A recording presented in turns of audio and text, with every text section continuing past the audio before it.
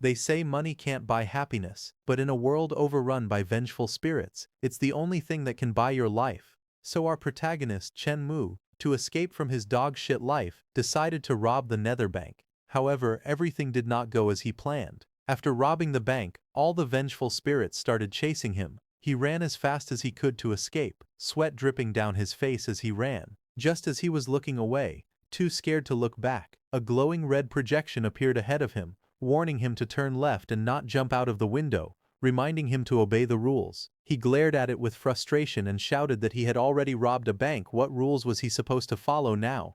Behind him, several pursuers burst into the corridor. They shouted for him to stop as they chased him. He glanced back and saw them closing the distance. He gritted his teeth and muttered that they were catching up. The hallway ahead split into empty rooms, but he kept running, telling himself he couldn't worry about anything else anymore. A window flashed into view. Without hesitation, he leapt straight through it. Glass shattered as he dove out of the building, falling toward the ground below. He landed hard but steady. His body trembled from the impact. Then he lifted his head and breathed out in relief, saying that he made it. But just as he felt relieved, a punch smashed into him before he could react. His body twisted from the impact, and he cried out in pain as shards of glass scattered everywhere. Blood sprayed from his mouth as he was thrown backward. He crashed hard onto the ground outside, skidding across the street with a heavy thud. A cold voice echoed from behind him. It said that any human who violated the rules had only one fate: death. Chen Mu clutched his chest, struggling to breathe. His expression tightened as he forced out a frustrated whisper. He remembered that he had struggled through 5 years of the apocalypse since the weird had descended. He had always been cautious, hiding whenever he could, but in the end, even he was driven into a dead corner by the ghosts. Although ghosts were terrifying, they loved money just like humans did, specifically ghost coins. To escape this brutal life, he decided to take a risky gamble. Using an epic tier spatial ring he had obtained earlier, he chose to rob the Nether Bank. While trying to escape, he became cornered. He violated the rules, and in the end, he failed. As darkness surrounded him and he sank deeper, he whispered that he wasn't resigned to this. His body kept falling through the void. He reached out, his eyes wide with refusal, and cried out that he really couldn't accept this. Just then, a bright flash erupted from Chen Mu's spatial ring. Everything around him turned pitch black. The next moment, he opened his eyes and found himself inside a classroom, lying face down on a desk. His eyes suddenly snapped open, and he lifted his head in shock.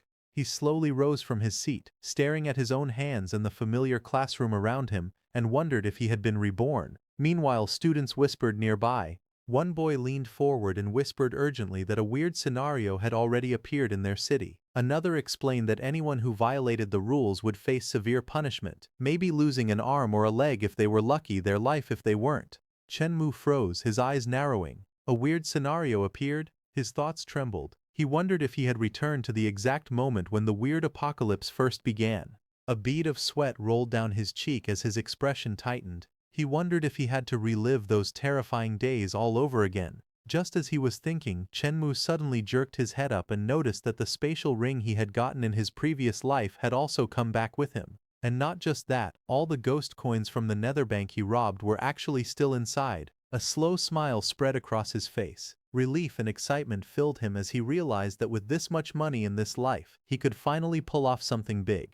He lowered his gaze, thinking back to his past life. If he remembered correctly, around this exact time, Jiang City's first weird scenario was just about to appear at their school. Just then, a crimson light burst open in the classroom, forming a blood-red frame in the air.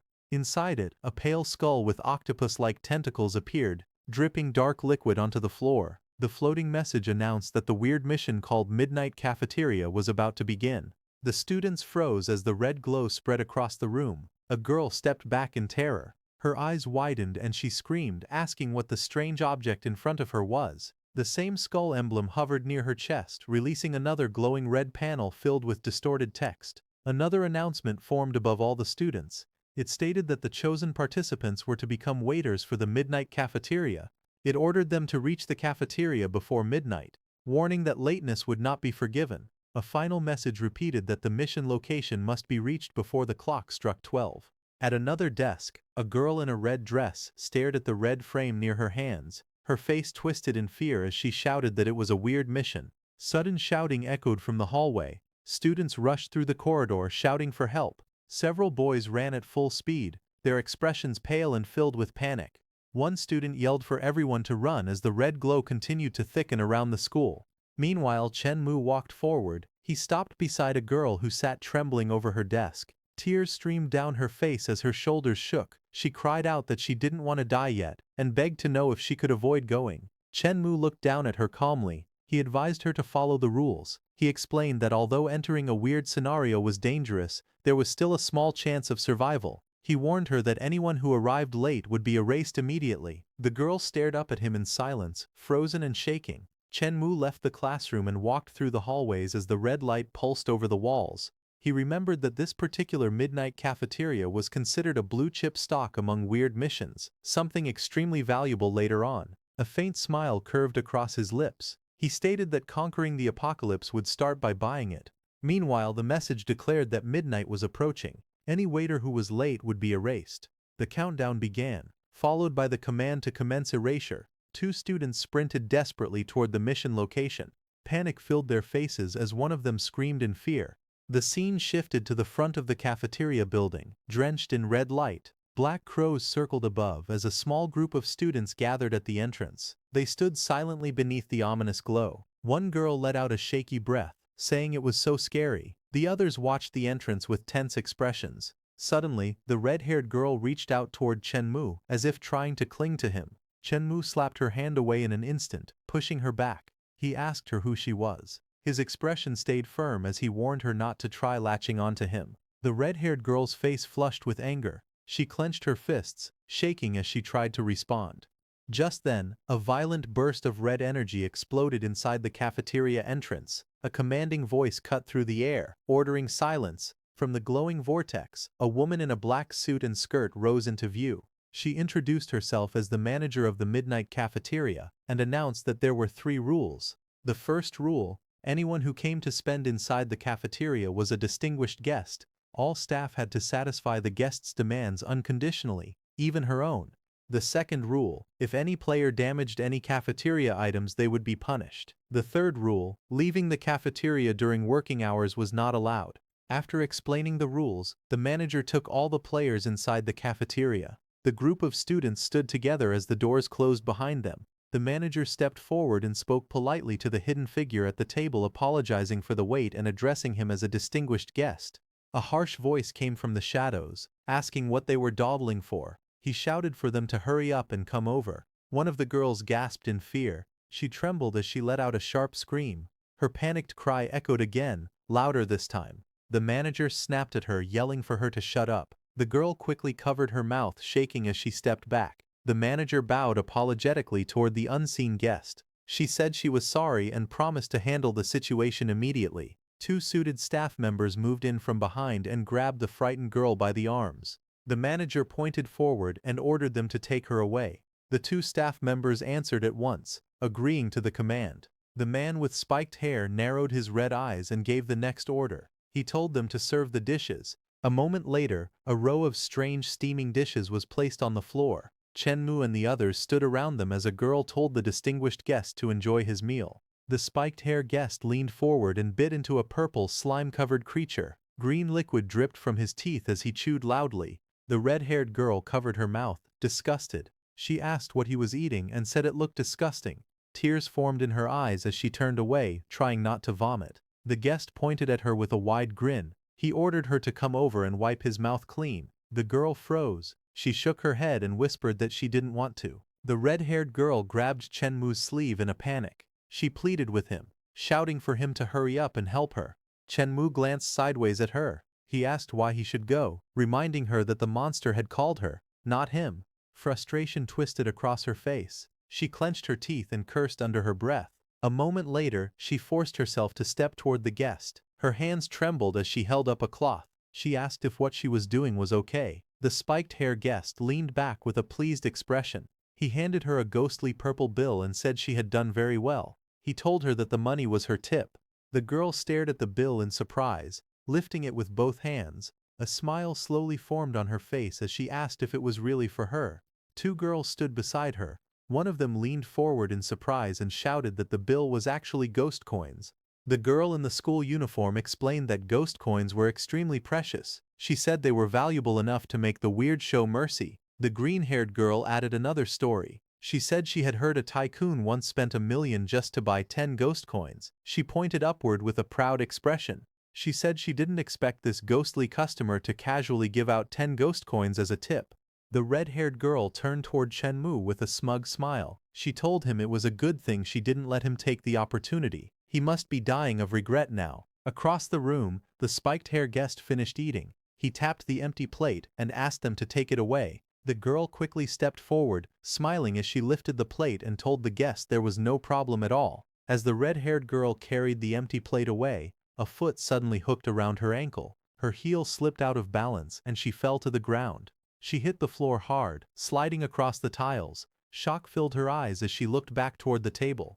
The spiked-hair guest leaned forward with a mocking grin. He told her she was clumsy and ordered her to pay up. The girl pushed herself up, furious. She pointed at him and shouted that he had tripped her on purpose. She tried to stand, but a pale hand grabbed her arm and pulled her back. Her eyes widened in fear as she froze. The manager appeared beside her, standing tall in her black suit. She spoke calmly, saying that even if a customer made things difficult, the rules remained the rules. The girl trembled, clutching her arm. She stammered that she would pay. She said she would use the ghost coins to pay for the broken plate. The manager stared down at her, eyes glowing coldly. She asked if the girl was truly sure about making compensation. The girl swallowed hard and nodded. She repeated that she was sure. As she lifted the glowing bill in her hand, Chen Mu stepped toward her. He told her she was foolish, saying she had just given up her last chance of survival. According to him, leaving this place alive was now impossible. The girl snapped back at him, saying he was talking nonsense. She argued that she had already paid. The manager raised the bill between her fingers. She explained calmly that the price of a single plate in this cafeteria was 20 ghost coins. The money the girl offered was not enough. Shock spread across the girl's face. She protested loudly, saying the bill in her hand could be exchanged for $1 million outside. How could it not pay for one plate? The manager leaned in with a sharp smile. She told the girl that human money meant nothing here. The ghost cafeteria did not care for the currency used by humans. She leaned forward with a twisted smile and asked how she should punish the red-haired girl. The girl trembled violently, clutching her chest. Tears gathered at the corners of her eyes as a single thought shook through her mind. She didn't want to die. Her fear filled the room and the spiky-haired man burst into loud laughter. He held his stomach as he laughed, saying that watching humans show fear was truly interesting. He turned toward the others and wondered aloud who should serve him next. Two girls immediately panicked, stepping back and shouting not to pick them. The spiky-haired man's attention shifted to Chen Mu, who stood calmly with his arms folded. With a grin, he asked Chen Mu if he wasn't afraid. Chen Mu looked back at him without flinching. He asked why he should be afraid. The spiky-haired man slapped a bill onto the plate in front of him and told him to hurry over and take the plate away, promising that the 10 ghost coins would be his. From behind Chen Mu, one of the girls stepped forward in fear. She begged him not to go, warning that the man only wanted to harm him. Chen Mu glanced back at her calmly. He told her not to worry, saying he had his own ways of dealing with things. He then walked up to the table where the spiky-haired man waited. Chen Mu took the banknote and asked if he simply had to carry the plate. Right after he took the money from him, Chen Mu picked up the plate and smashed it into the ground. Pieces scattered across the floor. Seeing this, everyone in the room froze. The red-haired woman, the blonde manager, the two frightened girls, and the spiky-haired man all stared in shock. Chen Mu looked forward with a calm expression. He told them not to waste time and said they should move on to the next step. The red-haired woman burst into wild laughter. She told him his money wasn't enough to compensate for anything, and she ordered him to prepare to die. The blonde manager stepped forward next. She glared at Chen Mu and said he had damaged an item, so he must either pay or die. Chen Mu didn't react. Instead, he casually told her not to rush and asked her to serve him a portion of peanuts worth 10 ghost coins, adding that he would eat them right there. The blonde manager froze, confused. She stared at the ghost coin he was holding and asked what he meant. Chen Mu then explained the cafeteria rules with a confident smile. He said that as long as someone spent money, they became a customer. He reminded her that cafeteria staff were not allowed to refuse a customer's request. Finally, he pointed at himself and declared that he chose to become a customer, and he refused to make compensation. The blonde manager clasped her hands together with a delighted smile. She praised Chen Mu, calling him a truly clever customer. She stepped closer and asked politely if she could know his name. Chen Mu remained calm. He said she was flattering him and introduced himself as Chen Mu. Before she could continue, the red-haired woman rushed forward angrily. She pointed at Chen Mu and shouted, demanding to know why they weren't killing him too. She argued loudly that he had also smashed a plate. The blonde manager turned toward her with a firm expression. She explained that the woman still didn't understand the situation. She said that Mr. Chen Mu had already used the rules to find the method to clear the stage. The red-haired woman froze, shocked, and shouted in disbelief. She suddenly raised her hand and yelled that she also wanted to spend money. She said she wanted to become a customer too. The blonde manager didn't hesitate. She reminded the woman that she had already confirmed her choice earlier. There was no second chance. The red-haired woman froze, stunned. Her eyes widened as she whispered in disbelief, asking how this could be happening. The blonde manager then turned back to Chen Mu with a respectful tone. She asked if Mr. Chen Mu had any other requests. Chen Mu looked calm. He said he wanted her to call out the boss of the cafeteria for him. A moment later, the scene shifted. Chen Mu pointed ahead confidently and made his bold request clear. He said he wanted to buy the entire cafeteria. Everyone around him, the girls in school uniforms and the two women standing nearby, stared at him in shock. The blonde manager's eyes widened in shock. She asked Chen Mu if he was serious. She explained that although the cafeteria's revenue had recently dropped, buying it would still cost several million ghost coins. Chen Mu answered calmly. He said he wasn't joking, and that as long as she helped him find the boss, everything would proceed. Then he held out a thick stack of bills and said it was her tip. The manager froze, stunned. She gasped when she realized the amount. She shouted that it was 30,000 ghost coins. Her reaction drew the attention of everyone nearby. The red-haired woman and a strange-looking man both yelled in disbelief. The manager trembled as she stared at the money. She said that amount was equal to 2 years of her salary. A grin spread across her face as she held the stack tightly. She whispered that Chen Mu was actually a hidden big shot. The red-haired woman stormed up to Chen Mu in frustration. She shouted at him, asking why he hadn't helped her earlier if he had so much money.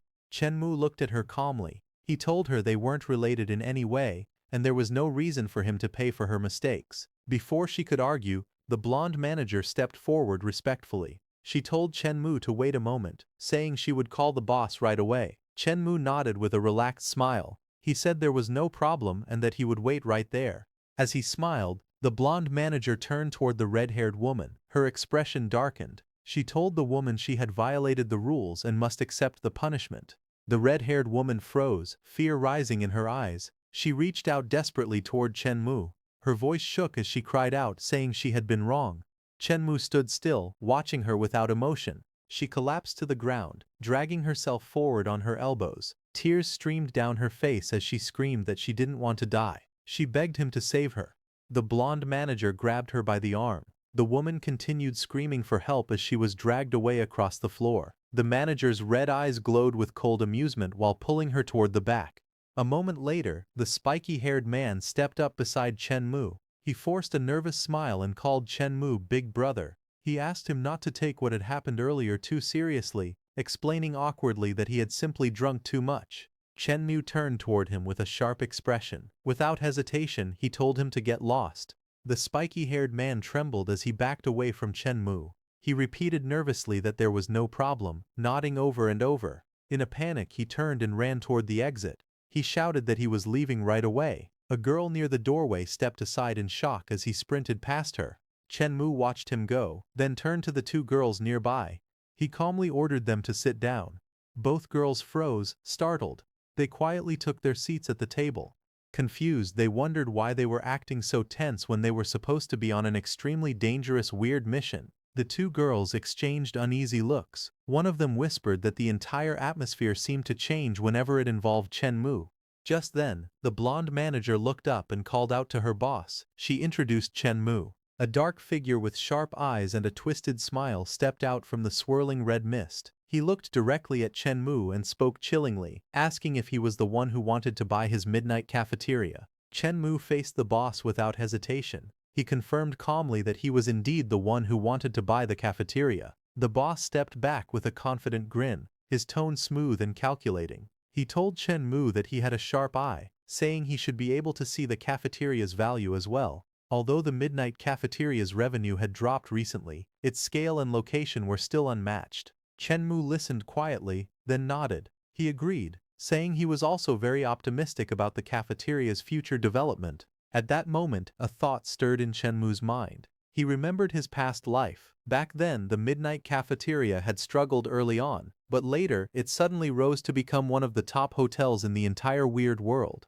Chen Mu's expression hardened with determination. He understood the opportunity standing in front of him. This time he planned to seize it early, before anyone else could. The boss smirked to himself, thinking how fortunate he was that someone was finally willing to take over the troublesome cafeteria. He told himself he shouldn't let this opportunity slip away. Facing Chen Mu, the boss raised his voice and pretended to be serious. He said the selling price was quite expensive and wondered if Chen Mu could handle it.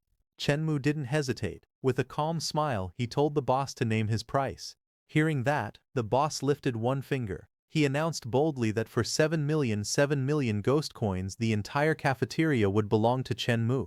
The blonde assistant leaned in nervously. She whispered that the boss was being a bit shady and questioned whether their cafeteria was really worth 7 million, telling him to look at Mr. Chen Mu's expression. Seeing Chen Mu's expression, the boss suddenly panicked. Cold sweat formed on his forehead as he wondered if he had asked for too much. Worried, the boss quickly tried to fix the situation. He told Chen Mu that if the price wasn't suitable, they could continue discussing it. Chen Mu opened his eyes and answered calmly. He said there was no need. Then, with a confident smile, he announced that he was offering 8 million and wanted to seal the deal immediately. The boss and the blonde assistant froze in shock. Both of them leaned forward with wide eyes. The boss stared at Chen Mu in disbelief and asked if he was joking. Chen Mu shook his head lightly. He said he was serious and that he had one condition for adding more money. The boss leaned forward eagerly, his eyes shining. He urged Chen Mu to speak, almost begging him to explain the condition. Chen Mu raised his hand and pointed toward the blonde manager. He stated firmly that all the staff members in the cafeteria must remain with him. He said the boss was not allowed to take any of them away. The blonde manager blinked in surprise. She asked if Chen Mu actually wanted to keep them. Before she could say more, the boss cut in with a careless attitude. He admitted openly that after selling the cafeteria, he had planned to run away. He laughed as he said he didn't care about these lonely souls and wandering ghosts, and this way, he wouldn't have to pay the wages he still owed them. Hearing this, the boss quickly changed his expression to a cheerful one. He promised there was no problem and agreed to leave all the employees to Chen Mu. With a greedy smile, he leaned forward again. He asked Chen Mu how long it would take to prepare the payment so they could sign the contract soon. His eyes sparkled with excitement as he waited for Chen Mu's answer. Chen Mu smiled confidently and raised his hand. He said they should complete the deal today because he preferred paying in cash. A moment later, Chen Mu revealed a massive pile of glowing ghost coins. Stacks of money filled the room, sparkling under the lights. The boss fell backward in shock as he stared at the mountain of cash. He looked around in disbelief, stunned that Chen Mu had just taken out 8 million so casually. Money fluttered in the air as the boss's eyes lit up greedily. He muttered to himself, amazed that Chen Mu could produce such a fortune without hesitation. The boss quickly placed a contract and pen on the table. He praised Chen Mu for being so straightforward in business and told him that once he signed, the cafeteria would officially be his.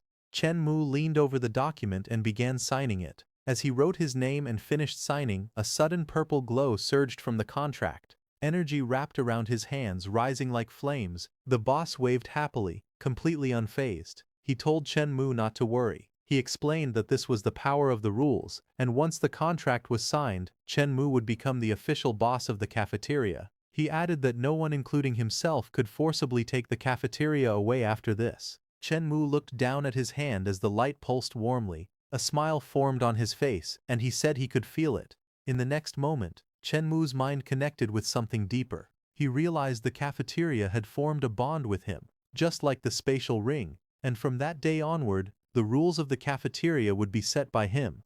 Meanwhile, the former boss watched with a greedy grin. In his thoughts, he rejoiced that 8 million ghost coins had not only allowed him to sell off his failing cafeteria, but also freed him from worrying about the troublesome staff. Chen Mu's eyes shone with confidence. He thought to himself that spending 8 million now would secure a weird scenario worth tens of billions in the future. Chen Mu and the former boss shook hands with bright smiles. Together they declared that they had made a huge profit. Right after shaking hands, the former boss hurried toward the exit with a large sack slung over his shoulder. He waved his hands energetically and said there was no need to escort him out. He wished Chen Mu prosperous business and shouted that he was leaving now. Chen Mu watched him run away and then turned to the blonde manager. He said that now that he was the boss of the cafeteria, he wanted to modify the rules. The blonde manager smiled warmly. She told him there was no problem and that since he was the boss he could change the rules however he liked. Chen Mu looked at the clock on the wall and made a decision. He stated that the weird mission would end at 12:30. The blonde manager nodded with a smile, saying there was no problem. Chen Mu then turned to the two girls who had been trapped in the cafeteria earlier. He told them they could go back safely now. The girls stepped forward with relief. One of them thanked Chen Mu sincerely. She said that if it weren't for him they definitely wouldn't have been able to leave alive.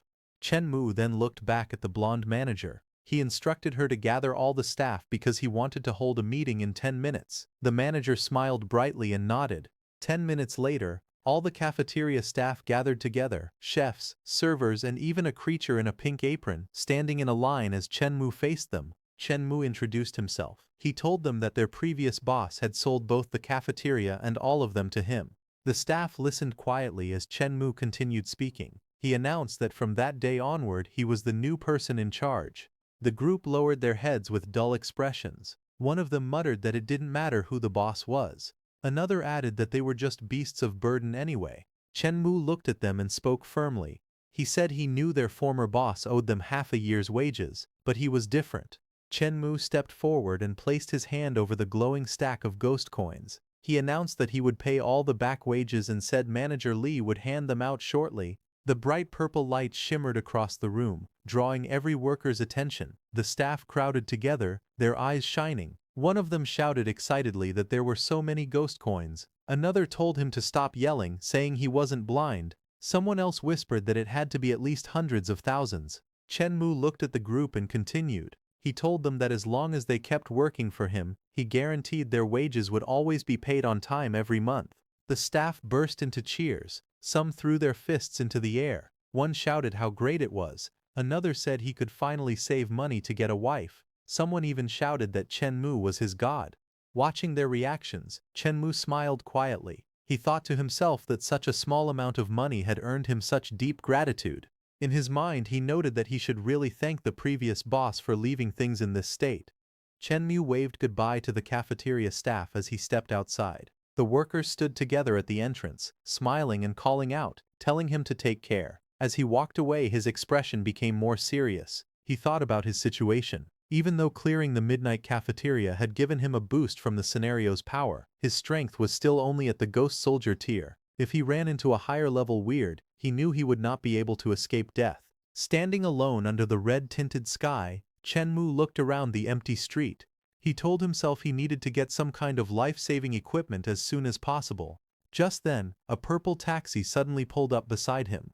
He stared at it in surprise and wondered aloud how there could still be a taxi at such a late hour. The car door clicked as he reached out and pulled it open. Chen Mu leaned inside and spoke to the driver, telling him to go to Wangjiang Community. Chen Mu sat quietly in the back seat of the taxi as the car moved through the night. The interior was silent, but something about the atmosphere felt strange. The taxi suddenly accelerated. The speedometer needle shot upward, and the car rushed forward at an unusually fast pace.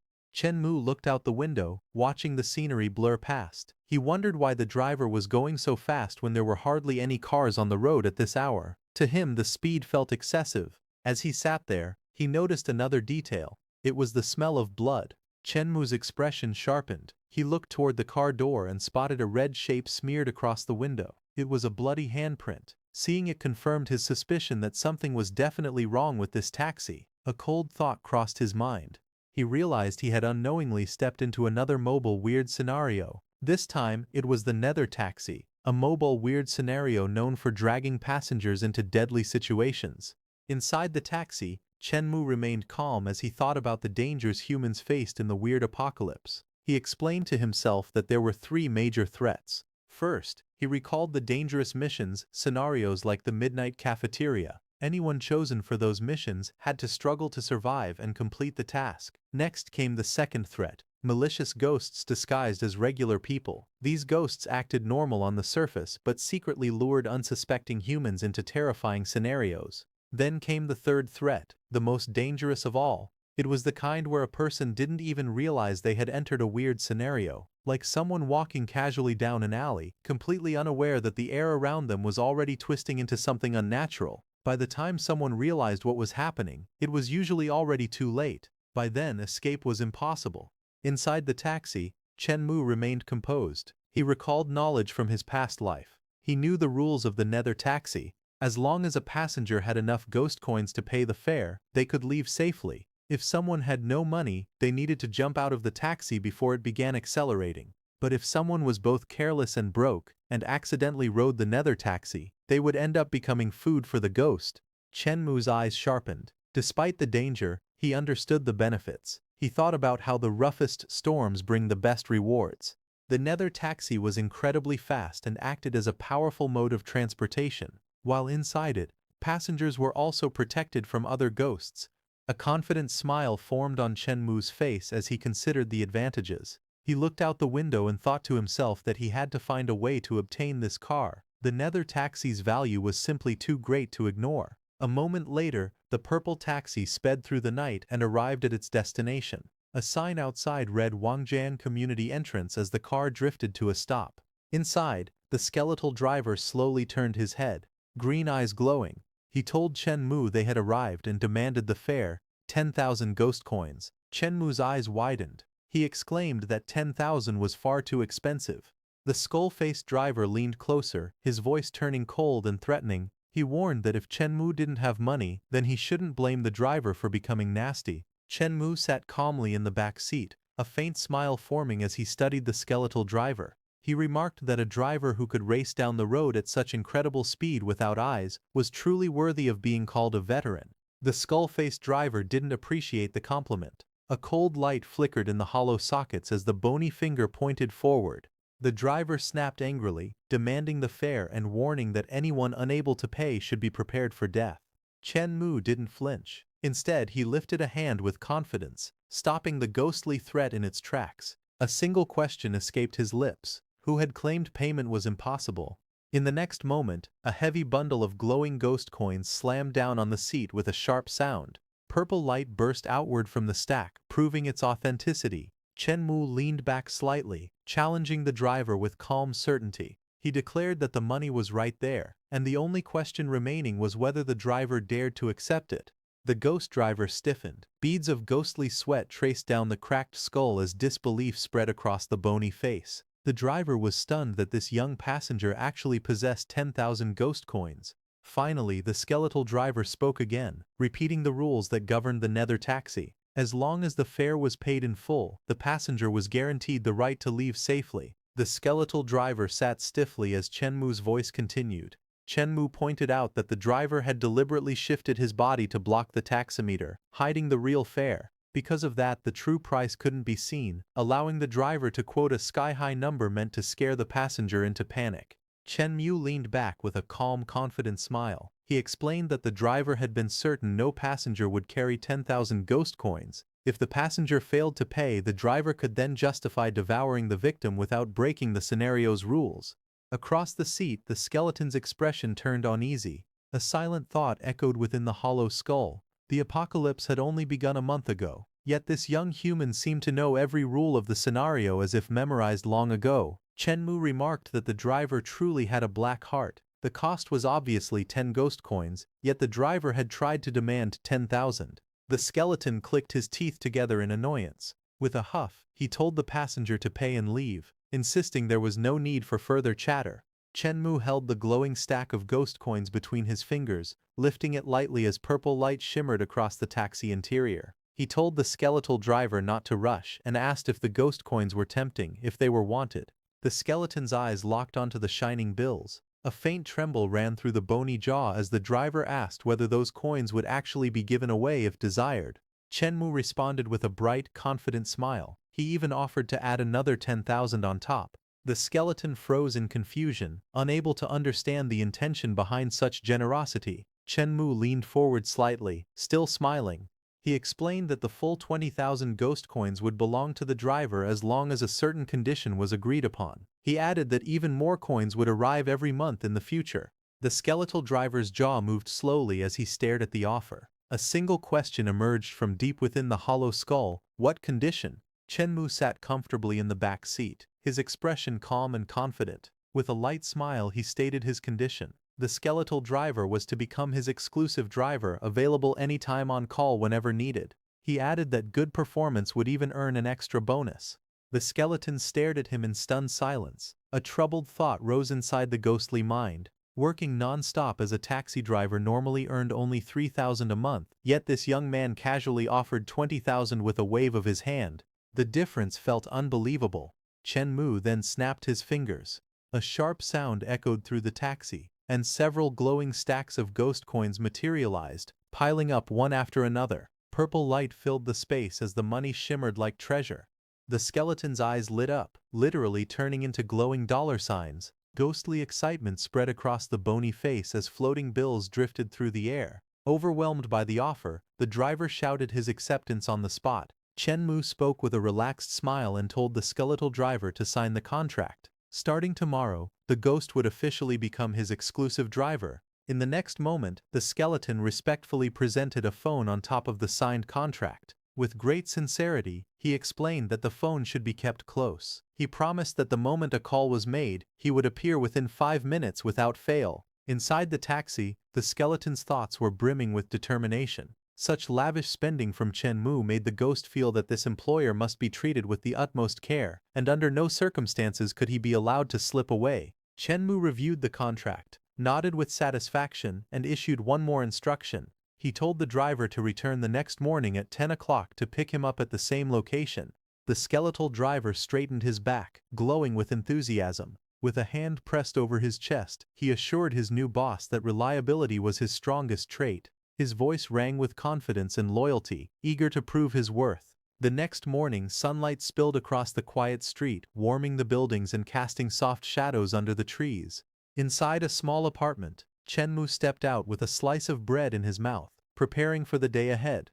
He reflected on the world's condition. The weird apocalypse had only recently begun, yet strange scenarios were increasing everywhere. Ordinary people feared even approaching those places. Entering them voluntarily was something most wouldn't dare to think about.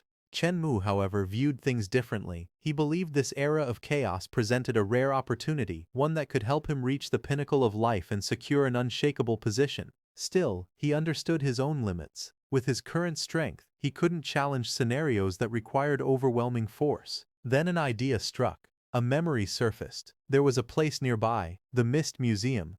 The museum owner, Duke William, stood at the Ghost General tier, a level few could match. Beneath him, countless powerful subordinates served at the Ghost Soldier tier. And Duke William possessed his greatest treasure, the Death-Heavy Armor, a Ghost General tier artifact. Rumor stated that anyone who wore that armor became nearly immune to most damage caused by the weird. However, the armor could not be obtained through missions or combat. The only way to gain it was through Duke William's voluntary goodwill. But according to memories from his previous life, Duke William had been struggling financially for a very long time. Though he looked glorious on the outside, he was actually short on money. Realization dawned on Chenmu, and his expression shifted into excitement. Out of everything in the world, ghost coins were the one thing he had in abundance.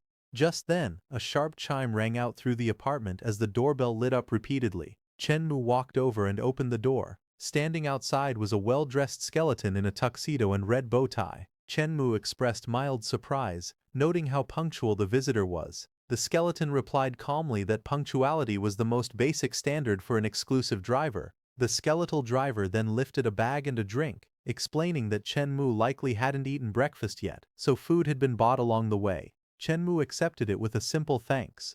The driver stepped aside and opened the door of the car, inviting Chenmu to get in.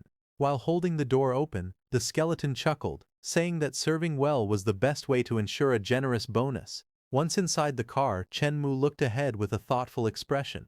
He turned toward the driver and asked if there was a mall nearby where gifts for the weird could be purchased. The skeletal driver turned slightly and asked if someone of Chenmu's status was looking for a high-end mall. Chenmu nodded, confirming that the higher end the place was, the better. The skeleton then shared a suggestion. He explained that there was a notorious mall located in the suburbs, one famous for selling luxury goods. He recommended visiting that place first to check if anything suitable could be found. Hearing that, Chenmu's eyes brightened with interest, and he immediately agreed, instructing the driver to head there. The driver grinned, gripping the steering wheel with confidence. He told Chenmu to sit tight, announcing that they were setting off. A moment later, the purple taxi shot forward like a rocket, leaving streaks of motion behind as it raced down the street at high speed. Chenmu leaned back in his seat with a satisfied smile. He thought to himself that old Wang's attitude was far better than expected. It became clear that money truly made even ghosts work with enthusiasm. The purple taxi sped through the streets, rushing toward the destination. Soon the car rolled into a worn-down district, stopping in front of an eerie aging building. Chenmu looked out the window and asked if this was the place. The skeletal driver confirmed silently as the structure towered above them. A sign identified it as the Depraved Mall, a bleak, abandoned-looking complex with cracked windows and drifting leaves swirling in the air. Stepping out of the car, Chenmu glanced up at the building with determination. He then instructed the skeletal driver to stay with the vehicle and keep watch while he went inside to do his shopping. The skeleton straightened instantly and replied with full loyalty. As Chenmu walked toward the mall entrance, the skeletal driver watched from behind. In the driver's mind, a quiet realization surfaced. Chenmu's instructions showed careful thought. Without the nether taxi, the skeleton was only at the ghost soldier tier, a level too weak to be of real use in dangerous situations. If trouble appeared, the driver would be useless outside the taxi. If he drove the nether taxi into battle to rescue Chenmu, the car would grant an invincibility buff. In that case, no matter how strong the enemy was, they would be unable to harm Chenmu at all. Excitement filled the skeleton's empty eyes. He silently praised Chenmu's strategy as truly brilliant. Inside the mall, Chenmu stepped forward and immediately felt the temperature drop. Despite the heat of summer outside, icy air wrapped around him, frost forming beneath his feet. The sudden chill confirmed that this place was indeed a weird scenario. As he moved deeper into the corridor, the blue light revealed blood smeared across the walls. Bloody handprints covered the surface. Layer upon layer, Chenmu observed the scene calmly. From the number of stains, it was clear this mall had already swallowed many unlucky victims. Chenmu continued deeper into the eerie hallway, his footsteps echoing through the blue light as bloodstains stretched across the floor. His expression hardened, showing caution and focus as he prepared for whatever might appear in this strange mall. Just then, a voice suddenly echoed from the darkness ahead. A woman stepped forward, smiling unnaturally, her mouth stitched at the corners, her eyes glowing with an unsettling blue light. She greeted him politely, welcoming him and asking what he wanted to buy. Chenmu looked at her calmly and asked if this place was truly the Depraved Mall. The woman confirmed it with a grin, her smile widening unnaturally. She stepped closer and warned him not to think about escaping. According to her, anyone who spent money inside the mall would be allowed to leave safely. As she spoke, her long sharp nails reached out and grabbed his shoulder, her expression shifting into a twisted, predatory smile. Chenmu looked at her calmly, a faint smile forming on his face. In a relaxed tone, he pointed out that those seemed to be the mall's rules. The blonde girl, slightly impatient, urged him to hurry up and spend. Chenmu's expression turned serious as he leaned forward. He told her to stop playing tricks, saying that if he wasn't mistaken, even if he didn't buy anything, he could still leave safely. Her expression changed instantly. Shock flashed across her face and a bead of sweat slid down her cheek as she asked how he knew. Chenmu's smile deepened, his eyes steady and confident. He calmly replied that he had seen this kind of situation many times before. Chenmu leaned slightly closer, his eyes calm as he explained that the rules stating one could leave the mall after buying something were actually a misdirection. People who entered the mall for the first time would panic. Wanting to escape as quickly as possible, they would choose a product without thinking too much. However, in the end, those people would violate the rules because they didn't have enough ghost coins to pay. Once that happened, there was only one outcome: they would lose their lives right there. Chenmu then calmly revealed the truth behind the deadlock. He explained that the rules only stated that one could leave after spending, but they never said that leaving without spending was forbidden. With a confident expression, he added that even if he turned around and left right now, there was nothing she could do to stop him. The blonde woman's expression stiffened for a moment, clearly surprised by Chenmu's words. Then, her lips curled into a faint smile as she admitted that he was indeed very smart. she acknowledged that many people had already fallen into the trap of those rules. Her sharp nails slowly released their grip, and her tone turned calm as she told him that since he had already figured out the path to survival, he should leave quickly. She added that she wouldn't stop him. Chen Mu remained standing there unmoved. He spread his hands slightly and asked why he should leave, saying that he had come here to spend. Her expression immediately darkened. With a hint of disbelief and irritation, she stared at him and questioned whether he actually intended to spend. Chen Mu smiled lightly and pointed upward, calmly confirming that he wanted to spend. He told her to take him to the highest class counter in the mall. The blonde woman's expression turned sharp as she warned him not to seek his own death. She explained that even the cheapest items in the mall cost more than 10,000 ghost coins, questioning whether he could really afford it. Chen Mu casually brushed off her words, pretending not to hear clearly. Then, without hesitation, he revealed a stack of ghost coins in his hand. The moment she saw the money, her entire demeanor changed instantly. Her eyes lit up with excitement as greed replaced her earlier hostility. She quickly declared that she would take him to the 6th floor, saying that only luxury goods were worthy of someone of his status. Chen Mu remained calm and composed. He handed over a portion of the money, telling her to consider 20,000 as a tip for entertaining him. He added that he was in a hurry and told her to lead the way. Delighted, the woman rushed ahead eagerly, clutching the money, while Chen Mu followed behind with a relaxed and confident expression. The blonde woman held onto Chen Mu's arm and led him forward with a wide smile, politely telling him to follow her. Moments later, the elevator doors opened with a soft sound, and the glowing number showed the 6th floor. She guided Chen Mu out as they arrived, her tone cheerful as she explained that this floor contained all the luxury brands in the ghost world, allowing him to choose anything he desired. Chen Mu calmly observed his surroundings, his gaze steady as he thought to himself that to move someone like the Duke, one must cater to his tastes. He walked toward a section filled with neatly arranged wine bottles. Standing before the shelves, he noted that aristocratic households usually kept wine cabinets. A quiet realization surfaced in his mind. From his past life memories, he recalled that one of the Duke's wishes had been to collect high-end red wine. Chen Mu stood calmly in front of the counter, his gaze steady as he looked at the woman. The blonde attendant smiled politely and asked what kind of wine he would like to buy. She explained that all the products in the store were custom-made according to the tastes that ghosts preferred the most. However, beneath that pleasant smile, a sinister thought surfaced. She quietly mocked him in her mind, thinking that if he couldn't afford it, he would end up just like the reckless youths before, becoming her next meal. Chen Mu remained unfazed. Without hesitation, he picked up a bottle and calmly gave his order. He asked for 100 bottles of their most expensive red wine, and added that the packaging must be the most luxurious available. The woman's expression didn't change outwardly, but her eyes flickered with cold amusement. In her mind, she sneered at him, thinking that he was an idiot. She believed he was trying to pay with normal currency in a place like this, and decided to watch how long he could keep up the act. The blonde attendant leaned slightly forward with a polite smile and informed Chen Mu that everything was ready. She stated that the total cost came to 23 million. Chen Mu sat calmly, his expression unchanged as he looked at her. The woman's smile turned cold and mocking. She told him that if he didn't have the money to pay, he could simply leave his head behind to offset the debt. Chen Mu remained completely unfazed. With a relaxed tone, he told her there was no need to try to scare him, as he could easily afford such a small amount. At that moment, he casually extended his hand and revealed a massive pile of ghost coins, their glow filling the space. The woman's expression paused for a brief moment before she spoke again, reminding him that the payment required ghost coins, 23 million of them.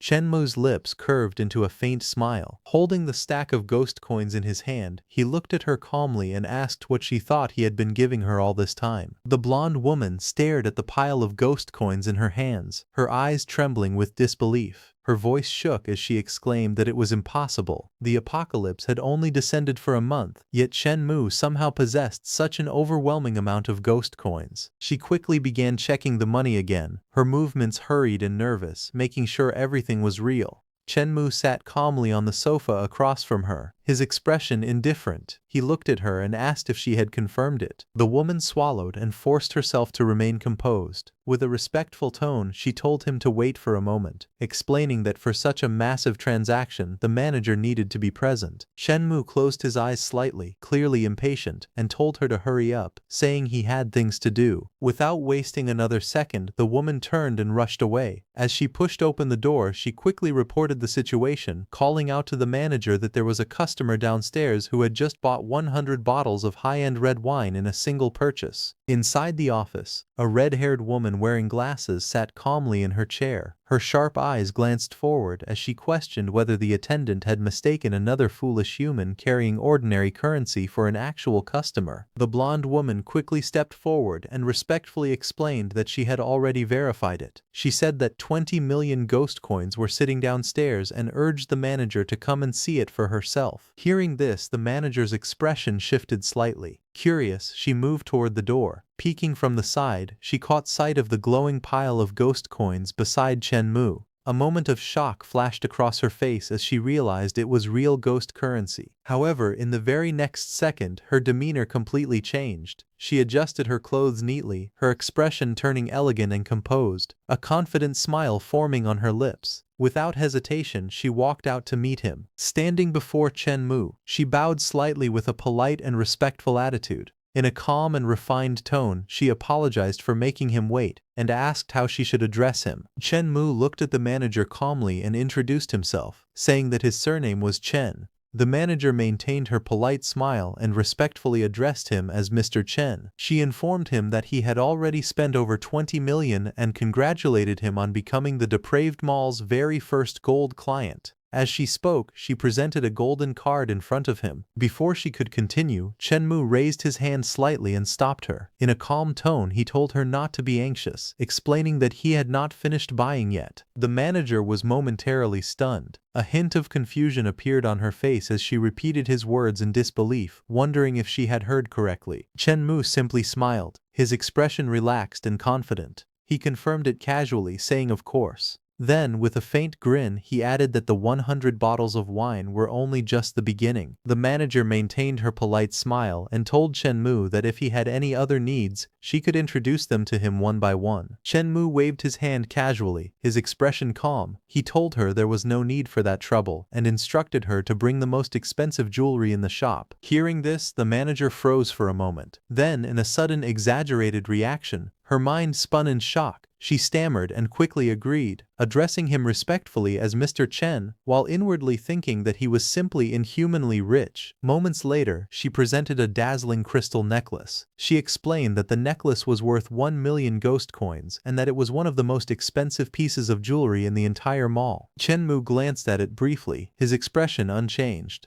Without hesitation, he calmly told her to wrap it up. The attendant carefully held the box, still slightly stunned as the luxurious item was prepared. Shenmue looked at the crystal necklace with a faint smile, imagining it in his mind. He thought that such a beautiful crystal necklace would be perfect for the Duchess. Without hesitation, he shifted his gaze to the nearby display and calmly added that he would take those watches as well. The attendant quickly responded with a bright smile, telling him that the total came to 5 million ghost coins. She politely asked him to rest for a moment while they packaged everything for him. Shenmue sat there calmly, observing his surroundings. In his mind, he noted that the goods here were indeed impressive. He realized that in the future, this place would definitely become a major consumption venue for more and more strange beings. A thought surfaced in his mind. Since the mall had such potential, why not simply buy it outright? With that idea, Shenmue looked toward the attendant and asked if there was someone in charge. He said he wanted to speak with them. Then, with a calm and steady tone, he instructed her to ask the person in charge how much it would cost to sell the entire mall to him. The manager's eyes widened in shock as she stared at Shenmue. In disbelief, she exclaimed that she had been treating him as a customer, yet he actually wanted to become her boss by buying the entire mall. Trying to regain her composure, she apologized respectfully and explained that the leader leader was currently away on a business trip. She admitted that she did not have the authority to make such a decision, but assured him that once the leader returned she would notify him immediately and asked if that would be acceptable. Chen Mu listened calmly and gave a slight nod. With a relaxed expression, he said that was the only way for now. The manager's attitude quickly softened again. With a polite smile, she told him that if he had any needs she could open a supreme black gold card for him. Chen Mu glanced at her and asked calmly whether that card came with any privileges. The manager smiled gracefully as she explained the privileges of the supreme black gold card. She told Chen Mu that with this card he could modify the mission rules of the depraved mall at will. It was an authority equivalent to that of a scenario boss. She then added that if he wished to stroll through the mall, they would clear the entire venue in advance to ensure he enjoyed the highest level of service and a supreme consumption experience. Chen Mu listened calmly, then casually asked her to open one for him. At the same time, he added another request. He wanted 50 additional shopping cards, each with a limit of 5,000 ghost coins. The manager's smile widened as she quickly agreed. A moment later, she respectfully presented the card with both hands, telling him that this was his supreme black gold card. She added that the 50 shopping cards were a gift for him, a small token of appreciation. Chen Mu took the card, a faint smile appearing on his face. In a calm tone he simply thanked her. A bright flash of light suddenly burst from Chen Mu's hand as a ring appeared, radiating a soft glow. The manager's eyes widened slightly as she observed it, her thoughts racing. She realized that to possess a spatial ring at such a young age meant that Chen Mu was far from ordinary. His background must be extraordinary. Chen Mu calmly stored everything away, his expression remaining relaxed and composed. After finishing his business, he turned slightly and spoke in a casual tone, saying that they would end things here for today. He added that he still had other matters to handle and that he would be leaving now. The manager immediately straightened her posture and respectfully saw him off. Along with the staff, she bowed slightly and bid him farewell, addressing him as Supreme Black Gold VIP Mr. Chen. They expressed that they looked forward to his next visit. Outside, inside a car, a skeleton driver sat in shock. Its hollow eyes widened as it exclaimed in disbelief about the supreme black gold status. In a stunned tone, it muttered that such a level could only be reached by spending tens of millions of ghost coins. The skeleton driver quickly stepped forward and respectfully opened the car door, addressing Chen Mu as his boss and inviting him inside. After getting into the car, the skeleton glanced at him and asked where they were going next. Chen Mu sat calmly in his seat, his expression relaxed. Without answering immediately, he reached into his pocket and took out a small red box. He casually handed it over, telling the driver not to rush and to hold it first. The skeleton carefully accepted the box, staring at it in confusion as it asked what it was. Chen Mu leaned back slightly, a faint smile appearing on his face. In a calm tone, he told the driver that it was a gift and asked him to open it and see if he liked it. The skeleton froze for a moment, clearly surprised, as shock and excitement began to rise within it. The skeleton carefully opened the red box, and the moment the lid lifted, a radiant glow burst out. Its hollow eyes widened as shock filled its expression. A stunned voice escaped from it, overwhelmed by what it saw. Inside the box lay a luxurious watch, shining brilliantly under the light. The skeleton trembled slightly as it stared at the item. In disbelief, it muttered that it was a zombie Constantin watch. Its hands shook as it held the box, clearly overwhelmed by the value of the gift. Tears began to gather in its empty eye sockets as emotion surged within it. In a trembling voice, it told Chen Mu that the gift was too valuable and that it could not accept it. Chen Mu simply smiled, his expression relaxed and gentle. He told the skeleton to keep it, saying that as long as it followed him and worked hard, there would be plenty of benefits in the future. The skeleton was stunned, deeply moved by his words. In its mind, memories surfaced of its previous employers, people who had only exploited its labor and treated it like nothing more than a beast of burden.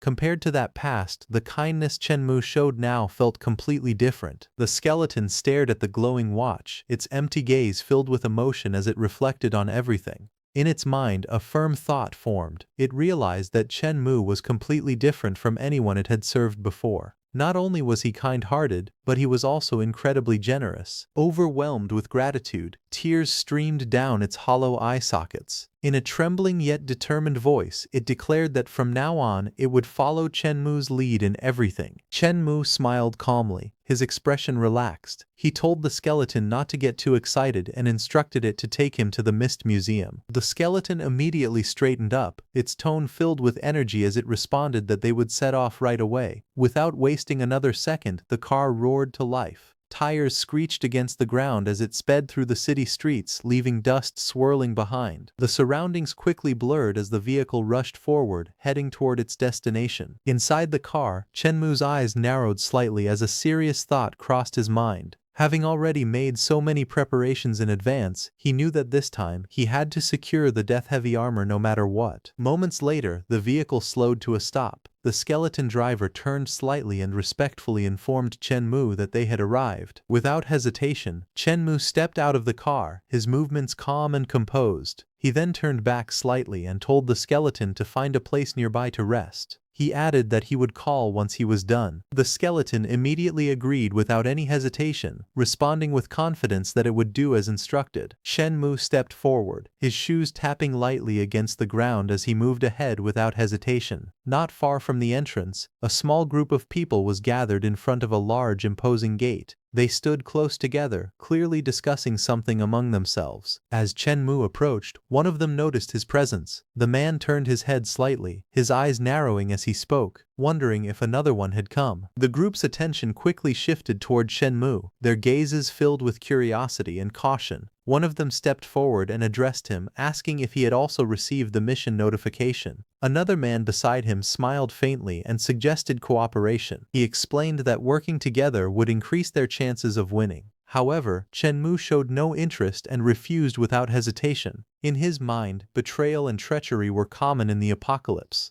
He believed that teaming up with random people would only lead to an unknown death. Seeing his response, one of the others grew irritated and called him arrogant. He mocked Chenmu, saying that acting cool in such a situation was foolish, and that without allies to help, the only outcome would be a dead end. Meanwhile, elsewhere, a frightened woman clung to a man, expressing her fear about the strange and dangerous mission. The man tried to reassure her, confidently saying that he had managed to obtain extremely rare ghost coins this time, and that they would definitely be able to clear the mission.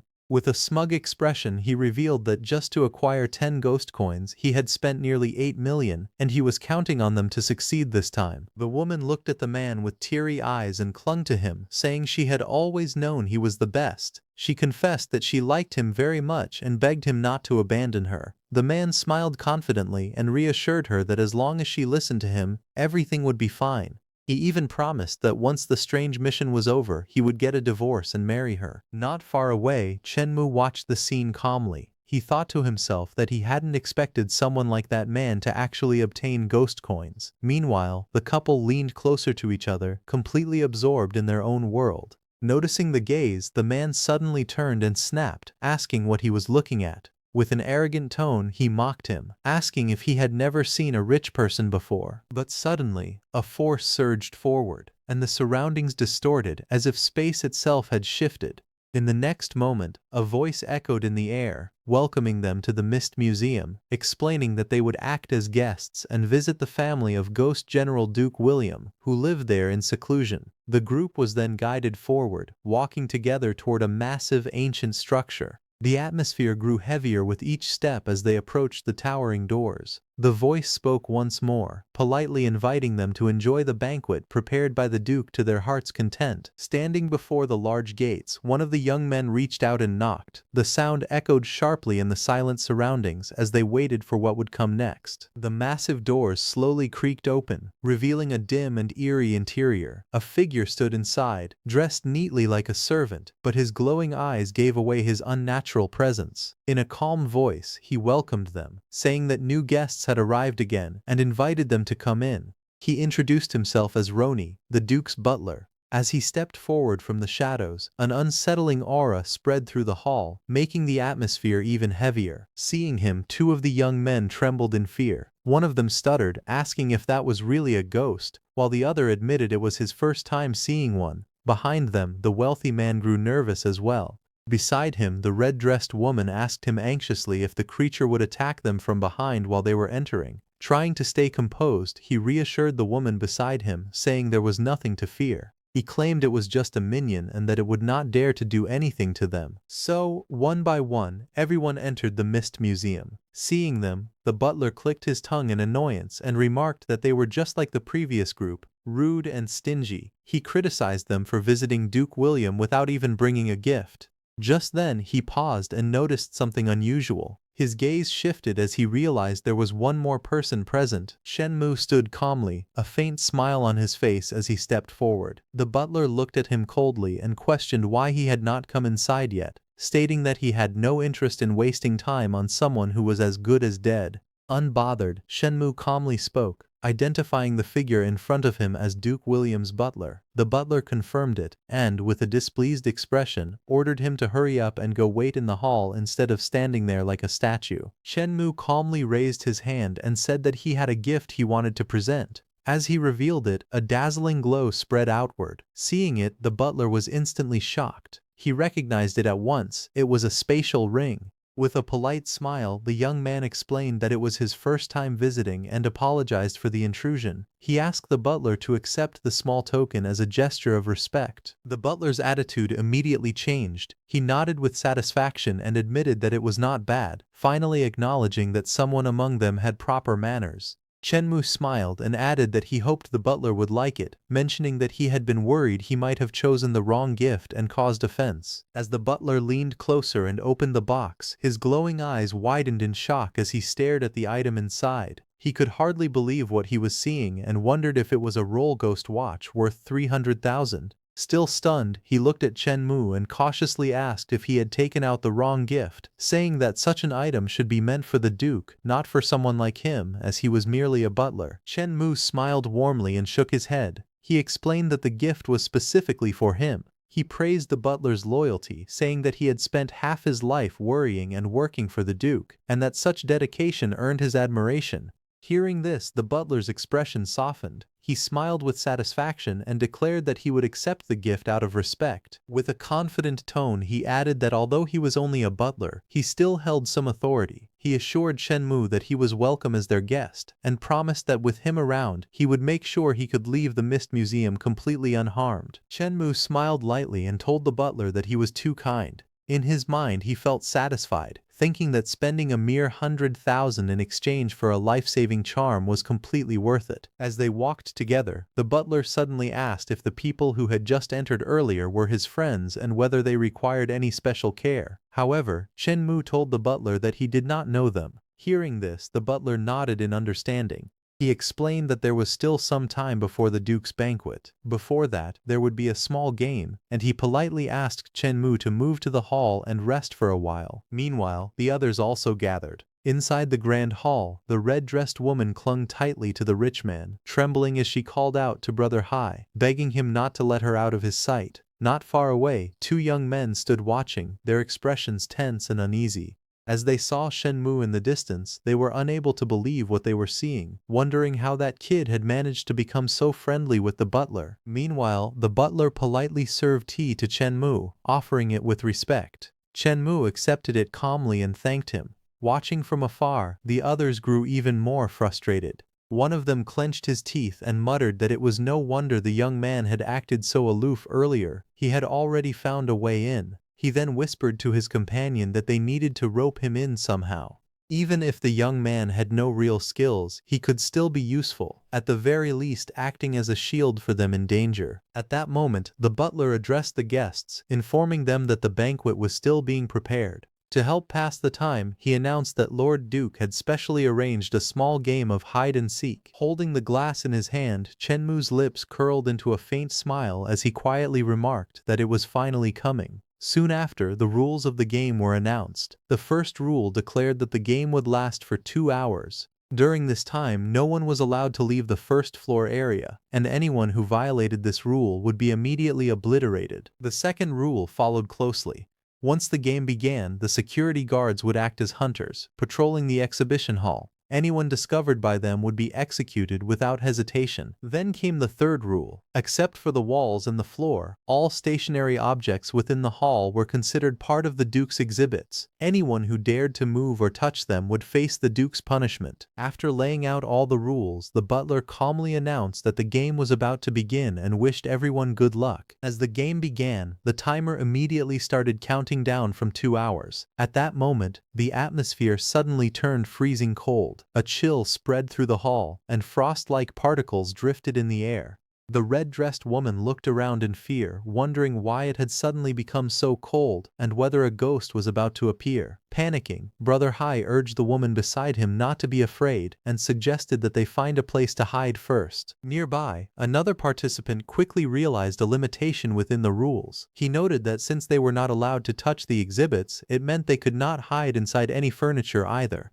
The realization made his expression turn grim. As fear spread, someone shouted in frustration, cursing that the situation was clearly designed to kill them. Panic began to take hold of the crowd. Amid the chaos, however, Chen Mu remained calm. He quietly analyzed the situation, concluding that the path to survival must be hidden within the rules themselves. With a death exemption medallion in his possession, he decided to use this opportunity to sharpen his ability to find a way to survive. Just then, a thick, eerie purple mist began to spread throughout the exhibition hall, slowly swallowing the surroundings in a cold, suffocating haze. The atmosphere grew heavier with each passing second. Soon, hunters started to emerge from within the fog. The red-dressed woman spotted them first and immediately panicked, shouting in fear that there was a ghost. Her voice echoed loudly through the hall. Before she could continue, Brother Hai slapped her on the cheek. Her head snapped to the side, silencing her. He angrily told her to shut up, warning that yelling like that would only get them discovered. Meanwhile, the hunters moved slowly through the purple haze, searching the area to find the players. Suddenly, one of them noticed movement nearby. Not far away, the red-dressed woman and her lover were hiding behind a display, trembling as tears filled her eyes. She begged desperately not to be found, but then one of the hunters slowly approached and appeared behind them. In a chilling voice, it declared that it had found an outsider. Hearing those words, Brother Hai and the red-dressed woman froze. Panic instantly took over. Brother Hai's face turned pale as he let out a terrified scream, his body shaking uncontrollably as the danger closed in. As the ghost closed in, the man shouted for help. Without hesitation, he pushed the woman away and turned to flee on his own. The red-dressed woman stumbled forward, reaching out toward him as tears streamed down her face. She begged him not to leave her behind, her voice filled with desperation as he ran farther away without looking back. Left alone, she trembled in fear, unable to understand why the ghost had not attacked her yet. Her heart pounded as confusion mixed with terror. Not far away, two survivors faced another ghost directly. One of them realized the situation instantly and declared that it was over. They had already been spotted. Thinking quickly, one of them came up with a plan.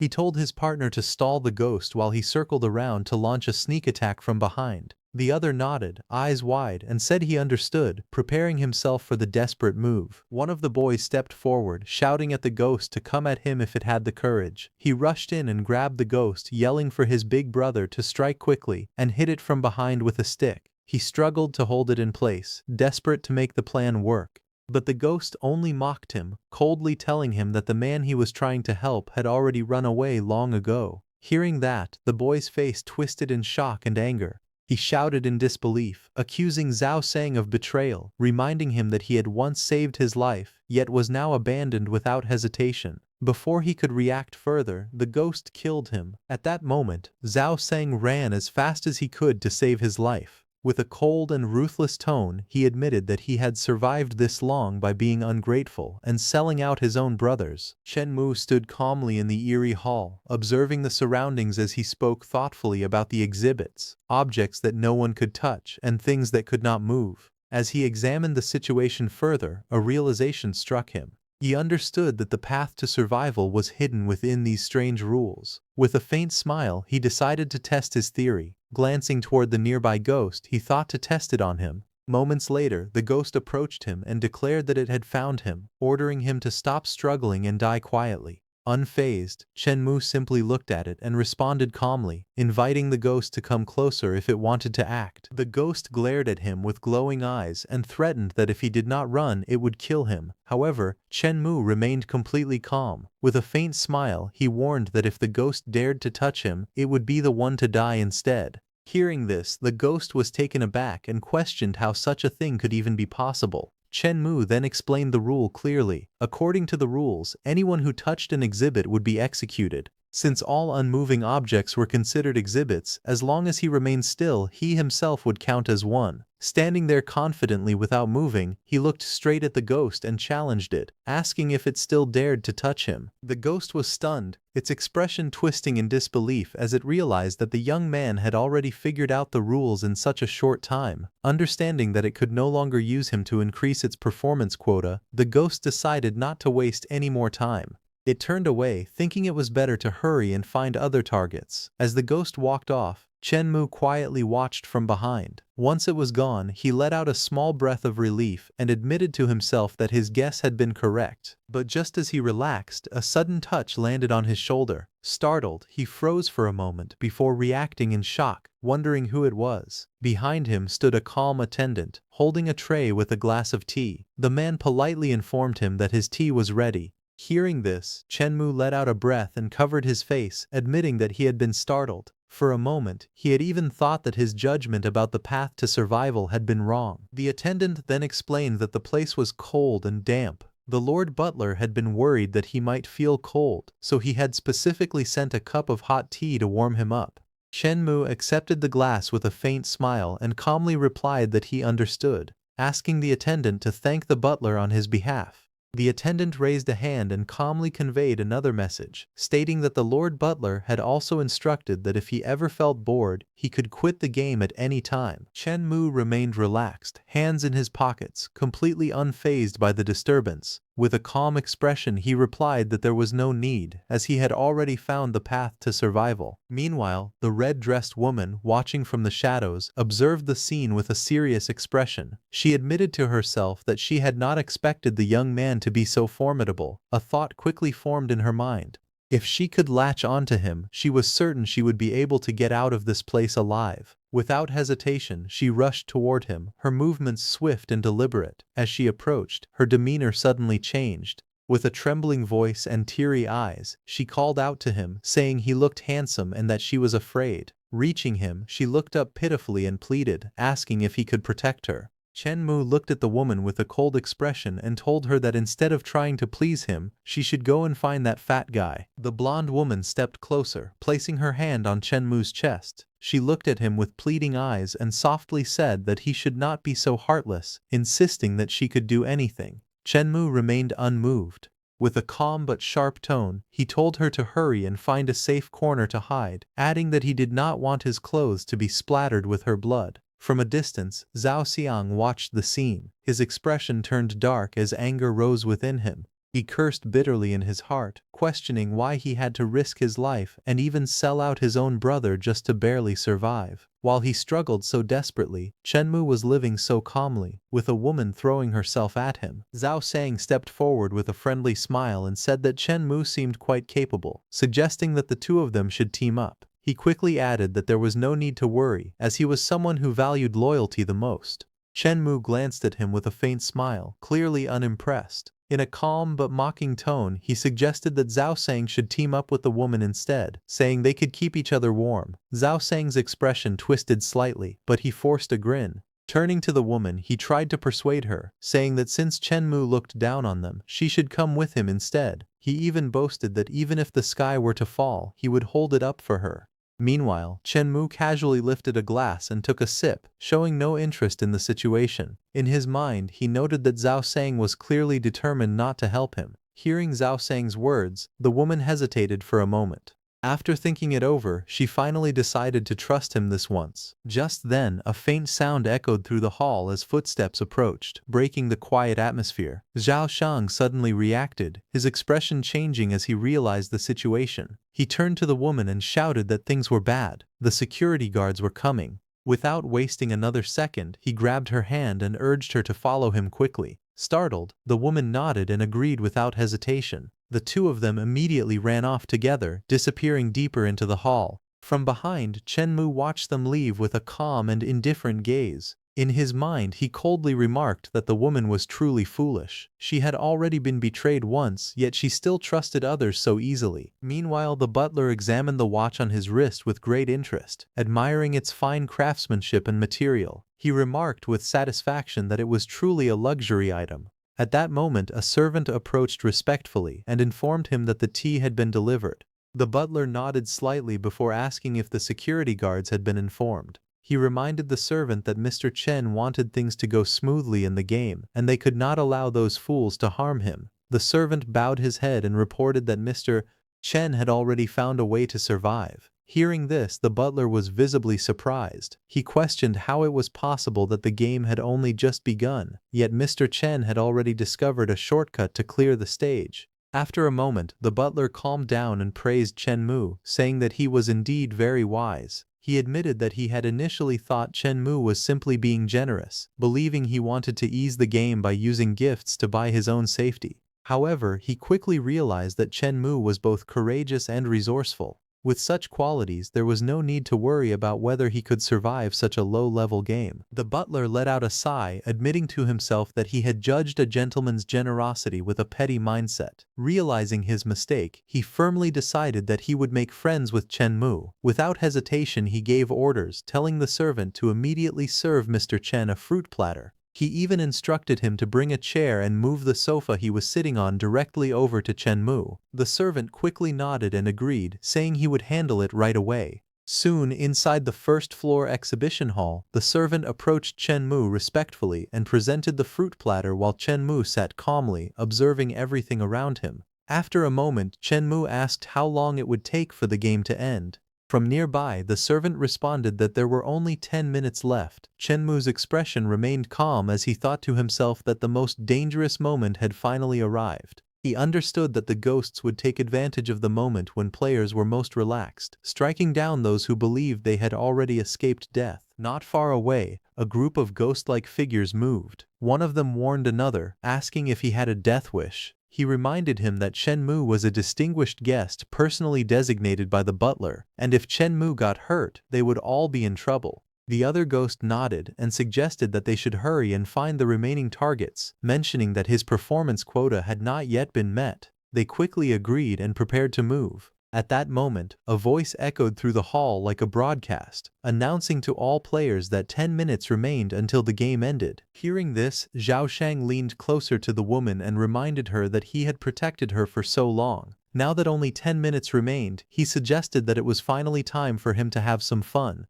The woman blushed, looking at him with admiration as she praised him, calling him the most reliable and manly person she knew. Hearing this, he smirked confidently and replied that of course no one else could compare to him. She moved closer, her voice soft as she told him that he had to be gentle with her. Without hesitation, Zhao Sheng assured her that it would not be a problem, but in the very next moment, her expression suddenly changed. Her eyes widened in fear as she looked past him and shouted in panic, warning Zhao Sheng that something was right behind him. Confused, Zhao Sheng frowned slightly and asked what was wrong as he began to turn around.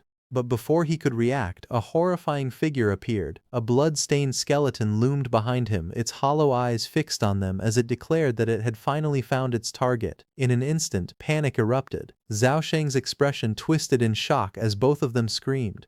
Without hesitation, he shouted for the woman to help him hold the creature back. But instead of staying, he suddenly grabbed her and used her as a shield, pushing her forward toward the skeleton while he tried to escape. Realizing what he had done, the woman's eyes widened in disbelief and rage. She screamed at him, calling him a bastard and accusing him of abandoning her. Terror consumed her as she begged desperately for her life, pleading with the monster not to kill her, promising that she would do anything if she could just survive. The skeleton slowly approached her, its blood-stained body looming closer. In a cold and emotionless tone, it apologized, saying that all it needed was her life. In the next instant, it struck without hesitation. The woman's eyes widened in terror as the attack landed, and a burst of blood filled the air. Her body went limp as the brutal blow ended everything in a single moment. Not long after, a timer flashed. 6 hours had finally run out. Back in the hall, the surviving players gathered. One of them let out a long breath. relieved that the deadly game had finally come to an end. However, the mood quickly shifted. A man with a mustache glared in anger, questioning whether there was any justice left. He complained that while they had risked their lives to escape, someone else had been sitting comfortably, enjoying tea the entire time. Another survivor clenched his fists, frustration clear on his face. He couldn't understand why they were all forced into the same dangerous mission, yet someone else was allowed to remain safe and relaxed. Meanwhile, Chen Mu simply observed the situation. Without much emotion, he remarked that 2 people had died, making the survival rate 50%. To him, that outcome was completely normal. Just then, the butler approached them and announced that the hide-and-seek game had come to an end. With a faint smile, he wondered aloud if everyone had enjoyed themselves. Hearing this, the mustached man could not hide his dissatisfaction and let out a cold snort, his expression filled with anger. The tension in the room remained heavy, but the butler continued as if nothing had happened. In a composed tone, he informed them that Lord Duke had prepared a dinner banquet for everyone and instructed them to follow him to the 2nd floor. As they moved up the grand staircase, Chen Mu thought that he had finally reached a crucial step. As long as he could win the Duke's favor, he believed there would be no need to worry about failing to obtain the death-heavy armor. Soon they arrived at a magnificent dining hall. A long table stretched across the room, perfectly arranged with plates, glasses, and utensils, everything prepared with unsettling precision. The butler then stopped and turned toward them, raising 2 fingers as he began to explain the rules. He stated that there were only 2 rules for the dinner party. First, they must absolutely not behave rudely toward Duke William and the madam. Second, they must finish all the food assigned to them by Duke William, otherwise there would be punishment. Then the butler calmly informed them that Mr. Chen's seat was to the right of Duke William. Chen acknowledged it politely, thanking him for the arrangement. Once everyone had taken their seats, the butler announced that the dinner would now formally begin. At that moment, Duke William and the madam appeared together, welcoming everyone with calm smiles. Their presence instantly filled the room with an eerie pressure, their glowing red eyes making the atmosphere even more unsettling. The guests sat stiffly at the long dining table, none of them daring to relax. The Duke then raised his hand slightly and gave an order for the servants to serve food to the distinguished guests. A servant soon stepped forward, carrying a plate and carefully placing it in front of them.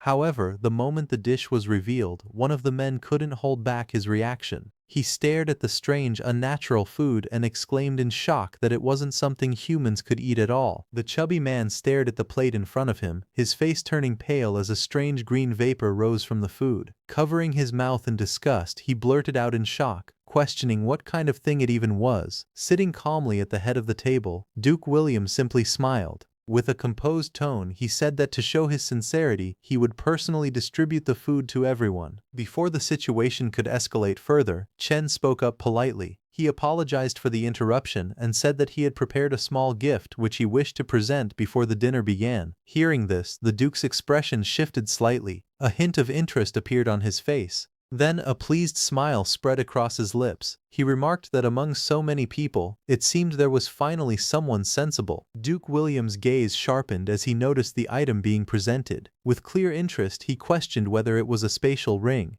In the next moment, a wooden box suddenly appeared on the table, landing with a heavy thud. The Duke and the woman beside him both looked at it, their attention fully drawn to the unexpected gift. Chen calmly gestured toward them, politely addressing Duke William and Madame Emily, inviting them to take a closer look. However, as the box sat there, Duke William quietly remarked that it looked completely ordinary, likely not something valuable at all. With a faint hint of disdain, he thought to himself that humans truly had no tact. However, when he opened the box, Duke William's expression changed instantly. His eyes widened in shock, unable to hide his disbelief. In a stunned voice, he questioned whether what he was seeing was the limited edition zombie Danton. At the same time, Madame Emily's eyes sparkled brightly as she looked inside the box. She gasped in excitement, recognizing it as the crystal necklace from the depraved mall, the very one she had wanted but could never bring herself to buy. Standing calmly before them, Chen spoke politely, saying that he hoped the Duke and Madame would do him the honor of accepting these small gifts. Hearing this, Duke William's attitude shifted completely. With a satisfied smile, he remarked that Mr. Chen was truly too polite.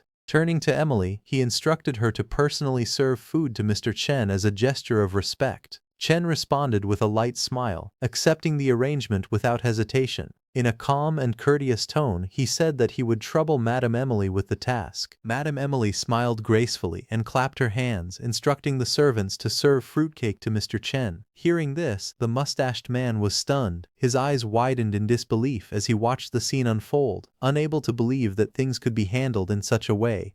Soon, a servant stepped forward and placed the dessert in front of Chen. Chen accepted it calmly and politely thanked them for their hospitality. In response, the Duke simply stated that it was all as long as Mr. Chen was satisfied. Watching this, the mustached man suddenly had a realization. His eyes lit up as a thought struck him. If Chen could use gifts to win favor with these beings, then he could do the same. He excitedly thought that he could offer his ghost coins to the Duke as well. A confident smile spread across his face as he convinced himself that whatever Chen had brought could not possibly be more valuable than his ghost coins. In his mind, once he presented them, the Duke and Madame would surely treat him as the most distinguished guest. The mustached man suddenly stepped forward, declaring that he had also prepared gifts for Duke William and Madame Emily. His voice carried confidence as he tried to seize the moment. Hearing this, the Duke showed interest and told him to bring the gift forward so he could take a look. The man quickly took out his offering and respectfully presented it, urging the Duke to accept it. However, as the item was revealed, an unpleasant aura surrounded it, making the atmosphere instantly uncomfortable. The Duke's expression darkened. His eyes turned cold with anger as he felt insulted. In a furious tone, he shouted that the man was humiliating him and immediately ordered someone to drag him away. Panic spread across the man's face as he desperately tried to defend himself. Even as he was forced down, he shouted that it was ghost coins and argued that they were more valuable than whatever Chen had given. However, the Duke raised his hand, revealing the watch Mr. Chen had given him. It alone was worth 1,000,000 ghost coins, and he mocked the man, saying that he wasn't even worthy of polishing his shoes. Hearing that, the man froze in shock. As he was being dragged away, disbelief filled his face. He muttered in his heart that 1,000,000 ghost coins was an unbelievable amount, wondering how someone so young could possess such wealth. At the same time, Zhao Shang nearby narrowed his eyes and secretly thought to himself that Chen Mu must be a tycoon. Greed flickered in his expression as he considered that if he could steal that wealth, he could live freely even in this apocalypse. Meanwhile, the Duke turned back to Chen and calmly apologized, saying he had made him watch a joke and suggesting that they continue. Chen simply smiled and replied that it was no problem. A moment later, Madame Emily casually asked Chen whether the man sitting beside him was someone he knew and if she should take care of him. Chen shook his head without hesitation, stating that he did not know the man at all. Hearing this, the Duke nodded slightly and said he understood. He then looked at Zhao Shang and spoke with a faint smile, telling him to enjoy the meal and make sure to finish everything. Sitting before the strange green smoke-emitting dish, Zhao Shang's expression darkened. Anger surged within him as he glared ahead, cursing Chen in his heart for refusing to help him when a single word could have changed everything. He clenched his teeth and silently vowed that once they left this place, he would make him pay. Despite his fury, he lowered his head and picked up a forkful of the disgusting food. His eyes burned with resentment as he forced himself to eat, silently telling them to laugh while they still could. Moments later, the atmosphere shifted. After Zhao Shang finished eating the disgusting food, the butler announced that the mission had ended. He thanked them for being guests and stated that they were now free to leave. Zhao Shang immediately reacted, covering his mouth as nausea hit him, struggling to hold back the urge to vomit after swallowing the foul meal. Standing before Duke William, Chen Mu politely thanked Duke William and Madame Emily for their warm hospitality. Behind him, Zhao Shang clutched his stomach, his face pale and covered in cold sweat, still struggling from the aftermath of the meal. He shot a resentful glance back, his expression tense and filled with discomfort. At that moment, the Duke turned slightly toward Chen and told him that the man from earlier had shown clear hostility. He asked whether it was necessary to arrange for someone to dispose of him. Hearing this, Chen remained composed. With a faint smile, he thanked the Duke for his concern but declined the offer, saying there was no need to trouble him. He calmly explained that his subordinates were already waiting outside to take care of the matter. His words caused a subtle shift in the Duke's expression. For a brief moment, surprise flickered across his face as he realized that this Chen was not as simple as he appeared. Inwardly, he acknowledged that Mr. Chen actually had subordinates, and this made him reconsider his attitude. He began thinking that it might be time to bring out a valuable treasure to strengthen their relationship. The Duke looked at Chen with a faint smile and proposed that he had a ghost general tier treasure he wished to have appraised. He politely asked whether Chen had the time to assist him. Hearing this, Chen smiled calmly and replied that being able to see such a high-tier treasure was an honor for him. At that moment, a thought crossed his mind, and he inwardly noted that after waiting for so long, the Duke had finally taken the bait. With a satisfied expression, the Duke gestured forward and invited Chen to follow him. Sometime later, outside the gates of the Mist Museum Manor, Zhao Shang stood impatiently while clutching his stomach. He stared at the closed entrance with irritation and wondered why that brat still had not come out yet. Suddenly, a sharp pain twisted through his stomach.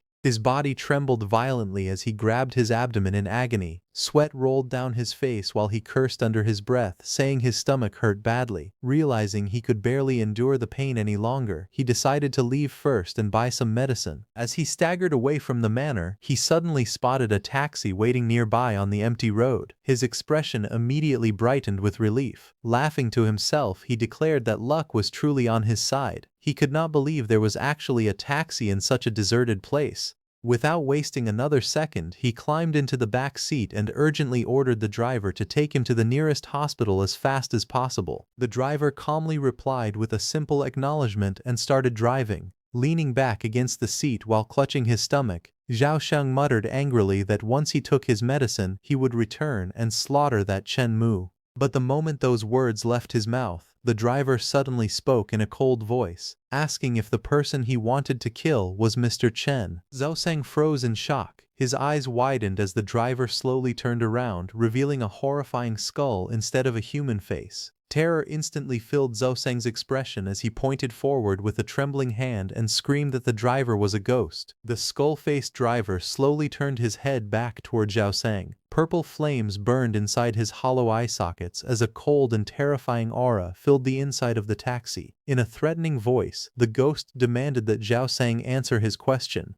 Trembling violently in fear, Zhao Sheng immediately confessed everything. He stuttered that there was no mistake and revealed that Chen Mu possessed a huge amount of ghost coins. Desperately trying to save himself, he begged the ghost not to kill him and promised that after robbing Chen Mu they could split the ghost coins together. But the skeleton driver let out a mocking laugh. In a cold voice, he asked if the fool really thought he would allow anyone to make a move against his boss. Zhao Shang's eyes widened in horror. His mind went blank as he realized that Chen Mu actually had a ghost working as his bodyguard. Shock overwhelmed him as he wondered what kind of background that brat truly had to command such a terrifying existence. Panic completely consumed him. He frantically grabbed the car door handle and screamed that he wanted to get off immediately. His trembling hands desperately pulled at the handle again and again, but the door refused to open. Fear twisted his expression as he shouted for the ghost to let him out quickly. Then suddenly, a strange purple glow appeared inside his eyes. His entire body froze as the eerie light spread through his pupils. The ghost taxi sped through the dark road covered in mist. From inside the vehicle, the ghost declared that there was no chance for mercy. The foolish man had provoked someone he never should have offended. He then told him to be more careful in his next life. Meanwhile, back at the Mist Museum Manor, Chen Mu arrived at Duke William's study room. The luxurious room was filled with bookshelves, elegant furniture, and a heavy purple atmosphere. Duke William personally welcomed Chen Mu inside with great respect. As soon as Chen Mu entered the room, his eyes landed on the large wine cabinet nearby. Seeing that every shelf inside was completely empty, he immediately smiled and remarked that it seemed his guess had been correct. He commented that Lord Duke must also be someone who loved wine, and that it was truly a pity for such a massive wine cabinet to remain empty. Hearing those words, Duke William's expression turned somewhat gloomy. He explained that although he had once been granted the noble title of Duke because of his great achievements during the Ghost World War, his family had long since fallen into decline. Chen Mu nodded in understanding. He said he deeply respected the Duke's character, so he had specially prepared some red wine in advance as a small gift. The moment Chen Mu finished speaking, the empty wine cabinet suddenly became filled to the brim with countless bottles of expensive wine.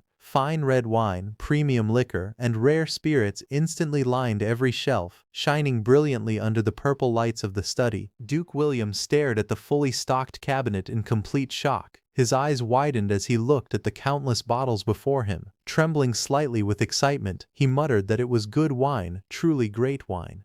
As he examined the collection more carefully, his breathing became heavier. These were famous wines worth millions of ghost coins, yet Chen Mu had casually gifted them to him simply out of respect for his character. Hearts practically appeared in Duke William's eyes as his opinion of Chen Mu skyrocketed instantly. Unable to contain his excitement, Duke William grabbed Chen Mu by the shoulders and declared that he was determined to become friends with him today. He revealed that he also happened to have a gift prepared for Chen Mu and asked him to wait a moment. Meanwhile, Chen Mu remained calm on the surface, but inwardly he smiled with satisfaction. He realized that the Duke's favorability had already risen high enough. It was finally time for the true objective to begin. A purple glow suddenly spread across the room as a magnificent golden suit of armor appeared before them. The armor radiated a powerful and ancient aura, making the entire study feel heavier. Duke William proudly introduced the treasure to Chen Mu.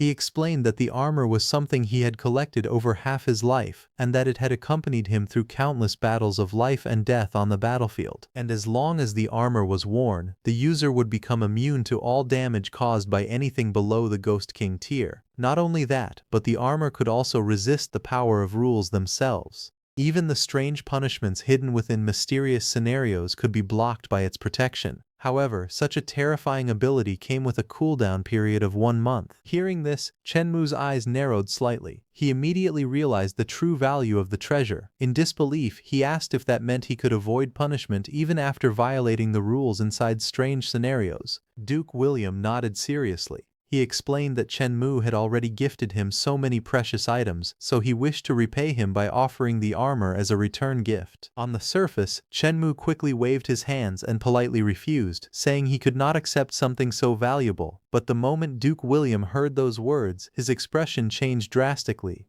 He immediately declared that if Chen Mu refused the gift, then it meant Chen Mu was looking down on him. Seeing how determined the Duke was, Chen Mu finally pretended to reluctantly give in. He smiled faintly and respectfully accepted the armor, saying that since Lord Duke showed such great affection, he could only accept the gift. The next moment, the golden armor suddenly transformed into a swirling mass of purple ghost energy and flew directly into Chen Mu's body. Chen Mu looked at the strange power entering him with surprise. Duke William quickly reassured him not to panic. He explained that the armor normally remained hidden within the user's body and would automatically appear whenever danger approached to protect its owner. As the purple energy spread through his body, Chen Mu could clearly feel an extremely powerful ghost aura surrounding and protecting him from within. Even after accepting the armor, Chen Mu still maintained a calm expression and politely told Duke William that although he appreciated his kindness, the armor was simply too precious. He said he could not take such a treasure for free. The next second, Chen Mu casually snapped his fingers. A mountain of ghost coins instantly appeared inside the room, glowing brightly as stacks upon stacks of money piled up before Duke William's eyes. Chen Mu calmly declared that the 10 million ghost coins should be considered payment for the armor. Duke William's eyes widened in complete shock. He stared at the massive pile of ghost coins in disbelief, unable to believe that Chen Mu would casually spend such an enormous amount. Soon, excitement filled Duke William's face. In his eyes, Chen Mu became even more admirable. He praised Chen Mu for not being greedy over petty gains and for refusing to let his friends suffer losses. To him, Chen Mu truly possessed noble character. Then Duke William took out a beautiful glowing token and handed it to Chen Mu. He explained that it was his personal token and represented the friendship between the two of them.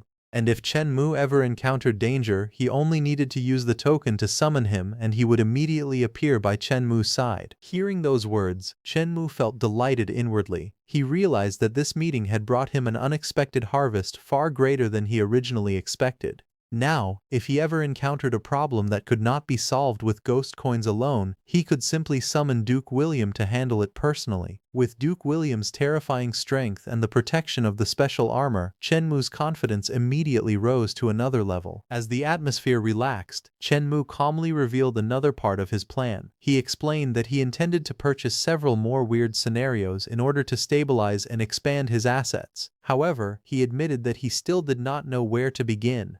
Then Shenmue turned toward Duke William and asked whether the Duke had any brilliant ideas regarding the matter. After hearing Shenmue's plan to purchase more weird scenarios, Duke William fell into deep thought. After a moment, he calmly suggested that a school-type weird scenario possessed extremely high development potential. He explained that the needs of the weird were actually no different from those of ordinary humans. Even powerful ghosts valued education, and a good school was considered an indispensable resource among high-level ghosts. Hearing this, Shenmue immediately understood the implication. He realized that the children of high-level ghosts would naturally compete to enter prestigious schools, just like humans fighting for admission into top school districts. Duke William smiled and confirmed Shenmue's thoughts.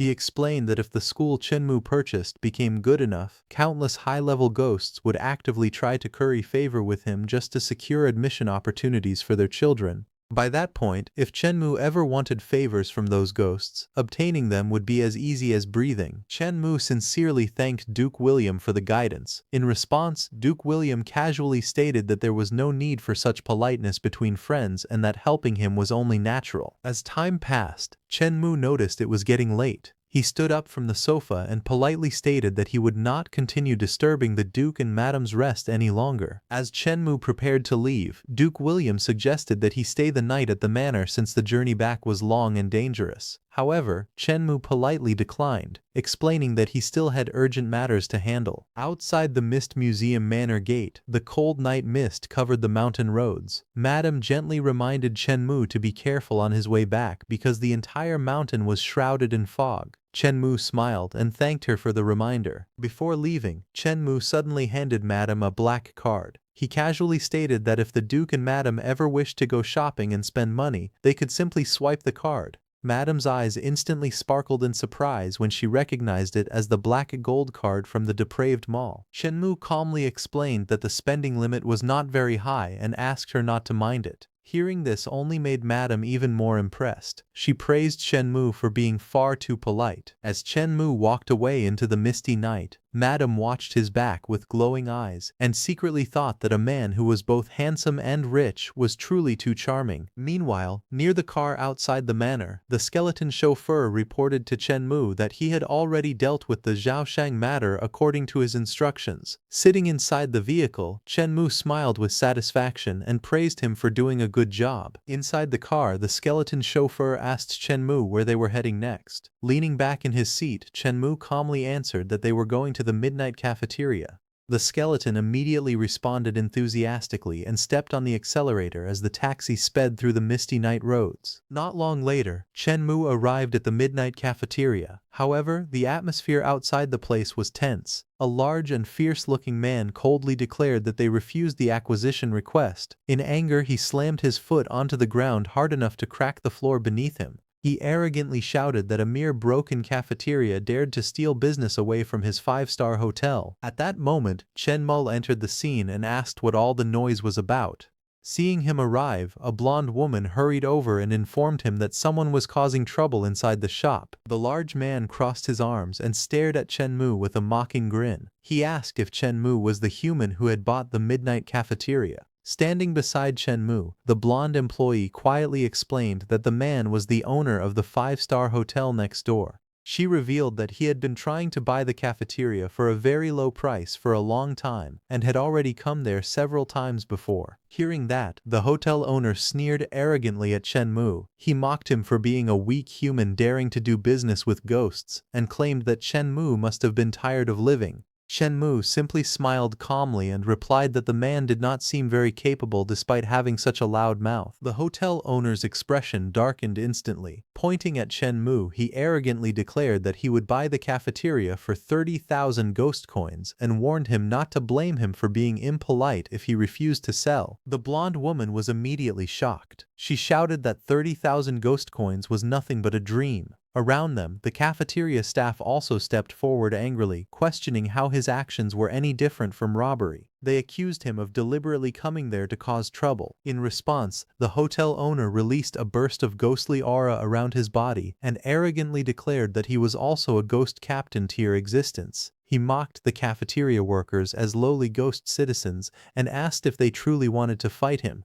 Then he coldly explained that the only reason he had not tried to seize the cafeteria before was because the previous owner had also been a ghost captain tier ghost. But now that the cafeteria had fallen into the hands of a powerless human, crushing Shenmue would be as easy as crushing an ant. However, Shenmue remained completely calm. Raising 3 fingers casually, he told the man that he would count to 3 and gave him one chance to disappear from his sight immediately. He even added that if the man left now, he would not hold anything against him. Hearing that, the hotel owner burst into laughter. He mocked Shenmue arrogantly, saying that a mere human had no right to threaten him. Sneering proudly, he asked if Shenmue planned to jump up and hit his knee. The next moment, dark ghost energy exploded around the man as he roared furiously and charged forward with a deadly attack aimed directly at Shenmue. Seeing the attack coming, the blonde employee cried out in panic, fearing that Shenmue was about to be killed. But before the attack could reach him, golden armor suddenly covered Shenmue's body and blocked the attack effortlessly. The hotel owner screamed in shock as the backlash sent him flying backward across the cafeteria floor. Tables shook violently as he crashed away in pain. Meanwhile, Shenmue stood calmly in place, surrounded by fading purple particles.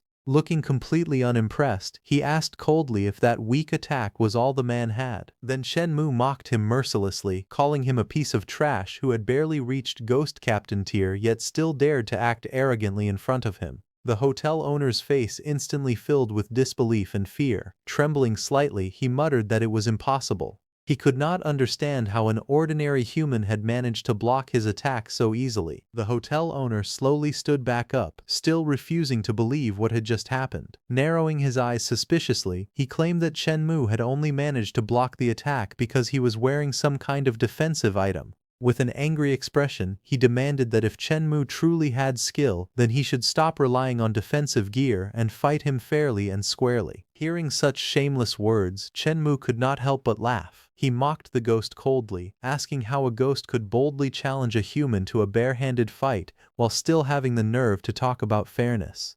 Shenmue then added that although the man had no shame, he himself still cared about saving face. As he spoke, Shenmue casually raised his hand and summoned a glowing purple token surrounded by mysterious ghost energy. Smiling faintly, he asked whether this token could really be considered defensive gear. The instant the hotel owner saw the token clearly, his expression changed completely. His eyes widened in horror as he recognized it immediately. Trembling in disbelief, he shouted that it was Ghost General William's exclusive token.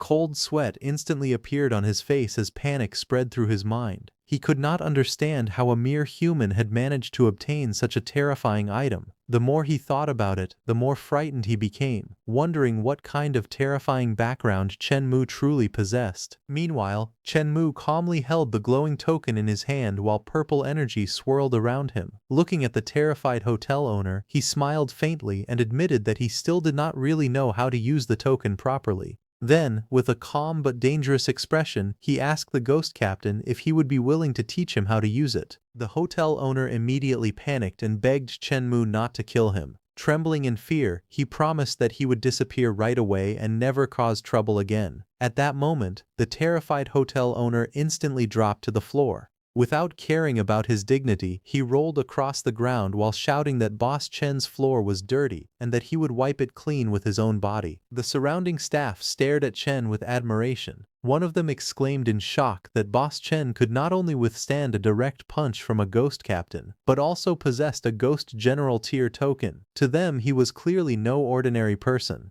Another chef looked at Chen with shining eyes and declared that he was the most top-tier human he had ever seen. Meanwhile, the hotel owner slowly tried to crawl away toward the exit. A female employee asked Chen if they were really going to let him leave so easily, warning that he might secretly return to cause problems again.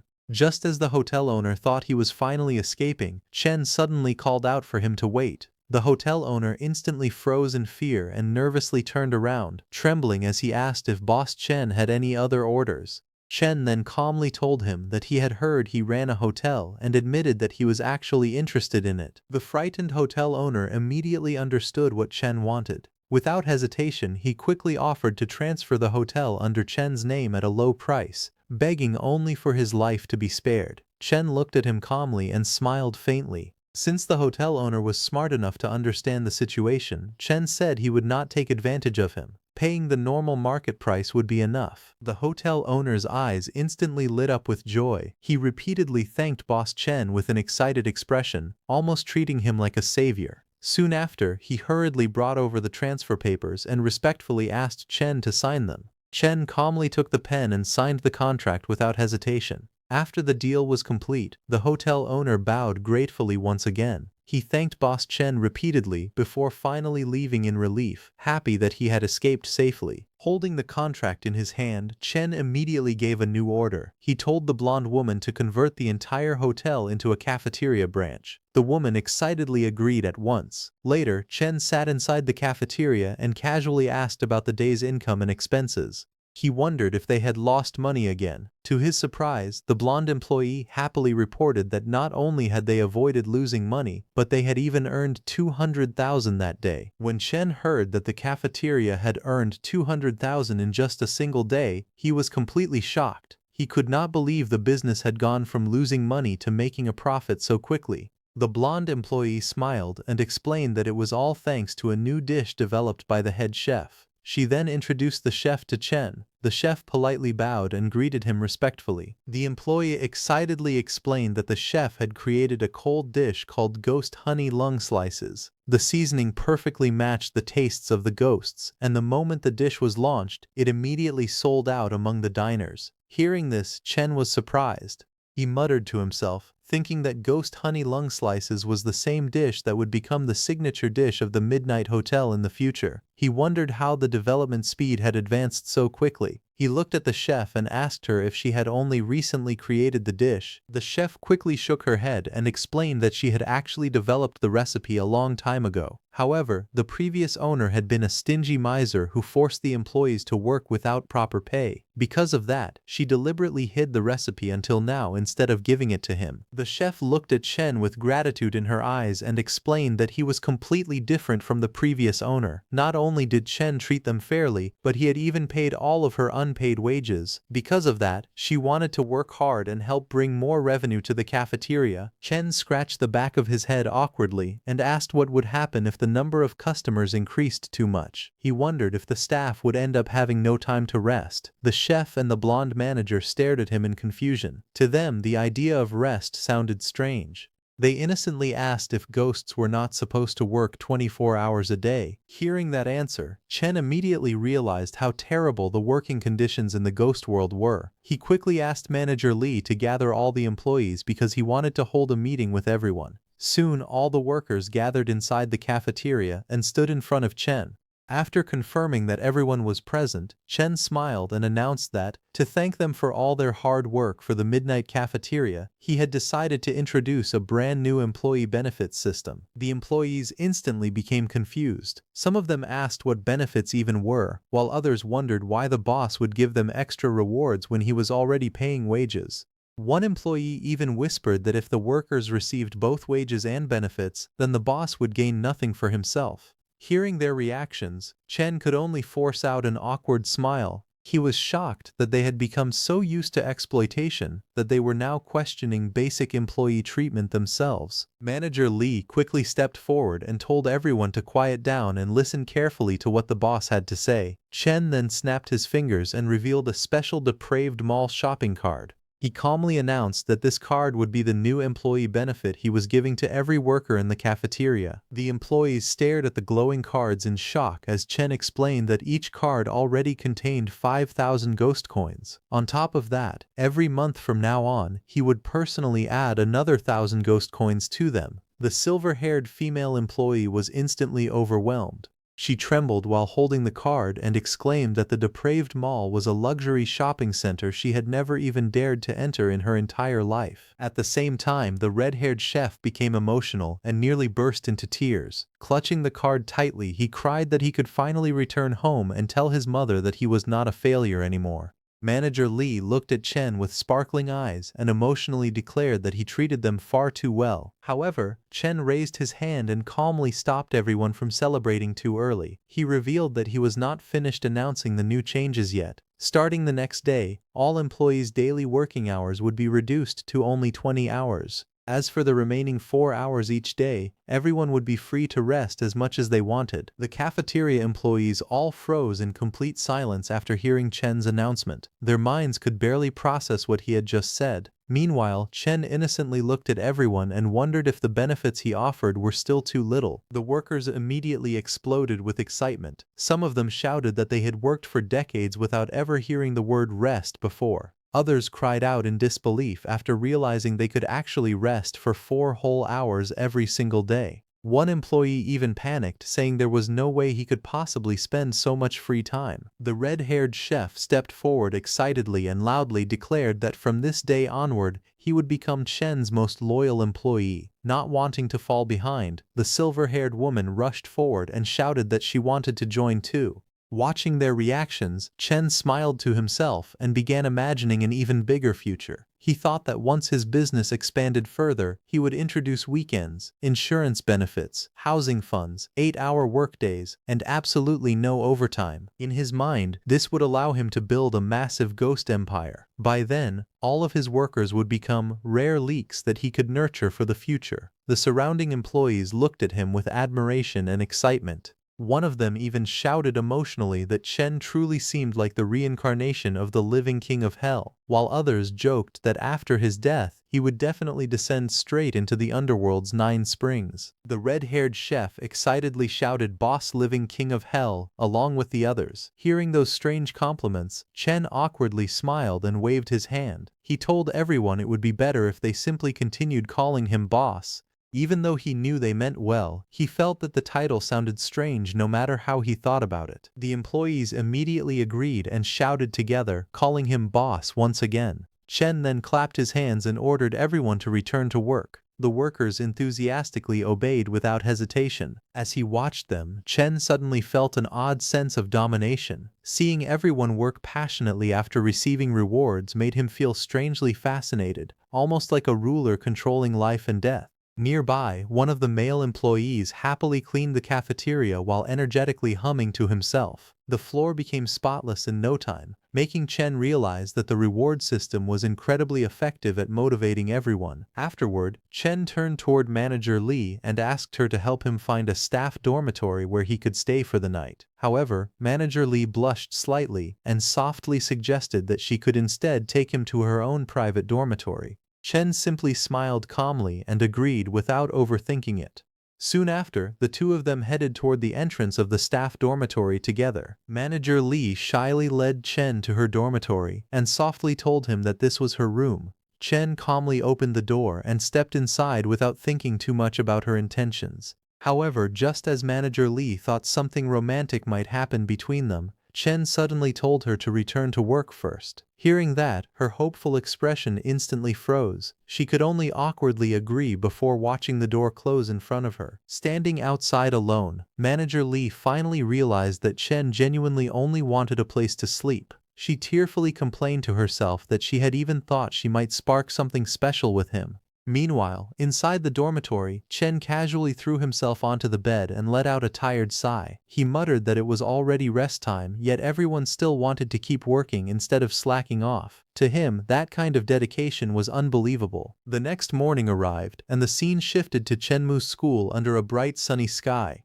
Chenmu stood outside the school building while quietly thinking about the future. He knew that this school would be invaded by ghosts that very night and would eventually transform into the famous Dark Knight High School, one of the future super elite schools. In less than half a year, the school would rise rapidly and become a top-tier academy across dozens of nearby cities.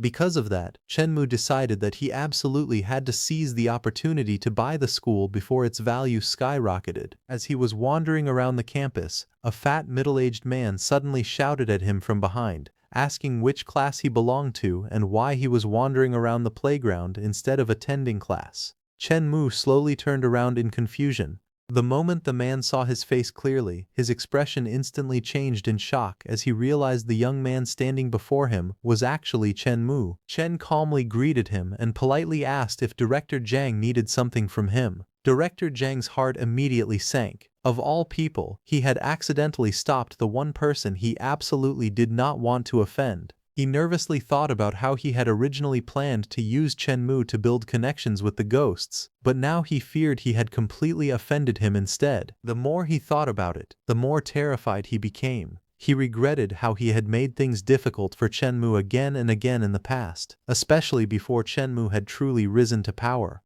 He feared that if Chen Mu truly held a grudge, then finding a ghost to quietly kill him would be effortless. The terrifying thoughts almost made him collapse, but in the next moment he immediately forced a flattering smile onto his face. He warmly greeted Chen Mu and apologized for his lack of manners. Trying to please him, Director Zhang carefully asked whether Chen Mu thought there was anything in the school that needed improvement. Chen Mu remained calm and cold as he replied that he had no opinions. A moment later, Chen Mu casually asked if he was late. Hearing this, Director Zhang hurriedly waved his hands in panic and denied it. He blamed the unreasonable class schedule instead, and even promised to arrange for someone to change it immediately. Chen Mu smiled faintly and told him there was no need for that. He said the director should continue with his own work while he wandered around the school a little longer. Director Zhang nodded repeatedly with a cheerful grin and told Chen Mu to come find him in the office if he needed anything at all. As the director walked away with an overly friendly attitude, Chen Mu quietly observed him and immediately understood the reason for the sudden change. It was obvious that Director Zhang wanted to use him to curry favor with the ghosts.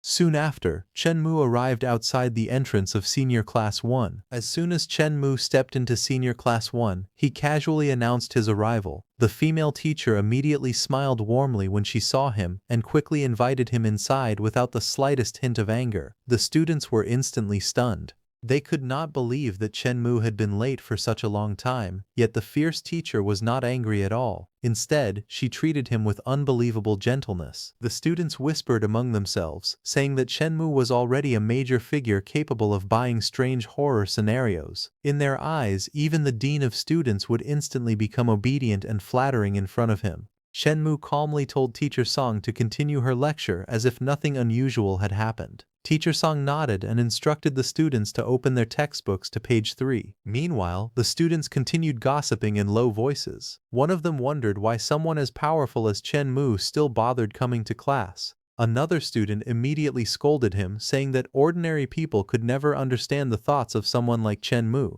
According to him, the only thing they should do was honestly focus on attending class. Just as Chen had predicted, a strange purple darkness suddenly spread across the entire school. The bright sky turned dim, and an eerie coldness filled the air. One by one, the windows around the building began glowing with crimson light, making the atmosphere feel terrifying and unnatural. Chen Mu calmly looked outside and immediately realized what was happening. The ghosts had already begun invading the school. Inside the classroom, the students shivered as an icy chill swept through the room.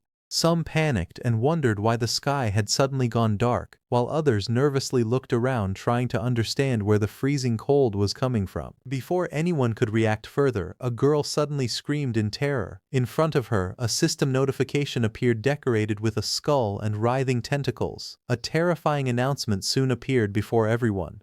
The strange message declared that a weird mission deadly exam was about to begin. It warned that every examinee who had received the slip of paper would officially start the deadly exam in 10 minutes. As panic spread through the school, students and teachers rushed through the hallways in fear. One student shouted that he had not received a slip of paper and urged everyone to run. A teacher tried to calm the crowd, telling them not to panic and to let the teachers go first. Inside the classroom, despair quickly took over. One student cried out for God to save them, while another cursed his terrible luck. A frightened girl burst into tears, saying that she did not want to take the exam and did not want to die. Amid the chaos, Chen Mu remained completely calm. His classmate immediately pointed at him and declared that Chen Mu was a god. As long as everyone followed Chen Mu, they would definitely survive. The atmosphere around Chen Mu instantly changed. A blonde classmate eagerly stood behind him and asked if his strength was enough, or if he needed to push harder. Meanwhile, a blonde girl leaned forward and promised that as long as Chen Mu helped her clear the mission, she would do anything for him. Chen Mu only smiled faintly. In his eyes, the situation was simple. Poor people living in a busy city often had no one who cared about them, while those deep in the mountains at least had distant relatives. He quietly analyzed the circumstances while everyone else panicked. Soon, the rules of the exam appeared before everyone. The exam would last for 2 hours, and no one was allowed to leave the classroom during that time. A ghost was hiding among the examinees, and they had to find and kill it to pass.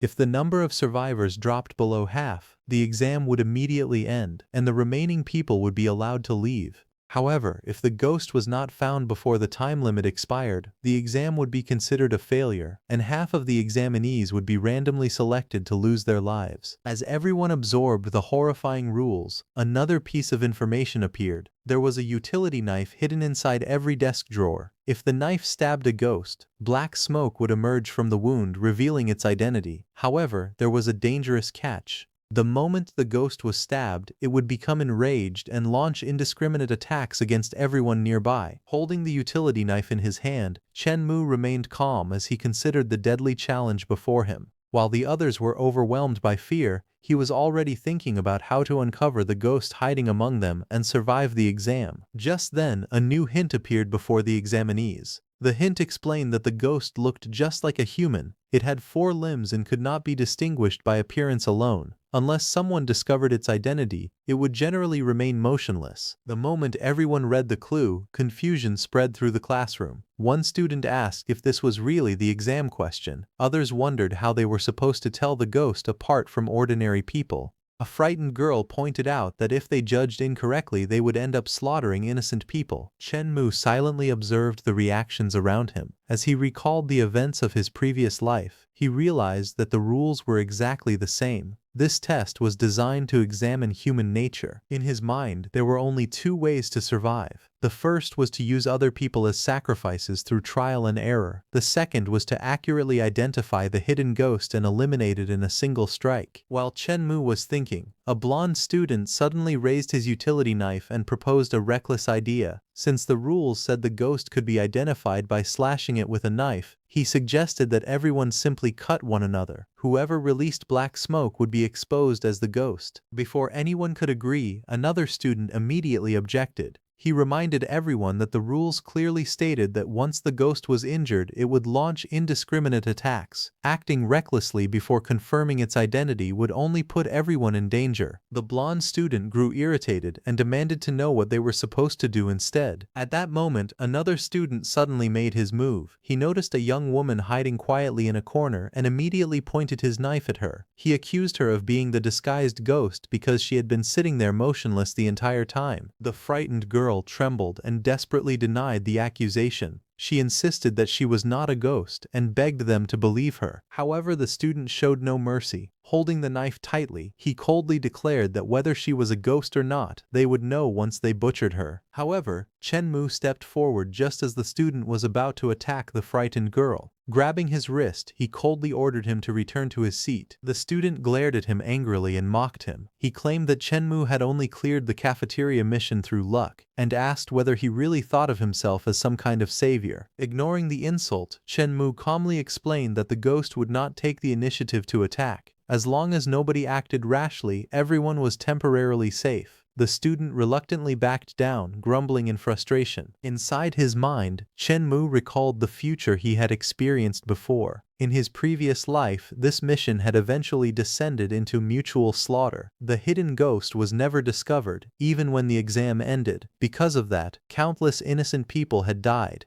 This time, however, Chen Mu clenched his fists and swore that he would successfully clear the mission. As the minutes passed, he carefully studied the hint once again. At the same time, students looked through the classroom windows and noticed that the classroom across from them had already fallen into chaos. Yet despite all the commotion, it seemed they still had not found their ghost either. Time continued to slip away. Before anyone realized it, an entire hour had passed. A worried female student lowered her head and quietly said that half the exam time was already gone. If things continued like this, they would be in danger as well. Hearing those words, the male student immediately snapped at her. Nervously wiping the sweat from his face, he told her to stop talking and shut her jinxed mouth. Meanwhile, Chen Mu remained focused on the clue written on the board. The hint stated that the ghost looked like a human, had 4 limbs, and generally would not move until it was discovered. Chen Mu narrowed his eyes as he repeated the key phrase in his mind. Then a realization slowly began to form. Just moments earlier, every single classmate in the classroom had already left their seats. Not a single person had remained where they originally sat. As that thought surfaced, Shenmu's gaze swept across the classroom. He felt that he had finally found a crucial flaw hidden within the hint, and he began piecing together the truth behind the ghost's identity. His eyes landed on a girl sitting quietly at her desk. A sudden thought flashed through his mind. Could it be her? The more he thought about it, the more everything began to make sense. His eyes widened as realization struck him. He understood now. Just then, a broadcast echoed from the speaker system. Class 3 had failed the exam. As punishment, half of the surviving students had been eliminated. The announcement sent a wave of panic through the classroom. Several students immediately turned pale. One shouted that it was over, while another cried that they were all going to be trapped there until they died. The student who had been causing trouble earlier quickly pointed at Shenmu and demanded an answer. He wanted to know what Shenmu had to say now that another class had already failed. However, Shenmu remained calm. Walking toward the girl sitting at her desk, he told everyone not to panic because he had already found the ghost. The girl slowly raised her head in shock. Her eyes widened as she stared at him, unable to believe what she had just heard. The surrounding students were equally stunned. One of them immediately asked whether Wang Fang was really the ghost. After all, Chen Mo had just saved her from being attacked earlier. The student's expression instantly brightened. Laughing loudly, he claimed that he had been right all along. He urged Shenmu to stop wasting time and slash her with the knife immediately. Meanwhile, Wang Fang's face turned pale as tears streamed down her cheeks. Trembling in fear, she desperately insisted that she was not the ghost. She begged Shenmu to believe her, repeating over and over that it really was not her. Without saying a word, Shenmu raised the utility knife in his hand. Everyone in the classroom froze. The students stared in shock, unable to understand what he was planning to do. Then, in a single swift motion, Shenmu swung the knife downward. However, instead of slashing Wang Fang, the blade plunged directly into the desk in front of her. Wang Fang instinctively recoiled in fear, crossing her arms in front of her body. When she realized she had not been attacked, confusion filled her eyes. The others were equally stunned. The student who was causing trouble immediately shouted at Shenmu, demanding to know what he was doing. He reminded him that he had been told to slash Wang Fang and questioned why he had stabbed the desk instead. A faint smile appeared on Shenmu's face. He calmly told everyone not to panic. Then he pointed at the knife and told them to look carefully. At first, nobody understood what he meant, but a moment later, black smoke suddenly began pouring out from the desk where the utility knife had been embedded. Dark tendrils twisted and spread through the air like living shadows. The entire classroom fell silent. Everyone stared at the horrifying sight in disbelief. As the black smoke dissipated, a grotesque, ghostly form emerged from the shattered desk before rapidly breaking apart and vanishing into nothingness. Wang Fang collapsed onto the floor in shock. Her eyes were wide with fear as she stared at the remains of the creature. Trembling, she shouted that it really was a ghost. The other students were equally stunned. The student stared at the scene in disbelief and finally realized the truth. In a shocked voice, he exclaimed that the desk had actually been the ghost all along. At that moment, a mechanical voice echoed through the classroom. It announced that Class 1's Chen Mu had successfully found the target. The exam was officially passed and all members had survived. For a moment, the room fell silent. Then the entire class erupted into celebration. The students cheered excitedly. Some hugged each other, while others jumped around in relief. After spending so long trapped in fear, they could finally breathe again. Everyone knew they had survived because of Chen Mu. Soon, several students gathered around him. They excitedly asked how he had figured out that the ghost was actually the desk. One student admitted that everyone had assumed the ghost had disguised itself as a human from the very beginning. Chen Mu calmly explained that the answer was actually simple. According to him, there had been a word trap hidden inside the rules. The students looked at him in confusion and asked what he meant by a word trap. Chen Mu pointed toward the hint displayed on the board and explained that the rules only stated that the ghost had 4 limbs like a human. However, nowhere did it say that the ghost had to be human. Chen Mu explained that everyone had subconsciously assumed the ghost had transformed into a human. That mistaken assumption had completely led them astray, and in his previous life, had even caused people to turn on one another and kill each other. He then pointed out the most important clue. The hint had clearly stated that the ghost would not move on its own before being discovered. Throughout the entire ordeal, every person in the classroom had changed positions at some point. Even the desks and chairs had been bumped, pushed, or shifted around during the chaos. However, there was one exception. Chen Mu revealed that a single desk had remained perfectly aligned from beginning to end. Even when Wang Feng sat beside it, the desk had not moved a single millimeter. That was what convinced him that it was the hidden ghost. Hearing the explanation, the others were stunned. One student praised Chen Mu, saying it was incredible that he had managed to stay so calm in such a terrifying situation. Chen Mu remained silent. After a moment, he reminded everyone that the mission was over and advised them to leave the school as soon as possible. The entire campus had already been subjected to a ghost invasion, and there was no reason to stay any longer. The students immediately agreed. They said the big brother was right, and admitted that they did not want to remain there and risk being eaten by ghosts. One after another, they hurried to leave the classroom. As Chen Mu walked through the blood-stained corridor, his expression became serious. He thought that his class had been fortunate, but the same could not be said for the others. This strange apocalypse was far too unreasonable and cruel. In his previous life, countless people had died during the opening stages of the ghost invasion. Stepping over pools of blood, Chen Mu reflected that even among those who had survived, many were no longer normal people. The horrors they had witnessed had changed them forever. Chen Mu walked through the blood-stained corridor and stopped in front of the principal's office. Without hesitation, he pushed open the door and politely announced his arrival. Inside the room sat a burly ghost in a suit behind a large desk. The ghost stared at him with glowing red eyes and immediately asked if he was the only human who had passed the exam. The principal's expression darkened as he questioned how Chen Mu could walk into the office so casually. A faint smile appeared on Chen Mu's face. He calmly replied that he had come to discuss business. The ghost snorted coldly. He warned Chen Mu not to think too highly of himself just because he had managed to survive. In the principal's eyes, humans were nothing more than food. Chen Mu had only escaped death because he had cleverly used the rules to find a way to survive. However, before the principal could respond, Chen Mu told him not to refuse too quickly because he had prepared a meeting gift for him. With a wave of his hand, a large stack of ghost coins appeared on the desk. The pile was so enormous that it contained at least tens of thousands of ghost coins. The sight immediately caught the principal's attention. The principal suddenly changed his tone. After a brief pause, the principal looked at Chen Mu more carefully and asked if he was student Chen Mu. Then the principal introduced himself. He revealed that he was the principal of Dark Knight School. While eating at the midnight cafeteria, he had heard many other ghosts mention Chen Mu's name. A faint smile appeared on Chen Mu's face as he calmly admitted that he was indeed the person the principal was talking about. The principal immediately became much more enthusiastic. He praised Chen Mu, saying he had not expected him to be not only intelligent but also so wealthy. In his eyes, Chen Mu was truly a remarkable young man. With a friendly expression, the principal pushed a cup toward him and proudly introduced it as a fine tea he had treasured for decades. He warmly invited Chen Mu to have a taste. Chen Mu smiled and said that since the principal was being so polite, he should also show some sincerity in return. With a casual wave of his hand, several expensive bottles of collectible red wine appeared on the table. The principal's eyes instantly lit up as he rushed toward them like a man who had discovered a priceless treasure. He carefully picked up one of the bottles and examined it with excitement. To his surprise, it was a collectible red wine from the depraved mall.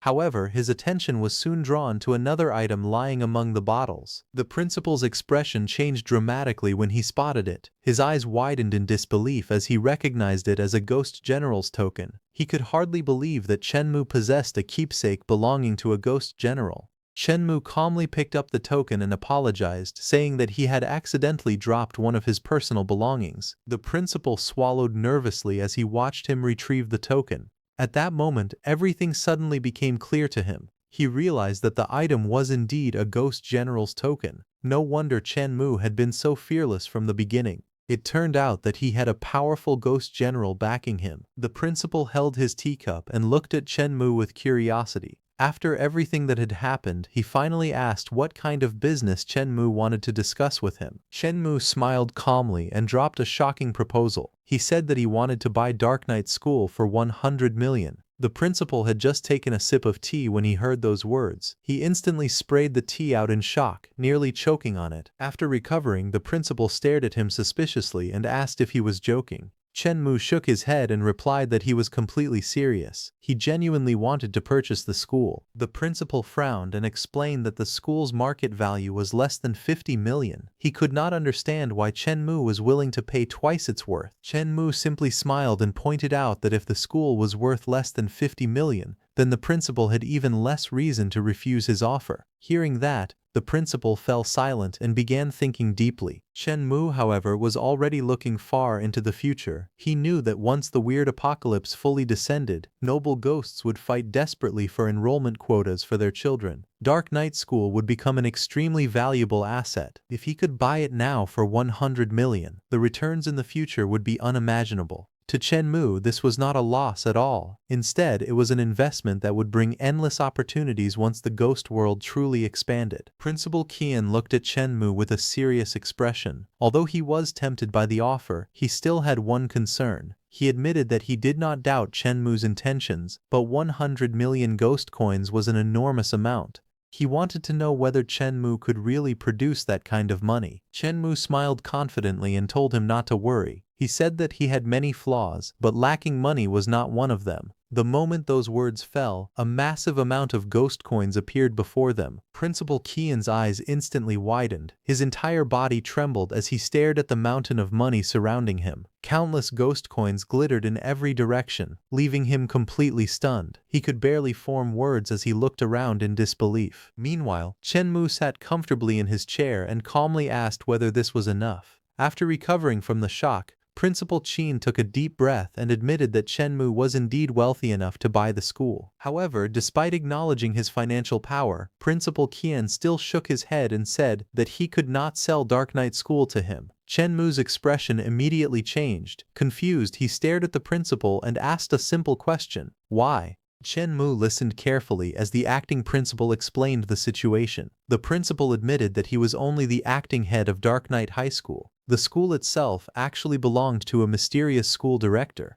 He further revealed that the ghosts who controlled the school hated humans deeply, and because of that hatred, they had established 2 special rules regarding the sale of the school. Hearing this, Chen Mu became curious and asked about the special rules. The principal explained that the first rule was surprisingly favorable to humans. If a human buyer wanted to purchase Dark Night High School, they only needed to pay 1/10 of the school's market value. The generous condition immediately made Chen Mu suspicious. He knew there was no such thing as a free lunch and felt certain that there had to be a hidden catch. Seeing Chen Mu's reaction, the principal let out a sigh. Although he was not supposed to reveal confidential information, he decided to make an exception because they had already become friends. Leaning closer, he quietly disclosed the second rule. Any human who signed the purchase contract would be instantly obliterated the moment the contract was completed. After hearing the explanation, Chen Mu immediately understood the scheme. The ghosts deliberately used the first rule to tempt humans with an unbelievably cheap price. Once someone took the bait and signed the contract, the second rule would activate, killing the buyer instantly. In the end, the ghosts would keep both the property and the money. He could not help but remark on how sinister and ruthless the arrangement was. The principal nodded helplessly and explained that this was exactly why he had refused to sell the school. It was not because he did not want Chen Mu to buy it, but because purchasing it would certainly lead to his death. However, instead of backing down, Chen Mu simply smiled. Despite knowing the danger, he calmly declared that he still intended to buy Dark Night High School. The acting principal was completely baffled by Chen Mu's decision. He urgently warned him once again that signing the contract would undoubtedly result in death. However, Chen Mu remained calm and confident. With a faint smile on his face, he simply instructed the principal to bring the contract over. Seeing that Chen Mu refused to change his mind, the principal could only shake his head helplessly. Inwardly, he concluded that Chen Mu was a wealthy fool whose brain did not function properly. Since all warnings had been ignored, he produced the purchase contract and placed it before him. Without the slightest hesitation, Chen Mu picked up a pen and signed his name on the document. The moment the signature was completed, a violent reaction erupted. Dark purple energy surged out of the contract and gathered into a massive vortex above the room.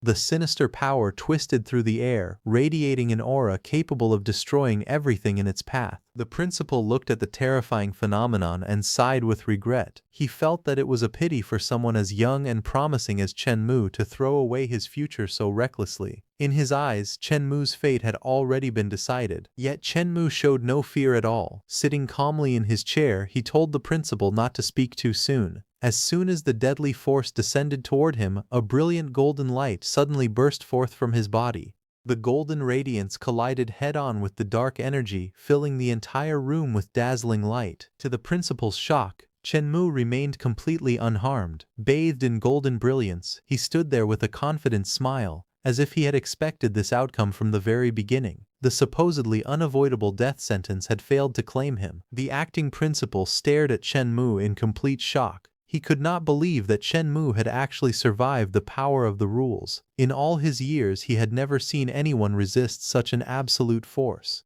Unable to contain his astonishment, he demanded to know how Chen Mu had managed to do it. Chen Mu simply smiled and casually explained that he possessed a special item capable of countering the power of the rules. Hearing that explanation, the principal immediately recalled a legendary treasure from the ghost world. According to rumors, only Duke William possessed a unique piece of defensive equipment powerful enough to resist the authority of the rules. The principal instantly connected the dots and concluded that the Ghost General token Chen Mu had obtained earlier must actually belong to Duke William. Ignoring the principal's shock, Chen Mu looked at the signed contract in his hand and asked whether the purchase had been successfully completed. He wanted to know if that meant he had officially become the new director of Dark Knight High School. The principal quickly recovered from his surprise and immediately confirmed it. With a respectful attitude, he addressed Chen Mu as Director Chen and even invited him to take the director's seat of honor. However, Chen Mu waved his hand and politely declined. He admitted that he was not good at management and had no interest in handling the school's daily affairs. Instead, he ordered the principal to continue serving as the acting principal and manage the school as before. The principal was overjoyed by the decision. Feeling both grateful and honored, he vowed that he would never disappoint Director Chen's expectations. In his eyes, Chen Mu had not only become the owner of the school but also a superior worthy of his loyalty. After settling the matter, Chen Mu immediately gave his first order as the new director. He instructed the principal to notify all teachers and staff members and have them gather at the playground within 10 minutes. The principal respectfully accepted the command without hesitation and bowed deeply before hurrying off to carry out the order. 10 minutes later, the playground of Dark Knight High School was filled with teachers, staff members, and students. The sudden order to gather had left everyone confused. As they stood beneath the crimson sky, whispers spread through the crowd. Many were shocked to learn that the school had been sold and that a new director had already arrived. The abrupt change left them both nervous and curious. The acting principal soon stepped onto the stage and raised his voice for silence. He instructed everyone to quiet down and prepare to welcome the new school director. The crowd immediately focused their attention on the stage as anticipation filled the air. With a respectful gesture, the principal introduced the new director. To everyone's astonishment, the person who stepped forward was none other than Chen Mu. The moment his identity was revealed, the entire playground erupted in shock. Many teachers recognized him instantly as the human student who had solved the school's challenge earlier that day. The ghosts and staff members were even more stunned. They could hardly believe that the new owner of Dark Knight High School was not only a human but also one of the school's own students. Several female staff members immediately turned pale. They remembered creating dangerous missions specifically designed to kill human participants and began worrying that Chen Mu might seek revenge now that he had become their superior. Some even wondered if it was still possible to resign before disaster struck. Ignoring the panic spreading through the crowd, Chen Mu calmly accepted the microphone. Looking across the assembled teachers, staff, and students, he announced that Dark Knight High School now belonged to him.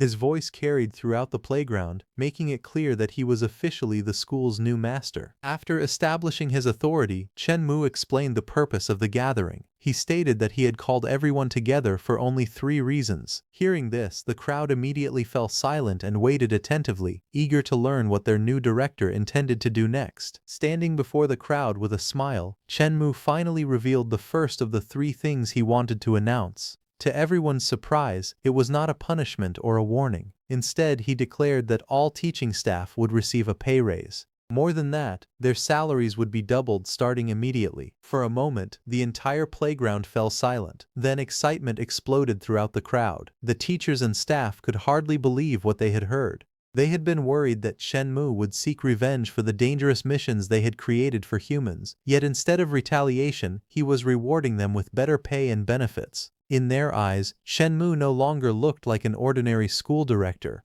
He seemed more like a benevolent ruler who had descended to change their lives. Shenmue was not finished yet. Seeing the crowd's excitement, he announced another benefit. Every employee would now enjoy a 4-hour break every day. The news left everyone even more stunned. Before they could recover from that shock, he revealed a third reward. All employees of Dark Knight High School would be allowed to eat for free at the midnight cafeteria. The playground instantly erupted into cheers. Teachers and staff members waved their arms excitedly as if they had just received a blessing from heaven. Many shouted praises for Director Chen, while some became so overwhelmed with admiration that they openly declared their loyalty to him. Within moments, Shenmue's popularity had skyrocketed among the school's employees. After allowing the celebration to continue for a while, Shenmue raised his hand and revealed the only condition attached to these generous benefits. He stated that within 1 month, everyone had to work together to transform Dark Knight High School into the top school in the entire industry. Rather than being discouraged by the challenge, the staff members became even more motivated. One teacher immediately stepped forward and confidently promised that within a month she would raise the school's average score in foreign ghost language to 140.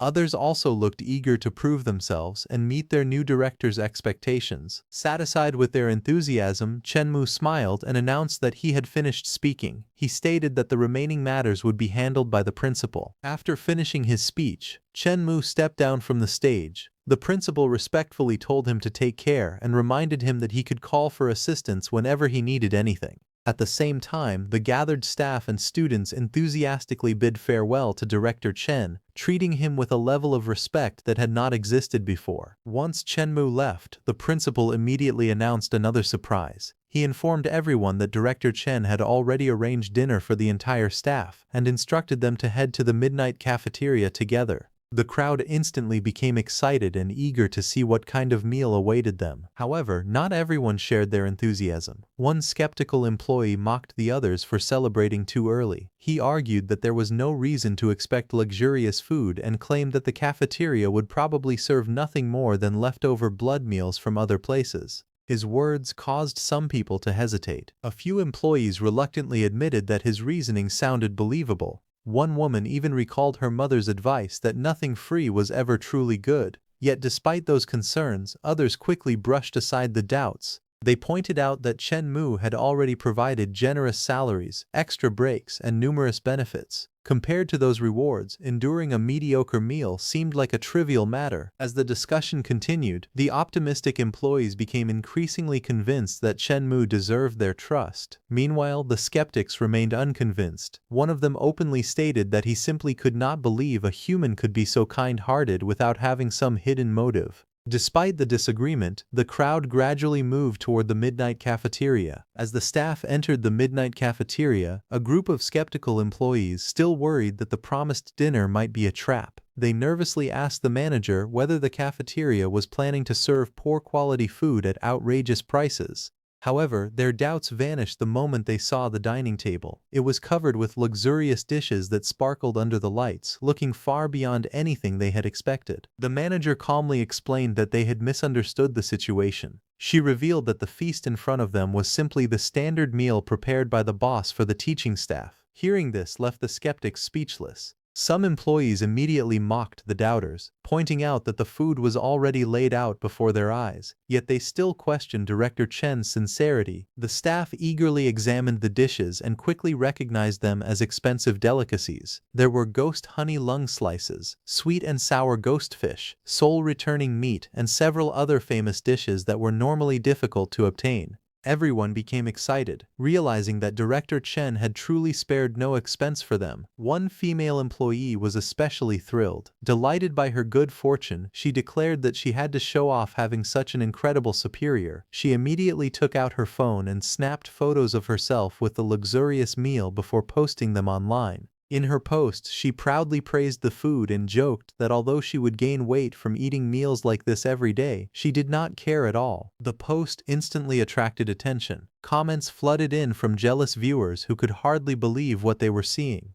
Some questioned whether her boss had gone crazy, while others jokingly asked if the school was still hiring because they were willing to work endlessly for benefits like these. The discussion quickly became lively as more and more people reacted with envy. Outside, several ghosts stared at the photos in disbelief. One of them repeatedly complained that he could not even finish reading the comments because the jealousy was overwhelming. Meanwhile, the employee's livestream continued attracting viewers as she happily showed off the magnificent feast prepared by director Chen. As the employee's post continued spreading across the internet, even more ghosts became jealous after seeing the luxurious treatment offered by Dark Night School. One muscular ghost stared at the photos on his phone and admitted that the benefits were so good that he wanted to join as well. However, before he could continue dreaming, his boss immediately scolded him. The boss pointed out that with conditions that generous, there was no chance a place like that would hire ghosts who had not even finished basic ghost education. The boss continued lecturing his subordinates. He reminded them that they could barely afford enough food to survive, so they should stop fantasizing and focus on doing their current jobs properly. The two ghosts lowered their heads in disappointment after being reprimanded. At that moment, the boss suddenly noticed a young human walking alone in the distance. One of the ghosts immediately pointed at him and remarked that the human looked extremely easy to fool. Hearing that, the boss's eyes lit up.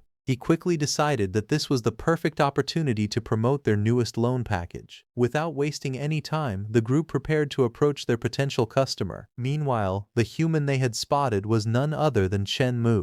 Completely unaware of their intentions, he walked calmly down the street with his hands in his pockets. In his mind, the problems at Dark Night School had already been settled successfully. Feeling satisfied with the outcome, he began thinking about his next goal. Now that the school was under control, he planned to purchase a luxurious mansion and finally start enjoying a comfortable life. As Chen Mu walked down the street, the three ghosts quickly stepped in front of him with bright smiles and enthusiastically introduced their microloan service. One of them asked whether he would like to learn about their loan packages. Chen Mu did not even slow down. He calmly refused and stated that he had no interest in borrowing money. The ghosts were unwilling to give up so easily. They immediately began promoting what they claimed was a generous discount. According to them, borrowing 100,000 only required paying 100 in monthly interest. They urged Chen Mu to reconsider because the offer sounded incredibly attractive. However, Chen Mu instantly saw through the scheme. With a faint smile, he pointed out that the 100,000 being lent was human currency, while the repayment required ghost coins. He further explained that anyone unable to repay on time would likely be forcibly executed. In his eyes, the so-called loan was nothing more than a deadly trap. The three ghosts froze in shock. They had never expected a human to understand the hidden mechanism behind their scam. At the same time, their leader sensed something unusual about Chen Mu. After carefully observing him, he concluded that the aura surrounding Chen Mu was far from ordinary. Realizing they might have encountered someone dangerous, he immediately ordered the others to leave before trouble started. The ghosts quickly abandoned their sales pitch and prepared to retreat. One of them even waved goodbye as they hurried away. Chen Mu, however, suddenly called out and told them to wait. His unexpected response instantly made the three ghosts nervous. They turned around cautiously and demanded to know what he wanted. Chen Mu calmly studied the group. Judging from their strength, all three were at the ghost captain level. That made them more than capable of handling ordinary threats. He immediately realized that they would be perfect candidates to serve as security guards for Dark Night School. Not only could they help maintain order on campus, but they could also assist in keeping the midnight cafeteria running smoothly. The leader of the three ghosts remained cautious. He warned Chen Mu that although he might be powerful, the three of them were not weaklings who could be pushed around easily. Chen Mu immediately clarified that they had misunderstood his intentions. Looking at their sturdy physiques, he sincerely asked whether they would be interested in working under him. The proposal left the three ghosts completely stunned. One of them turned to the leader in disbelief and wondered whether they had somehow become so outstanding that even headhunters were seeking them out. The leader, equally confused, admitted that he had no idea what was happening. Despite their surprise, the ghosts quickly grew suspicious. Convinced that Chen Mu was trying to trick them, they firmly rejected the offer. One ghost boldly declared that even if the three brothers starved to death, they would never work for a human. Another immediately agreed, proudly proclaiming that ghosts would never become slaves. Chen Mu could not help but sigh. He remarked that it was truly a pity because he had specially prepared a generous offer for them. The position came with a monthly salary of 10,000, along with free room and board. Seeing their determination, he casually stated that since they were unwilling, he would not force them and began to walk away. The moment the ghosts heard the salary figure, their expressions changed dramatically. One of them hurriedly stopped Chen Mu and asked whether the 10,000 monthly salary was paid in ghost currency rather than human currency. Chen Mu glanced back at them and calmly replied that he had no interest in using the cheap tricks they themselves relied on. Unlike their loan scams, his offer was genuine. The moment Chen Mu confirmed that the salary was real, the three ghosts immediately abandoned all their previous pride. Bowing deeply, they begged him to enslave them as much as he wanted and eagerly accepted his offer. Chen Mu handed each of them an employee card from Dark Knight High School. He explained that with the card, they would be able to enjoy large meals in the school cafeteria completely free of charge. The three ghosts were overwhelmed with joy. They repeatedly thanked their new boss before happily running off while clutching their precious employee cards. Watching them leave, Chen Mu smiled in satisfaction. He believed that with the three ghost captains guarding the area, ordinary ghosts would no longer dare cause trouble at either Dark Knight High School or the cafeteria. The arrangement would greatly improve security and help maintain order. Afterward, Chen Mu made a phone call and instructed Skeleton Driver to pick him up at the entrance of Dark Knight High School. Skeleton Drive on the other end immediately acknowledged the order and promised to arrive at once. About 10 minutes later, a vehicle rushed through the streets and stopped in front of him. Chen Mu calmly approached and got into the car. The skeleton politely asked where he wished to go. Chen Mu answered that he wanted to go to Shanshui Courtyard. Upon hearing the destination, the skeleton driver immediately agreed and prepared to drive him there. After arriving at Shanzib Courtyard, Chen Mu saw that the entire residential area was covered by a massive purple barrier. Strange ghostly flames floated around the perimeter, and an invisible force seemed to protect every corner of the community. The skeleton chauffeur carefully drove the car to the entrance before stopping. The skeleton respectfully informed Chen Mu that the area was protected by the power of rules. Because of those restrictions, the ghost vehicle could not enter the community. Hearing this, Chen Mu became interested. He observed that no matter how powerful a visitor might be, anyone who wished to enter had to obey the established rules. In his opinion, only a place with such strict security measures could truly be called absolutely safe. After opening the car door, Chen Mu told the skeleton driver that he could leave and that he would enter alone. The skeleton immediately agreed and drove away, leaving Chen Mu standing before the enormous barrier. Chen Mu gazed at the strange scene in front of him. As he reached out and touched the surface of the barrier, he wondered how he was supposed to trigger the unusual scenario connected to the community. Before he could think further, a woman suddenly approached him from inside the protected area. She was dressed like a professional real estate agent and politely asked whether he was looking for a house. The appearance of the woman immediately caught Chen Mu's attention. After sensing her presence, he realized with surprise that she was actually a living human. Chen Mu arrived near the mysterious property, surrounded by a glowing purple rule shield and floating ghostly flames. A woman approached him and politely asked whether he was looking to buy a house. Chen Mu confirmed that he was. The woman handed him the business card for the property and asked him to take it. The moment the card passed through the barrier, Chen Mu realized something strange. He wondered how an ordinary business card could actually pass through the rule shield. After receiving the card, the shield suddenly opened. Chen Mu quickly understood the rule behind the place. Only those who received the business card were allowed to enter, which explained why the shield had opened for him. However, when the woman turned and started leaving, Chen Mu became confused and asked why she was not going to accompany him to view the houses. The woman then revealed the truth. She had been trapped there, and if Chen Mu had not arrived, she would never have been able to leave. She told him to pray that someone else came to take his place, because only then would he be able to escape as well. Chen Mu finally realized that he had become her scapegoat. The woman had used him to free herself from the rule shield's trap. After she vanished, the illusion around him began to disappear. The beautiful residential community faded away, revealing the true appearance of Shanshui Courtyard. Instead of neat houses and clean streets, the place was completely run down, overgrown, and filled with eerie purple flames. Chen Mu realized that he had been fooled by the illusion created by the rule shield.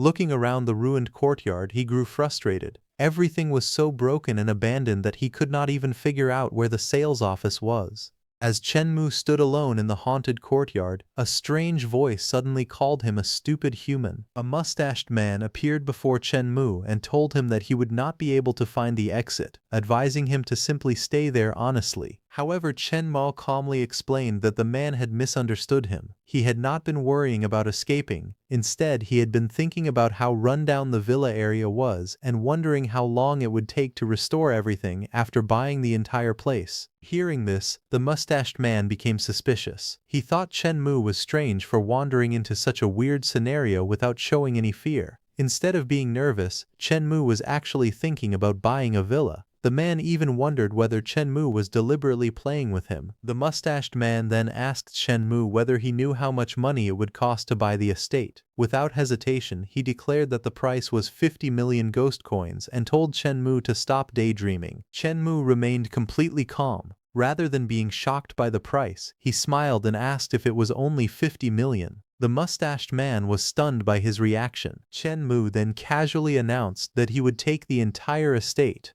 With a simple snap of his fingers, a massive pile of ghost coins appeared in front of them, glowing brightly in the eerie courtyard. The mustached man was shocked. He had never expected a human to take out so many ghost coins so easily. Realizing that Chen Mu was extremely rich, he immediately began calculating how to profit from him. In his mind, Hu Wan decided that he had to fleece Chen Mu properly, because earning anything less would feel like taking a loss. Chen Mu looked at him calmly and asked whether there was any problem. Since the price had already been settled, he suggested that they sign the contract. Hu Wan quickly stopped Chen Mu and explained that the previous price had only been a random number meant to test his financial strength. Since Chen Mu had already proven that he truly had the capital, Hu Wan said he would now reveal the actual price. Chen Mu remained calm and simply told him to say it. Hu Wan then announced that buying the entire Shanshui courtyard would require 1 billion ghost coins. The price was far higher than before, and Chen Mu immediately understood that Hu Wan was trying to rip him off like an easy target. Since Hu Wan was being dishonest first, Chen Mu decided that there was no need to treat him fairly either. Instead of arguing, Chen Mu smiled and said that money was not a problem. However, he asked whether he could invite 2 friends to his new home as guests. Hu Wan agreed without hesitation. He then handed Chen Mu 2 invitation cards and explained how they worked. As long as Chen Mu spoke the invitation words, the cards would automatically fly into the hands of the people he had in mind. Chen Mu accepted the cards and activated them. He introduced himself as Chen Mu, then declared through the invitation that the boss of Shanshui Courtyard was giving the entire estate to him for free. After that, he invited his friends to visit his new home immediately. The 2 invitation cards glowed with purple light and shot into the sky. Hearing Chen Mu's words, Hu Wan was instantly stunned. He angrily questioned when he had ever agreed to give the entire estate away for free, wondering if he had been kicked in the head by a donkey to make such a ridiculous decision. Chen Mu calmly told Hu Wan that his friends would arrive shortly. Seeing the pile of ghost coins, Hu Wan quickly pointed at it and said that they could treat the 50 million ghost coins as the deposit for the full 1 billion ghost coin price. However, Chen Mu stopped him and told him not to be so hasty. According to the proper procedure, Hu Wan should first show him around the estate before discussing payment. Hu Wan hesitated for a moment, but in the end he agreed. As they walked through the eerie Shanshui courtyard surrounded by purple ghost flames, Hu Wan casually asked Chen Mu who the friends he had invited were. He also wanted to know whether they were as wealthy as Chen Mu. Chen Mu replied indifferently, saying that they were all right and were merely some rich idlers. He told Hu Wan that he would understand once they arrived. Hearing this, Hu Wan secretly became excited. In his mind, he thought that this was a perfect opportunity. If Chen Mu's friends were also rich, he might be able to fleece another large sum from them. Trying to push the deal forward, Hu Wan brought Chen Mu to a ruined building and proudly introduced it as the crown jewel of Shanshui Courtyard. He claimed that as long as Chen Mu paid the deposit first, he could move in immediately. Chen Mu still refused to rush. He told Hu Wan that it would not be too late to buy the house after his friends arrived. He added that if Hu Wan still insisted on charging 1 billion ghost coins at that time, he would pay every single cent. Since Chen Mu had already said that, Hu Wan forced himself to remain patient. He smiled and agreed to wait a little longer. While Chen Mu and Hu Wan waited inside Shanshui Courtyard, Strange sounds echoed through the eerie estate.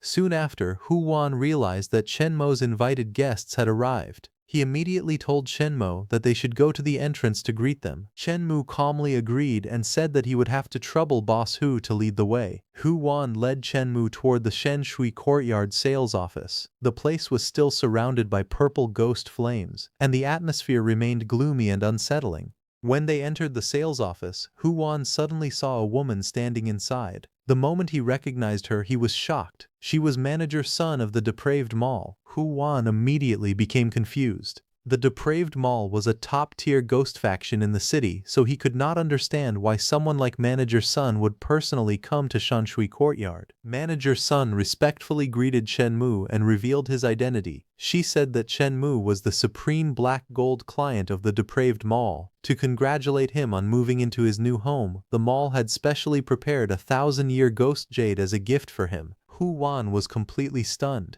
He could not believe that Chen Mu was actually a black gold client of the Depraved Mall. Even Hu Wan himself could not obtain an ordinary membership card, yet Chen Mu had the highest level status. Realizing this, Hu Wan instantly became nervous. He began to panic, wondering if he had offended someone far more powerful than he had imagined. He felt as though he had kicked an iron plate and decided that it would be wiser to back down before things became worse. Changing his attitude, Hu Wan forced a polite smile and said that since Chen Mu and Manager Sun were friends, he could offer Chen Mu a discount. He then suggested reducing the original price by 50%. Chen Mu smiled at Hu Wan and reminded him not to be so hasty again. His second friend had not arrived yet. At that moment, strange cries echoed outside the sales office. A flock of black birds flew across the blood-red sky, and the eerie purple flames around Shanshui Courtyard burned even brighter. Suddenly, a powerful purple aura erupted inside the sales office.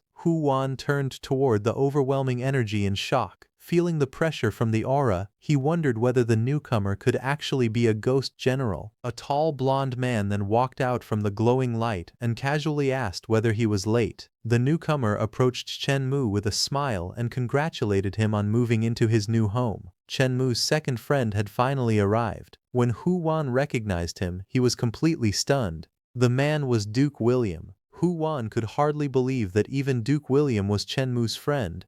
Duke William hurried over without stopping as soon as he received Chen Mu's message. After greeting him warmly, he asked whether he had missed anything important. Chen Mu assured him that he had arrived at exactly the right moment for a good show. Chen Mu then introduced Duke William to the mustached man, explaining that he was the owner of Shanshui Courtyard. The courtyard's owner immediately stepped forward and politely greeted Duke William. He claimed that he had heard a great deal about him and considered it an honor to finally meet him. Duke William shook his hand and jokingly praised him for being generous enough to give an entire courtyard to Chen Mu's brother. The owner quickly shook his head and nervously explained that Chen Mu must have misunderstood him because he had never intended to give away the courtyard. Hearing this, Duke William questioned why the man had not objected when the invitation letter had been sent earlier. Chen Mu also looked at him and demanded an explanation. Caught between them, the owner anxiously clarified that he had only meant to give Chen Mu the entire courtyard and all its surrounding parking spaces. His words immediately left him sweating because he knew the property was worth an enormous amount of money. Chen Mu leaned closer and reminded him that the selling price of Shanshui Courtyard alone was 1 billion ghost coins. Realizing that Chen Mu clearly remembered the price,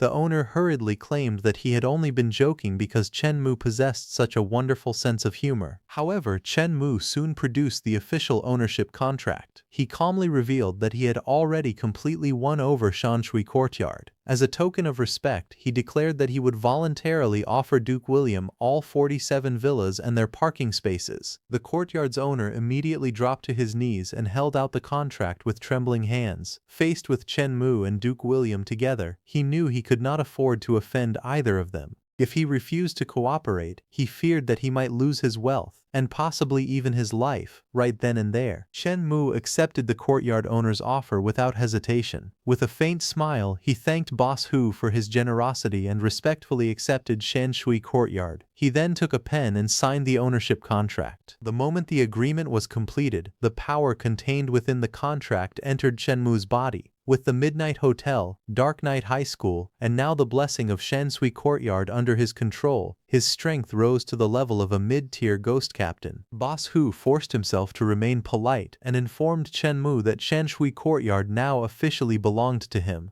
He assured Chen Mu that he would no longer disturb his reunion with his friends. Chen Mu calmly waved goodbye and told him to take care. Boss Hu immediately turned around and hurried away from the building. As they watched him leave, Duke William warned Shen Mu that Boss Hu had suffered an enormous loss and would probably not let the matter end so easily. He asked whether Shen Mu wanted him to deal with the man before he could cause any future trouble. However, Chen Mu calmly refused his offer. He explained that there was no need because he had already made the necessary arrangements. Meanwhile, Boss Hu ran desperately through the dark streets. Anger and resentment filled his heart as he thought about everything he had lost. He believed that Duke William might be able to protect Shen Mu temporarily, but he refused to believe that the Duke could remain beside him and protect him forever. Boss Hu clenched his fist in anger and swore that he would definitely take revenge on Chen Mu. However, while he was lost in his furious thoughts, a vehicle suddenly rushed toward him from behind. The car stopped just before hitting him, causing Boss Hu to fall onto the road in shock. Furious, he glared at the driver and demanded to know whether he had eyes or even knew how to drive. Still shaken, Boss Hu immediately tried to take advantage of the situation. He shouted that the driver had frightened him badly and demanded compensation. He declared that the matter would not be settled for anything less than 100,000 ghost coins. Two strange men sat inside the vehicle. Instead of arguing, they calmly told Boss Hu that they would help him settle the matter. Boss Hu immediately became suspicious and demanded to know who they were and who had sent them. The large, muscular man introduced himself as Brother Jie. With a sinister smile, he said that their vehicle was spacious and invited Boss Hu to climb inside and take a seat. Before Boss Hu could escape, one of the men suddenly grabbed his wrist. Realizing that they had no intention of compensating him, Boss Hu struggled desperately and shouted for them to release him. However, the men ignored his cries and forcibly dragged him into the vehicle. Boss Hu continued shouting in panic, demanding to know what they were doing, but he was unable to break free. The men mocked Boss Hu for foolishly trying to scam their boss. They claimed that they merely wanted to check whether his brain was developing normally. Before Boss Hu could do anything, the vehicle sped away with him trapped inside. Terrified,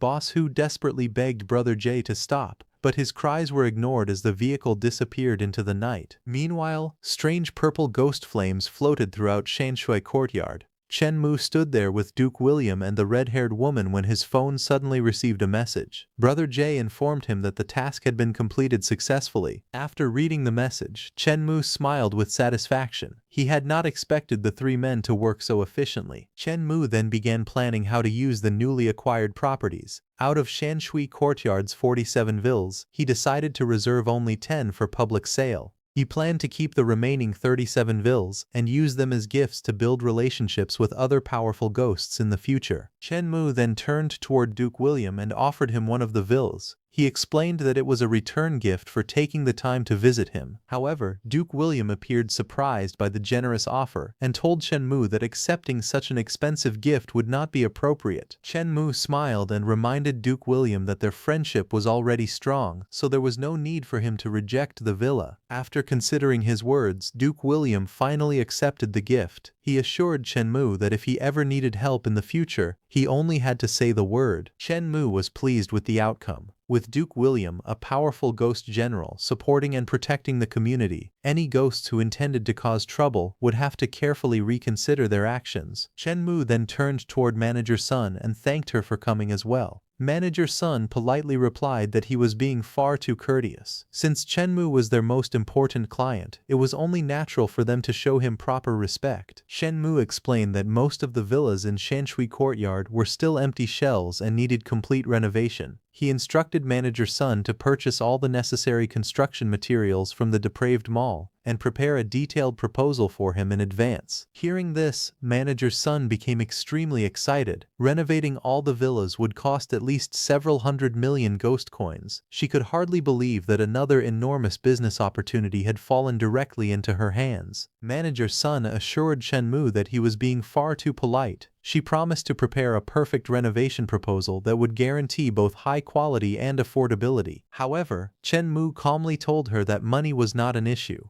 He wanted only the finest and most expensive materials available. Hearing this, Manager Sun immediately agreed and declared that she would begin preparing the proposal at once. Duke William then pointed out that although Chen Mu had received the villas for free, renovating all of them would still cost hundreds of millions of ghost coins. Curious about his intentions, he asked whether Chen Mu planned to sell the remaining properties. Chen Mu immediately denied it. He explained that simply selling the villas would not earn enough money to satisfy him. Instead, Chen Mu planned to use the villas to establish an exclusive high society circle reserved entirely for top-tier ghosts. By gathering powerful ghosts within the same community, he intended to create a valuable network of influence and connections. The Duke questioned whether relying solely on the villas would be enough to make the project successful. Chen calmly explained that the villas were only part of his plan. He also intended to develop the surrounding industries. When everything was ready, he hoped the Duke would help promote the project among the upper-class social circle. Chen believed that the newly promoted noble ghosts would never miss such an excellent opportunity to build connections with those in the upper ranks. After hearing his plan, the Duke smiled confidently and assured Chen that he would handle the promotion. Sometime later, Chen sat inside his office reviewing several documents. While he was focused on his work, someone knocked on the door.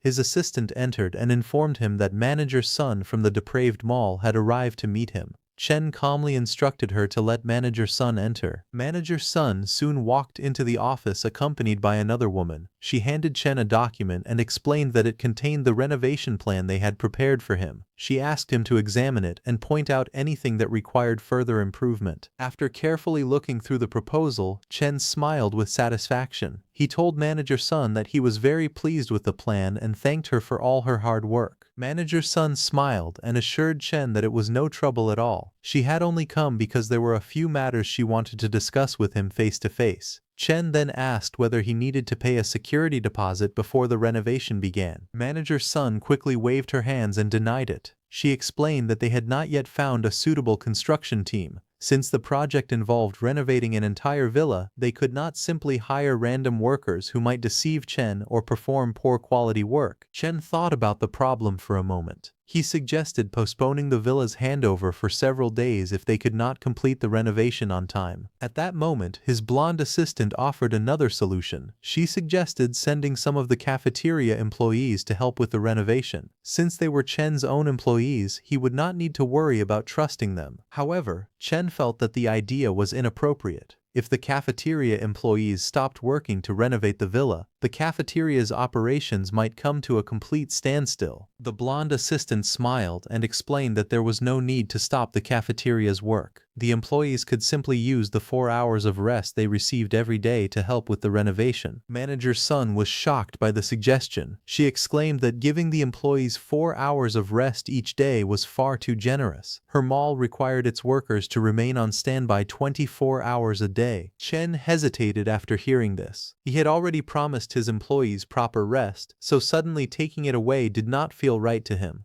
However, the blonde assistant saw no problem with it. She casually explained that overtime pay did not exist in the ghost world. Chen finally gave in and agreed to follow their suggestion. However, he made one condition very clear. If the cafeteria employees were going to spend 4 of their rest hours helping with the renovation, then those 4 hours had to be treated as overtime and they had to be paid triple wages as compensation. The blonde woman was immediately shocked by his demand. She insisted that they could not accept such money and argued that, in the ghost world, there was no such thing as overtime pay. Chen, however, did not back down at all. In a firm and domineering tone, he declared that his rules were absolute. He said overtime pay could not be reduced under any circumstances, and if they were unwilling to accept that condition, then they should not do the work at all. Hearing his unwavering stance, the blonde woman quickly lowered her head and apologized. She said she understood and promised to make the arrangements right away. As she left, Manager Sun silently watched Chen with shining eyes. His forceful and decisive attitude made her admire him even more, and she secretly found his domineering side very attractive. After that, Chen turned to Manager Sun and instructed her to purchase the renovation materials according to the plan. Manager Sun immediately agreed and confidently assured him that the villa would be decorated beautifully. Chen smiled and thanked them for all their hard work. After that, the scene shifted to the midnight cafeteria. The blonde manager entered the dining area where many employees were gathered and announced that the boss had new instructions for everyone. The workers immediately became attentive and eagerly urged her to speak quickly. She then explained that the Shanshui courtyard Chen had just purchased was currently short on manpower for renovations. Because of that, he needed the cafeteria staff to use their rest time to help with the renovation work. Instead of complaining, the employees became overjoyed after hearing this. One of them excitedly declared that they had finally been given a chance to repay the boss. Others were just as enthusiastic, saying it felt like heaven had finally opened its eyes and given them an opportunity to return Chen's kindness. They were thrilled that they could finally work overtime for the boss and help him directly. The blonde manager quickly warned the cafeteria staff not to celebrate too soon. She explained that Chen had specifically ordered that everyone who went to help with the renovation would receive triple overtime pay. The moment the workers heard this, their excitement vanished and they were left in shock. One employee cried out in despair, saying he had only wanted a chance to work overtime for the boss, so being forced to accept overtime pay felt more like a punishment than a reward. The others also became uneasy. Some worried that by accepting such generous treatment, they would simply be freeloading off Chen. Others feared that if he kept giving them so many benefits, he might eventually go bankrupt. Seeing everyone's reaction, the red-haired chef stood up and asked them all to think carefully about one question. How had the boss treated them all this time? Another worker immediately answered that Chen had treated them so well that words could not even describe it. The others quickly agreed. One of them pointed out that Chen was still in the most difficult stage of starting up his business, yet he was still willing to improve their benefits. Another worker became so emotional that he said if he truly accepted such overtime pay, he would no longer be able to face the elders and the people of the ghost world with a clear conscience. Finally, the red-haired chef raised his voice and asked what they should do. In response, the entire group shouted in unison that they should work unpaid overtime. Before leaving to work overtime, one of the chefs said they needed to make sure everyone followed the same story. The others looked at him in confusion and asked what he meant. The chef then revealed his plan. Everyone who went to the Shanshui courtyard had to avoid registering their names on the overtime timesheet. That way there would be no official record of their extra work, and Chen would not be able to pay them overtime wages. The employees immediately praised the idea. They believed it was the perfect way to help Chen without receiving the additional payment he had insisted on giving them. Seeing their determination, the blonde manager became deeply moved. She could hardly believe that the employees possessed such a strong sense of responsibility and awareness. She then ordered everyone to leave for the Shanshui courtyard immediately and help reduce their boss's burden. The workers rushed out of the cafeteria with great excitement, happily singing about how much they loved working overtime. When Chen Mu arrived at the Shanshui courtyard, he was surprised to see how much progress the workers had made. They had completed several days' worth of work in only a few hours. Looking at the busy employees, he silently admitted that this was truly the power of money. The workers continued renovating the villa with great enthusiasm. Some repaired the floor, while others carried materials and installed decorations. Chen Mu smiled and thanked everyone for their hard work. One of the workers immediately assured him that the work was not difficult at all. Another confidently promised that even though they were working overtime for free, they would still guarantee both the quality and quantity of their work. The moment those words left his mouth, the other workers froze. One of them angrily grabbed Ao Bin and reminded him that they had agreed to hide the truth from their boss. He even threatened that if Ao Bin could not control his mouth, he should give it to someone who needed it more.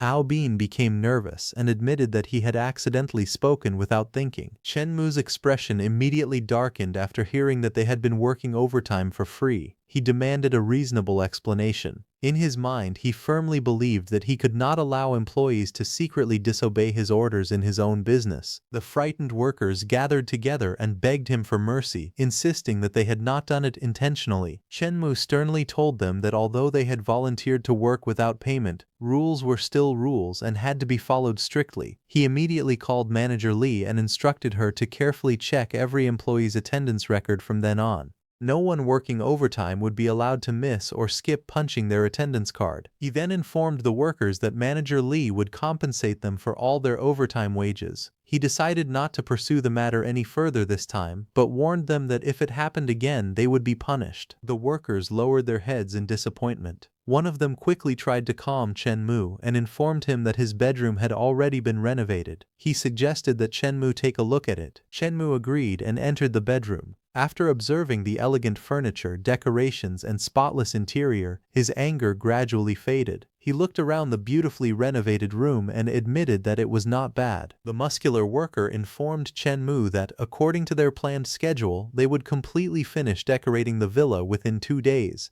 Chen Mu acknowledged their enthusiasm but firmly warned them that although they could remain passionate about their work, they were not allowed to break his rules. The worker confidently assured Chen Mu that he would personally supervise everyone, so there would be no further problems with attendance. Since it was already late, he then suggested that Chen Mu return home and rest early. Chen Mu smiled and remarked that he had not expected the worker to be so clever. The worker laughed and explained that, in their eyes, their boss's health was far more important than their wages. Later, inside the midnight cafeteria's office, Manager Lee reported that she had already distributed the overtime pay to all the employees who had secretly worked overtime the previous day. Chen Mu examined the attendance list and saw that A.G., A.Wei, and A.Bin had each worked 16 hours of overtime, while another employee had worked 14 hours. Chen Mu examined the attendance sheet and immediately noticed something suspicious. He turned to Manager Lee and asked whether she was certain there was no hidden trick in the records. Li Xiaoxiao became nervous and struggled to answer. Chen Mu slammed his hand on the desk and angrily called her by name. He warned that if she, as the manager, dared to hide things from him, the other employees in the midnight cafeteria would no longer respect or obey his rules. Li Xiaoxiao quickly bowed and apologized. However, Chen Mu told her that an apology was not the answer he wanted. Under the pressure, she finally admitted that everyone was now clocking in properly according to his instructions. The real problem was that the employees had started arriving earlier than required and leaving much later than they were supposed to. They were still finding ways to work additional hours without officially breaking the attendance rules. Hearing this, Chen Mu became even more frustrated. He considered their actions a form of rebellion. In his opinion, an unhealthy competition had already begun spreading through his business, with every employee trying to work harder and longer than the others. Chen Mu then became worried about their health. He wondered what would happen if someone collapsed because of the intense workload, especially since he had not yet arranged medical insurance for them. Li Xiaoxiao looked confused and asked what medical insurance was. Her question reminded Chen Mu that hospitals capable of treating ghosts were extremely rare. A new idea immediately formed in his mind. If he could purchase a hospital specially designed to treat ghosts, then he would practically hold the lifeline of every ghost living in the city. Chen Mu asked Manager Li where injured ghosts usually went for treatment.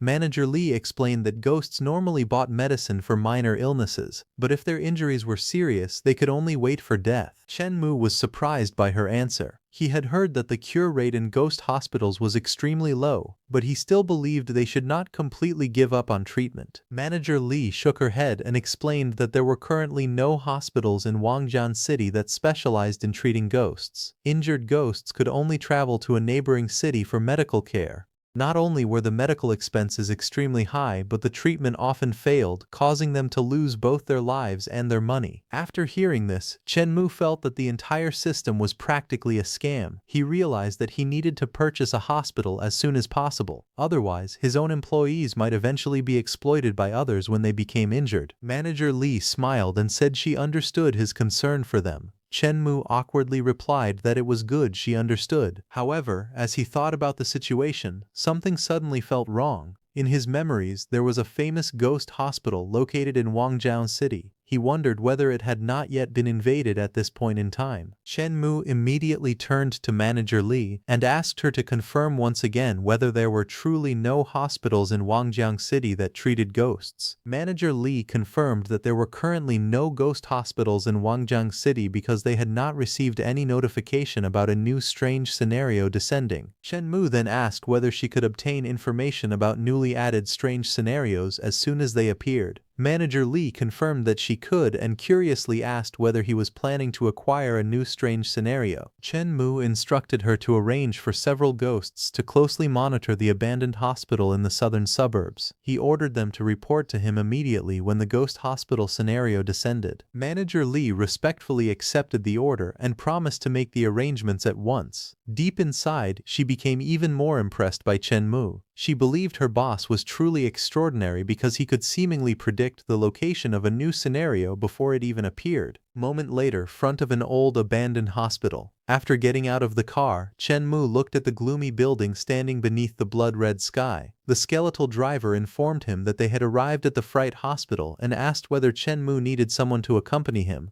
Chen Mu calmly refused and instructed the driver to wait outside for him as usual. Standing before the hospital entrance, Chen Mu realized that the strange scenario he had been waiting for had finally descended. Without hesitation, he walked forward and stepped through the entrance. The moment he entered, a mission notification appeared before him. It revealed that he had entered the strange mission known as the Thriller Hospital. His task was to serve as an intern doctor and successfully complete his internship. Chen Mu immediately felt speechless. He could not believe the hospital expected an ordinary person with no medical knowledge to treat ghosts. At that moment, he finally understood why the hospital had such a low cure rate and such a high mortality rate. As he walked deeper into the dim corridor, he observed the filthy walls, thick cobwebs, and bloody handprints surrounding him. The entire place gave off a dark and terrifying atmosphere. However, Chen Mu was not particularly surprised. By now, he felt that bloody handprints had become a standard feature of every strange scenario. Suddenly, the sound of high heels echoed through the empty hallway. Chen Mu turned toward the approaching footsteps and saw a ghostly nurse walking toward him. She had glowing red eyes and carried a blood-filled syringe in her hand.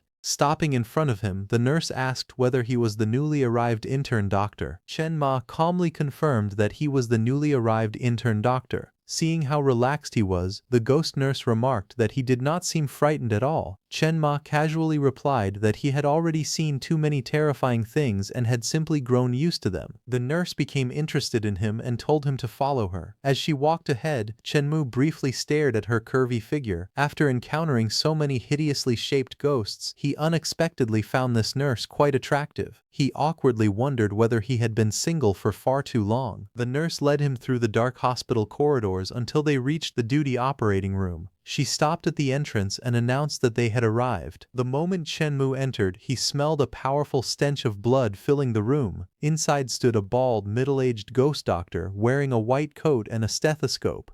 The nurse introduced him as the chief physician of their department, Director Tong, who had come from the Ghost World's medical school. Director Tong looked at Chen Mu with a faint smile and asked whether he was the newly arrived intern doctor. Chen Mu politely introduced himself to Director Tong. Director Tong handed him a document containing the operating room's rules and regulations and instructed him to read everything carefully before beginning his work. Chen Mu accepted the document and quickly realized that it contained the rules of the strange scenario. The first rule stated that Director Tong possessed excellent medical skills, would never lie, and could always provide the perfect treatment plan.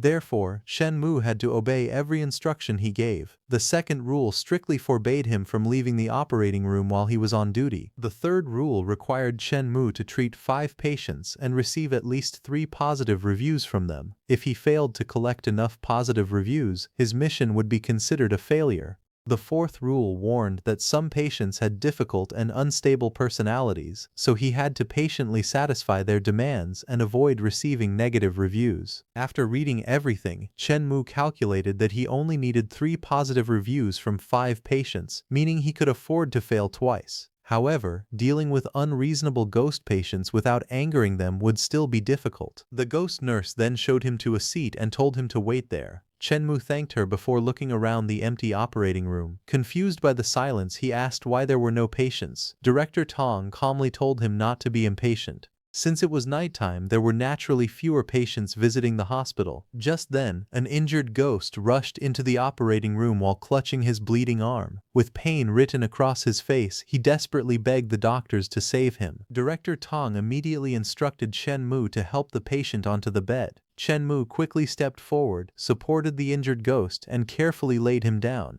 The patient continued crying out in pain and urged Chen Mu to treat him quickly. Director Tong then told Chen Mu to use ghost flower oil and cotton balls to disinfect the wound first. Chen Mu calmly agreed and picked up the necessary items from the medical tray. Following Director Tong's instructions, Chen Mu gently cleaned the wound by moving the cotton ball in 3 circles to the left and then 3 circles to the right. He handled the task carefully without causing any unnecessary pain. Director Tong praised him for doing well and explained that all he needed to do next was wrap the injured arm with a bandage. Chen Mu followed his instructions and soon finished treating the patient. However, after completing the treatment, Chen Mu became suspicious. The task had been far easier than he expected, making him feel that there had to be some hidden trick behind it. The injured ghost thanked Dr. Chen Mu and said that he would take his leave. Chen Mu smiled and reminded him to get plenty of rest after returning home. However, the moment the ghost left the operating room, he suddenly ran away at full speed.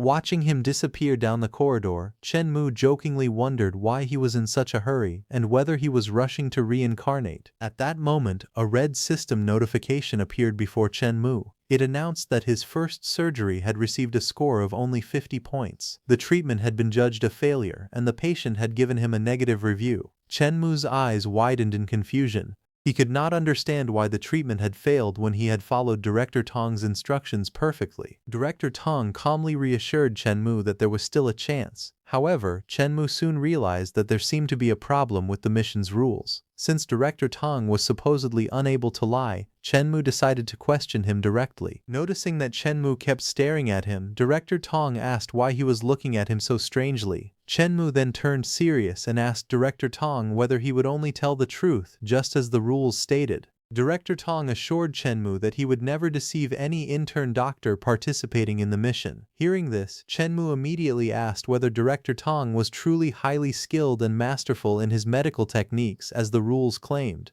Director Tong finally admitted that his medical skills were actually only average. He was surprised that Chen Mu had discovered the false information in the rules so quickly. At that moment, Chen Mu confirmed his suspicion. The strange mission had become more difficult and incorrect rules had begun appearing. The rule requiring him to treat 5 patients was still true, but the claim that Director Tong possessed excellent medical skills was false. Realizing this, Chen Mu understood that he could no longer blindly follow Director Tong's instructions during the upcoming surgeries. Chen Mu tightly gripped the surgical knife as he thought about his situation. He only had one more chance to fail, so he desperately needed to find a way out. After thinking carefully, he suddenly noticed a loophole in the mission's rules. The rules only required him to treat 5 patients, but they never stated where those patients had to come from. Realizing this, Chen Mu immediately took out his phone and searched through his contacts. He decided to call Ah Jae, Ah Wei and Ah Bin, believing that the 3 of them were the most suitable people to handle this matter. Meanwhile, outside Dark Knight High School, Ah Jae, Ah Wei and Ah Bin gathered together beneath the dark red sky. One of them complained that Chen Mu had suddenly ordered them to find 3 patients who could give him positive reviews. He wondered where they could possibly find suitable patients in the middle of the night. Another man agreed, pointing out that there were not many sick ghosts wandering around at such a late hour. However, the third man angrily called them foolish. He explained that if they could not find any patients, they could simply create some themselves. At that moment, a beautiful schoolgirl walked past them. The muscular man with orange hair stared at her with a foolish smile and remarked that she was extremely attractive. His companion immediately became furious and struck him on the back of the head. He scolded him for admiring a beautiful girl while they were supposed to be completing their boss's mission. He then threatened to break the man's arm and send him to Chen Mu as a patient instead. The orange-haired man immediately apologized to his big brother and admitted that he had been wrong. Fearing that his arm would truly be broken, he desperately begged him not to do it. Just then, they noticed an orange-haired man approaching the young ghost girl and blocking her path. With a strange smile, he warned her that it was extremely dangerous for a young ghost like her to wander outside so late at night. Seeing his actions, Ah Jie, Ah Wei and Ah Bin were initially surprised, but they soon understood what he was planning. The 3 of them gathered together and laughed wickedly. They had finally found the 3 patients they needed. At that moment, Ah Jie, Ah Wei and Ah Bin approached the men who were harassing the innocent ghost girl. One of them stepped forward and mockingly asked whether they were truly bullying a young girl in the middle of the night. However, one of the delinquents arrogantly replied that he was doing it simply because he felt like it. Another pink-haired delinquent shamelessly commented on the girl's attractive body. He claimed there was nothing wrong with allowing his big brother to touch her because she would not lose anything from it. The delinquents then demanded that Ah Jae, Ah Wei and Ah Bin hand over some money before their big brother became angry. They promised to consider the matter settled once they were paid. Hearing their demand, the black-haired man calmly replied that he truly did have something he wanted to give them. The black-haired man suddenly punched the pink-haired delinquent and declared that he wanted to send him to the afterlife. The other two men also attacked without hesitation, easily knocking all three delinquents to the ground. They coldly asked whether the delinquents still dared to act arrogantly. The three injured delinquents lay helplessly on the roadside.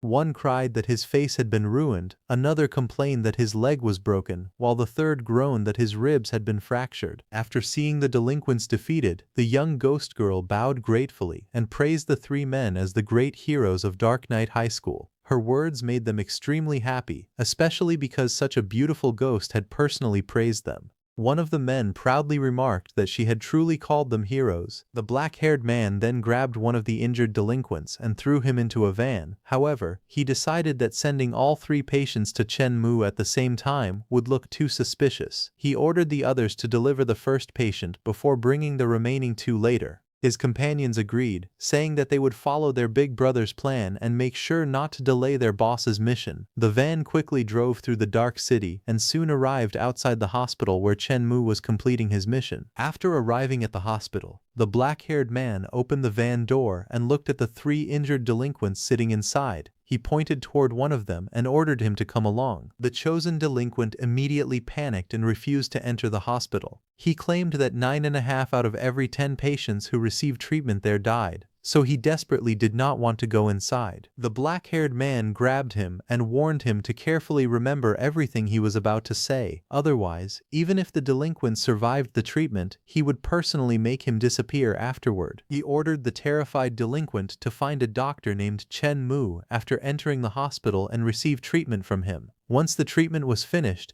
he had to give Chen Mu a positive review. To persuade him further, the black-haired man showed him a stack of ghost money and promised that it would belong to him after he left a good review. However, he also warned that he would remain outside the hospital entrance. If the delinquent dared to play any tricks behind his back, that same money would instead be used to hold his funeral banquet at the village entrance. The frightened delinquent immediately nodded and promised that he understood everything. Without giving him another chance to hesitate, the black-haired man kicked him toward the hospital entrance and ordered him to get inside. A short while later, outside the duty operating room, an injured patient anxiously asked where Dr. Chen was. He explained that he had come specifically to find Dr. Chen and receive treatment for his injuries. Chen Mu sat quietly beside Director Tong. After seeing the patient, he was impressed by Ah Jae's efficiency. Ah Jae had managed to find a patient for him in less than an hour. Meanwhile, Director Tong was surprised that someone had actually come to the hospital and specifically requested treatment from Chen Mu. Seeing the shocked expression on Director Tong's face, Chen Mu smiled and thought that it was all possible because of his cash ability. Chen Mu then stepped forward and politely introduced himself as the intern doctor, Chen Mu. The patient was stunned when he learned Chen Mu's identity. He had assumed that someone capable of commanding a ghost captain-level subordinate would at least be a powerful ghost general. He could not believe that Chen Mu was merely an ordinary human. The patient immediately changed his attitude and claimed that he had accidentally slipped and fallen face first. Chen Mu calmly told him to lie down on the hospital bed first. Chen Mu explained that he would disinfect the patient's wounds before prescribing some red medicine for him to take home to help with his recovery. The patient quickly nodded and admitted that he should not have been wandering around for no reason. He claimed that he deserved to fall like that and gratefully thanked Chen Mu for personally treating him. Hearing the patient's overly respectful words, Director Tong became speechless and wondered why even doctors had such devoted admirers nowadays. Chen Mo carefully used a pair of forceps to clean the wound on the patient's face. He asked whether it hurt, but the patient immediately assured him that it did not. He even told Chen Mo that the amount of force he was using was perfect. As long as Chen Mo did not damage his brain, he was willing to endure anything. After removing the damaged flesh and completely cleaning the wound, Chen Mu told the patient that he was free to leave. The patient sat up and thanked Chenmu sincerely, claiming that Chenmu was like a second parent to him. At that moment, Chenmu received a perfect score of 100 points for his second surgery, along with another 5-star positive review. Chenmu was pleased by how cooperative the patient had been. He thought that as long as he received 2 more positive reviews, he would be able to clear the mission. Just then, 2 more injured men rushed into the room. They desperately called out to Chenmu and claimed that they had both been struck by a car. They begged him to save them. Director Tong stared at them in disbelief. The previous patient had only just left, yet 2 more people had arrived specifically looking for Chenmu. He began to wonder whether Chenmu had somehow been possessed by a jinx. Chenmu calmly assured the 2 men that there was no problem. Since their injuries appeared more serious, he allowed them to receive treatment first. However, after taking a closer look at one of them, Chenmu's expression changed. He immediately recognized the man as the bastard who had cut off one of his fingers in his previous life. He had never expected to encounter him there. The blonde man lowered his head nervously, unaware that Chenmu had already recognized him. Seeing his face brought back painful memories from Chenmu's previous life. Back then, the blonde man had stood over the injured Chenmu and mocked him for trying to play the hero without understanding his own limits. He cruelly asked Chenmu how it felt to be betrayed by the person he had saved. To escape with his own life, Chenmu's so-called brother had promised to offer Chenmu's index finger to the blonde man as a trophy. Remembering that humiliation, Chenmu covered part of his face and smiled coldly.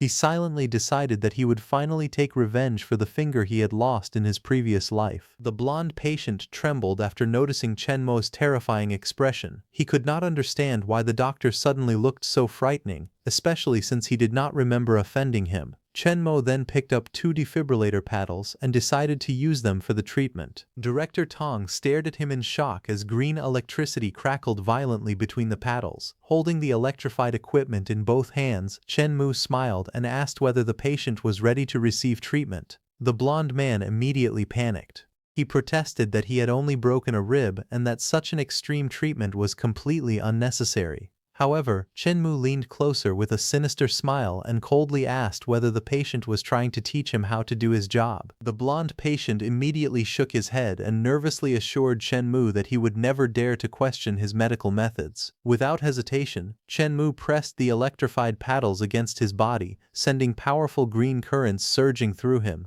The blonde man screamed in agony as his entire body violently convulsed. Chenmu calmly warned him that the voltage was slightly high and told him to endure it. After the electricity stopped, the badly burned patient weakly claimed that he had been cured. However, Chenmu wondered why the man had suddenly started speaking nonsense. Believing that the electrical power had not been strong enough, Chenmu raised the paddles and shocked him once again. The blonde man screamed even louder as green lightning consumed his entire body. His companion watched in terror and thought that Chenmu was far too ruthless, as the blonde man had almost been burned to a crisp. Moments later, the blonde patient sat up briefly before collapsing onto the bed. His soul then left his body, confirming that he had died. Chenmu turned toward the remaining patient and calmly explained that his brother's condition had been too severe and that he appeared to have died. Instead of mourning him, the frightened man immediately realized that the dead patient could no longer leave Chenmu a positive review. He then became even more anxious. He feared that if the 3 powerful men waiting outside discovered what had happened, they would punish him as well. The remaining patient realized that reviving his brother was the only way to save his own life.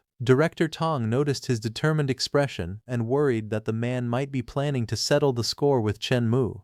However, instead of attacking Chenmu, the patient suddenly grabbed the defibrillator paddles from his hands. He scolded his brother for being too mischievous and accused him of pretending to be dead during Chenmu's treatment. His strange words left Chenmu confused. The patient then pressed the paddles against his brother's chest and desperately ordered him to wake up. He declared that if his brother truly died, he would not continue living either. Green electricity surged through the blonde man's body as the patient repeatedly tried to revive him.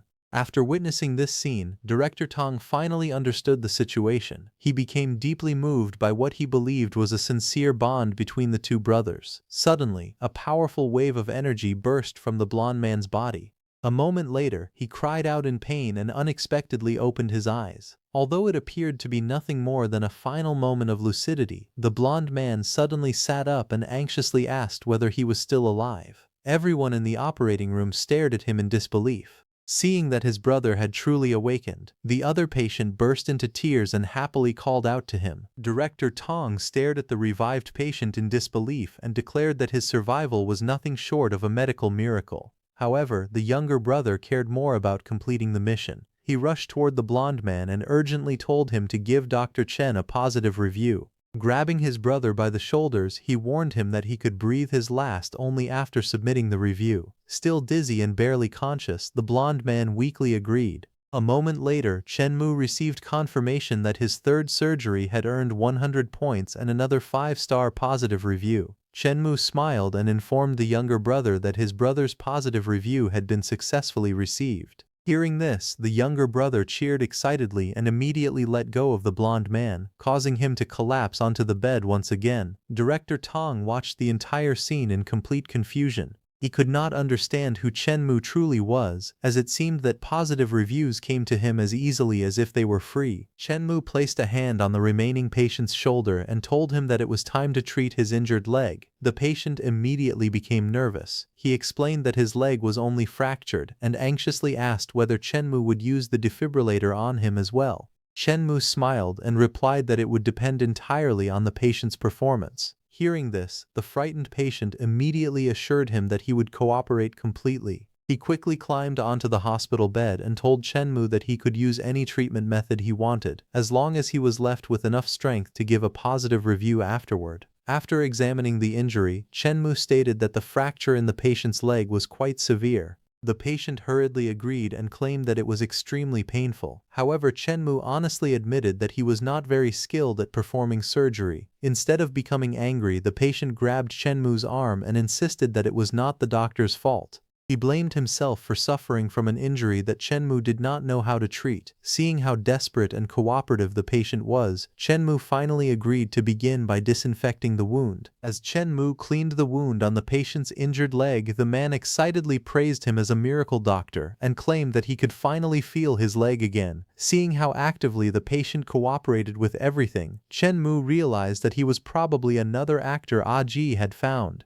After removing the damaged flesh, Chen Mu placed the forceps aside and explained that he had done everything he could. The patient immediately jumped down from the hospital bed and happily announced that he had been completely cured. Chen Mu looked at him suspiciously and asked whether he was truly all right. He even offered to place a cast around the injured leg, but the patient quickly refused and insisted that the current treatment was already perfect. To prove that he had recovered, the patient began moving around wildly and even performed handstands across the operating room. He excitedly claimed that he could already run again before quickly heading toward the exit. Chen Mu called after him and asked whether he was really planning to leave his injured elder brother behind. However, the patient ignored him and hurriedly escaped from the room.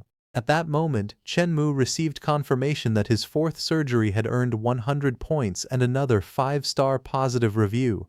Director Tong sat beside Chen Mu and thought carefully about the situation. He believed that if the first ghost had been hired by Chen Mu to act, then the other two ghosts were truly afraid of the young man from the bottom of their hearts. Chen Mu then looked at Director Tong and asked if he had anything to say. Director Tong quickly smiled and said he only had a small question and wanted to ask Chen Mu for advice. Chen Mu calmly told him to speak. Director Tong asked Chen Mu what his original job was. He said that the ghosts who came to see Chen Mu seemed to respect him a lot. Chen Mu casually replied that it was nothing special. He said he was just an ordinary person doing a little business. Just then, a nurse entered the room with a large muscular ghost. The muscular ghost was carrying a badly injured man. The nurse told Chen Mu that the gentleman had come looking for him. Chen Mu immediately recognized the injured man and asked if he was the patient who had given him a bad review. The muscular ghost explained that the man had taken a fall and broken his teeth. He apologized for the trouble and asked Chen Mu to treat him. The injured man looked terrified and admitted that he was guilty. He cried and said he should not have given Chen Mu a bad review. Chen Mu looked surprised and asked why they had been so heavy-handed. He asked if their ghost world did not have the fine tradition of not hitting a ghost in the face. The muscular ghost quickly apologized and said it was all his fault for going too far. Chen Mu told everyone that there was nothing else for them to do there and asked them to wait outside first. The muscular ghost agreed and said he would wait for Chen Mu to come out. The injured man quickly begged Chen Mu for mercy. He said he would change his rating right away and asked Chen Mu to let him go. Just then a system notification appeared, saying that the first surgery evaluation had been modified to 100 points with a 5-star good review. After seeing this, Chen Mu calmly told the injured man that he could leave. The injured man became very happy and praised Chen Mu, saying that he was truly generous. Then the injured man quickly ran away, feeling extremely relieved. Director Tong watched everything in shock. He thought that he had been a doctor for many years, but this was the first time he had ever seen someone modify an evaluation like that. He realized that Chen Mu was definitely not an ordinary businessman. At that moment, footsteps sounded from outside. Another patient came in while holding his swollen cheek. He nervously told Chen Mu that his tooth was swollen and asked him to take a look. Director Tong smiled and told Chen Mu that he had been busy for a long time. He said that this time he would perform the surgery for Chen Mu. Chen Mu looked at him and asked if that was appropriate. Director Tong quickly replied that it was completely appropriate. He also said that the rules never said he could not perform surgery for Chen Mu. Hearing this, Chen Mu smiled and agreed to trouble Director Tong. Director Tong then told the nurse Xiao Li to give Chen Mu a good shoulder rub. Xiao Li agreed and gently began massaging Chen Mu's shoulders. She asked Chen Mu if the pressure was right. Chen Mu enjoyed it and said it was not bad. Meanwhile, Director Tong treated the patient's swollen tooth. After the treatment was finished, he reminded the patient that he could leave and told him to remember to give Chen Mu a good review. The patient happily agreed. Soon, the system announced that the 5th surgery was complete. The evaluation was 100 points with a 5-star good review. After seeing this, Chen Mu stretched his arms and said he had finally cleared the mission. Director Tong smiled and told Chen Mu that he had kept him waiting. Chen Mu thanked Director Tong for his hard work and said that since the mission was complete, he would take his leave. However, Director Tong quickly stopped him and said there was no need to leave in such a hurry. Chen Mu calmly asked if there was anything else. Director Tong explained that Chen Mu was the first intern doctor to clear the mission with a perfect score, so the hospital had prepared an extra reward for him. Chen Mu became interested and asked about it. Meanwhile, inside the office, the hospital director looked at Chen Mu's file and felt that the name sounded familiar. After seeing the record saying that Chen Mu had received 5 good reviews and cleared the mission with a perfect score, he suddenly remembered him. The director realized that Chen Mu was the wealthy man who had recently bought Dark Knight High School and Shanshui Court in a row. He thought that if he could trick this young man into buying Thriller Hospital, then he would no longer have to fear going bankrupt at any moment. After thinking about it, the hospital director decided to meet Chen Mu without further delay. Meanwhile, Director Tong showed Chen Mu a ghost captain tier item called Psychedelic Spray. He explained that it could create an illusion for ghosts who were below the trap level. However, he also warned Chen Mu that its effect would only last for 1 hour, so he had to use it carefully. Chen Mu accepted the item and thanked Director Tong for the reminder. At that moment, the hospital director looked at him and thought that Chen Mu looked exactly like the photo. He believed that this young man was really the super tycoon. Director Liu then appeared and praised Chen Mu. He said that, as expected of the intern doctor who had cleared the mission with a perfect score, Chen Mu truly had a striking appearance. Director Tong and the nurse politely greeted him. Director Liu smiled at Chen Mu and said that he had been wondering how to find him, but he did not expect Chen Mu to deliver himself right to his door. Then Director Liu praised Chen Mu's treatment process and said his medical skills were truly excellent.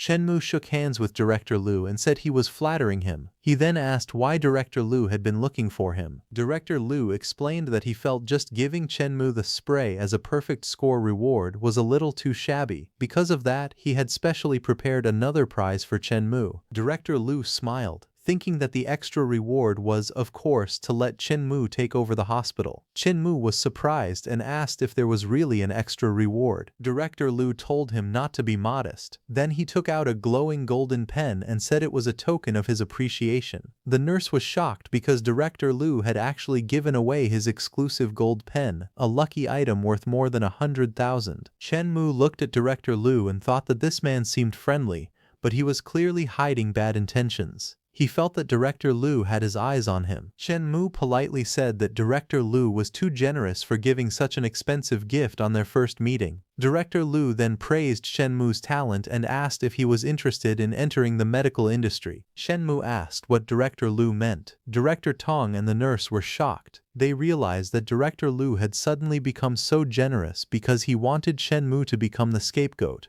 They thought Director Liu's heart was still as dark as ever, since he wanted to dump a hospital with negative revenue onto Chen Mu. Director Liu finally spoke honestly and said that he wanted to sell Thriller Hospital to Chen Mu. Chen Mu thought that it was finally time for a ghost to take the initiative and do business with him. Then he smiled and asked why Director Liu wanted to sell the hospital when it was operating perfectly fine. Director Liu sighed and told Chen Mu the truth. He said the hospital had been struggling to make ends meet lately. He had already tried to turn things around, but he was powerless to save the situation, which was why he wanted to sell it. Chen Mu smiled and asked how much Director Liu planned to sell the hospital for. Director Liu explained that the strange apocalypse had only recently arrived, so ordinary ghosts did not have enough money to pay the high surgery fees. He said it would be strange if the hospital was not losing money. Then Director Liu said the hospital was not expensive. It only cost 800 million ghost coins. Director Tong and the nurse were shocked after hearing the price. Director Tong thought Director Liu might as well rob a bank, while the nurse wondered if there was still time to report the black-hearted director. Chen Mu looked at Director Liu and said it seemed like he did not have much sincerity. He knew that if a strange scenario went bankrupt, the owner would die along with it. Since Director Liu wanted him to take over the mess and save his life, Chen Mu wondered if he was still trying to treat him like a fool. Director Liu immediately became nervous and quickly said the price was negotiable. In fact, he said it was very negotiable. Director Liu nervously asked Chen Mu how 500 million sounded. But before Chen Mu could accept, Director Liu quickly changed his words and said 300 million was also fine, and the minimum price was 100 million. Chen Mu noticed that Director Liu had dropped the price from 800 million to 100 million right away. He realized that Director Liu truly wanted to sell the hospital. Director Liu looked at Chen Mu's expression and worried that he still thought the price was too expensive. Then Director Liu asked Chen Mu to give him a solid number if he was serious about buying it. Chen Mu calmly said 70 million. He added that if Director Liu agreed, he could pay in cash. Chen Mu also thought that if he bargained any further, Director Liu might completely break down. Director Liu immediately agreed. He asked Chen Mu to show him the full amount of ghost coins first. He said that after verifying the money, they would sign the contract. Chen Mu snapped his fingers and a glowing blue crystal activated. In an instant, stacks of cash appeared all around him. He calmly told everyone that the money was right there. Director Liu, the doctor, and the nurse were left speechless. They could not believe that Chen Mu had casually brought out 70 million. The nurse even thought he was an incredibly eligible bachelor. Chen Mu noticed that Director Liu was still standing there in shock, so he reminded him to bring out the contract. Director Liu quickly came back to his senses, smiled awkwardly, and handed over the document. Chen Mu carefully read through the contract before accepting it. As soon as the contract was completed, a dark purple energy flowed into Chen Mu's body. A system notification appeared, announcing that he had successfully acquired Thriller Hospital. His strength had reached the late-stage Ghost Captain level, and he had unlocked a new skill called Ghost Transformation. The skill allowed him to transform into a ghost for 5 minutes, greatly increasing his speed and strength while making him immune to the forced summons of weird missions. Chen Mu smiled happily after reading the notification. He was pleased that not only had his strength increased, but he had also gained a powerful new skill. He decided to find a deserted place later so he could test his new ability. Director Liu praised Chen Mu, saying that it was amazing for a human to reach the late-stage Ghost Captain level. Chen Mu thanked Director Liu and said that it was only because Director Liu had reluctantly parted with his treasured hospital that he had been given the opportunity to become much stronger. Director Liu looked at the huge pile of ghost coins and asked Chen Mu if he needed help moving them. He said it would be difficult for one person to carry so many coins and offered to call some employees to assist him. Chen Mu smiled and politely declined the offer. He told Director Liu that he had already made arrangements for transporting the ghost coins. Director Liu immediately called over the hospital staff. They quickly loaded the ghost coins onto a hospital bed and prepared to move them away. Before leaving, Director Liu told Chen Mu that Thriller Hospital and all of its employees now belonged to him. He wished Chen Mu a prosperous business and abundant wealth before happily pushing the cart full of ghost coins away. Watching director Lu leave, Chen Mu smiled to himself. He believed that everyone could laugh at him for selling the hospital now, but once Thriller Hospital started making huge profits, they would regret that decision. After that, Chen Mu asked a doctor and a nurse to take him to the hospital director's office. The nurse eagerly volunteered, saying that Director Tong was busy with work and that she would personally guide Chen Mu there. The doctor quickly interrupted her, claiming that there were no patients at the moment, so it would be more appropriate for him to accompany Chen Mu instead. Chen Mu smiled and told the doctor to stay in the duty room because the hospital rules stated that doctors were not allowed to leave the operating room whenever they wanted. Hearing that, the doctor had no choice but to stay behind. As they walked together, the nurse explained that the hospital had limited funds, so the elevator was unavailable, and they would have to take the stairs to reach the 5th floor. Chen Mu did not mind at all and said he would simply treat it as exercise. The doctor watched them leave with tears in his eyes and regretted not studying nursing instead.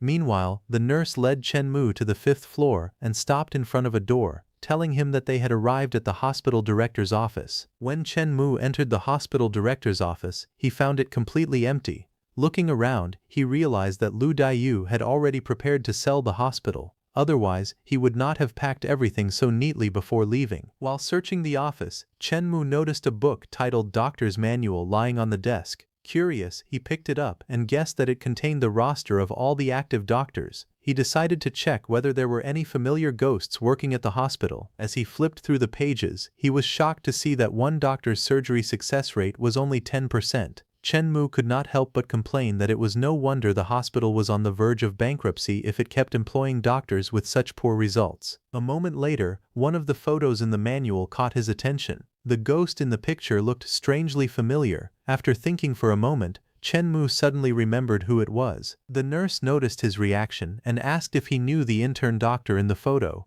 Chen Mu looked at her in surprise and asked if the ghost was only an intern doctor. The nurse nodded and explained that the intern had joined the hospital only a few days earlier. Hearing that, Chen Mu immediately asked where the intern doctor was now. The nurse told Chen Mu that Director Lu had assigned the intern doctor to guard the warehouse. The moment Chen Mu heard that, his expression changed. He angrily asked how they could make such a talented doctor guard a warehouse. He immediately ordered the nurse to bring the intern doctor to him at once. Frightened by his reaction, the nurse quickly agreed and rushed off to find the doctor. After the nurse left, Chen Mu smiled to himself. He knew that the ghost doctor standing guard at the warehouse was actually a famous miracle doctor from the later stages of the apocalypse. Since the apocalypse had only just begun, no one realized how skilled the scruffy-looking ghost truly was.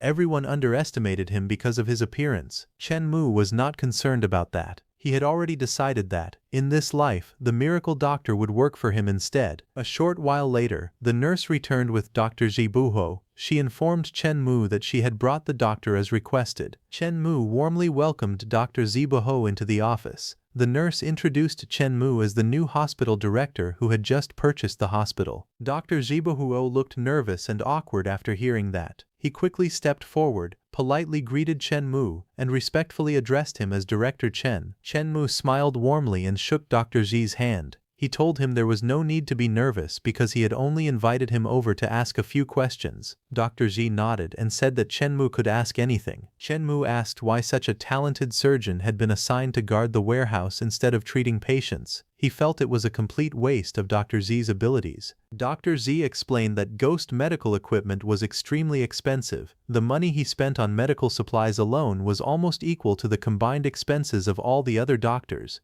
Because of that, Director Lu often scolded him and eventually stopped allowing him to perform surgeries on patients. The ghost nurse added that Director Lu had always exploited his employees to maximize his own profits, no matter how unfair it was. Chen Mu calmly assured them that things would be different from now on. Since the hospital now belonged to him, those problems would no longer exist. He promised that as long as everyone did their jobs well, he would treat them fairly and never mistreat them. He then summoned several red envelopes and asked the nurse to distribute them to all the staff members. The nurse happily accepted the task and immediately went to hand them out. Seeing the red envelopes, Dr.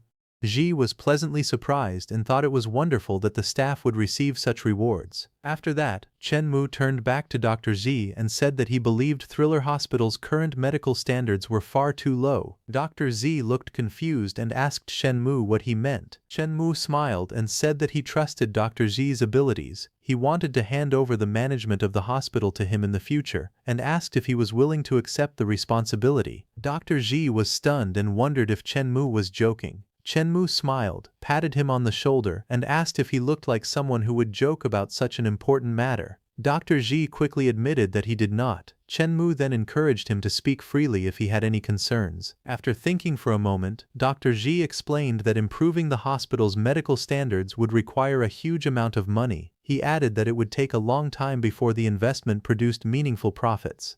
He was worried that Chen Mu would not have enough money to support such a large project. Chen Mu calmly asked if there were any other concerns besides money and time. Dr. Z shook his head and replied that those two issues were already the biggest obstacles. Chen Mu confidently declared that he would give Dr. Z 6 months to turn the hospital into the best hospital in the entire ghost world. Dr. Z was shocked by the bold promise. He warned Chen Mu that achieving such a goal would require an investment of at least hundreds of millions, and he could hardly believe anyone would be willing to spend that much. Chen Mu smiled confidently and said that money was the easiest problem to solve. Since he had decided to invest in Dr. Z, the last thing Dr. Z needed to worry about was funding. As he spoke, a huge pile of cash appeared in front of Dr. Z. Chen Mu asked if that amount was enough. Dr. Z stared at the mountain of money in disbelief. He realized that Chen Mu was nothing like the short-sighted directors of the past and was amazed by his generosity. Chen Mu then made one thing clear. He said that he did not plan to pay Dr. Ji a salary. Instead of being upset, Dr. Ji smiled and replied that he did not mind working for free as long as he could focus on his medical research without interference. Hearing that, Chen Mu laughed and said he had no intention of making Dr. Ji work for free. Instead, he decided to give him a 1% ownership stake in Thriller Hospital. Dr. Ji was shocked and asked if such a reward was too valuable. Chen Mu explained that he believed in Dr. Ji's passion for medicine and had complete confidence in his abilities. He said that a doctor capable of treating advanced ghost illnesses was worth far more than a small investment. Compared to the value Dr. Ji could bring to the hospital, that investment was only a tiny price to pay. Deeply moved by Chen Mu's trust, Dr. Ji promised that he would give everything he had to improve the hospital's medical standards and turn it into the best hospital in the shortest time possible. Chen Mu smiled and told him that he had complete faith in his abilities. Although Chen Mu looked calm on the outside, he secretly laughed to himself. He thought that with only a small investment, he had successfully secured the loyalty of a future miracle doctor. He believed that with Dr. Ji working for him, he would be able to attract even more powerful ghost elites in the future. After a moment, Dr. Ji pointed out another problem. He explained that even though the hospital now had enough money, it still did not have enough patients for him to conduct clinical research and improve its medical standards.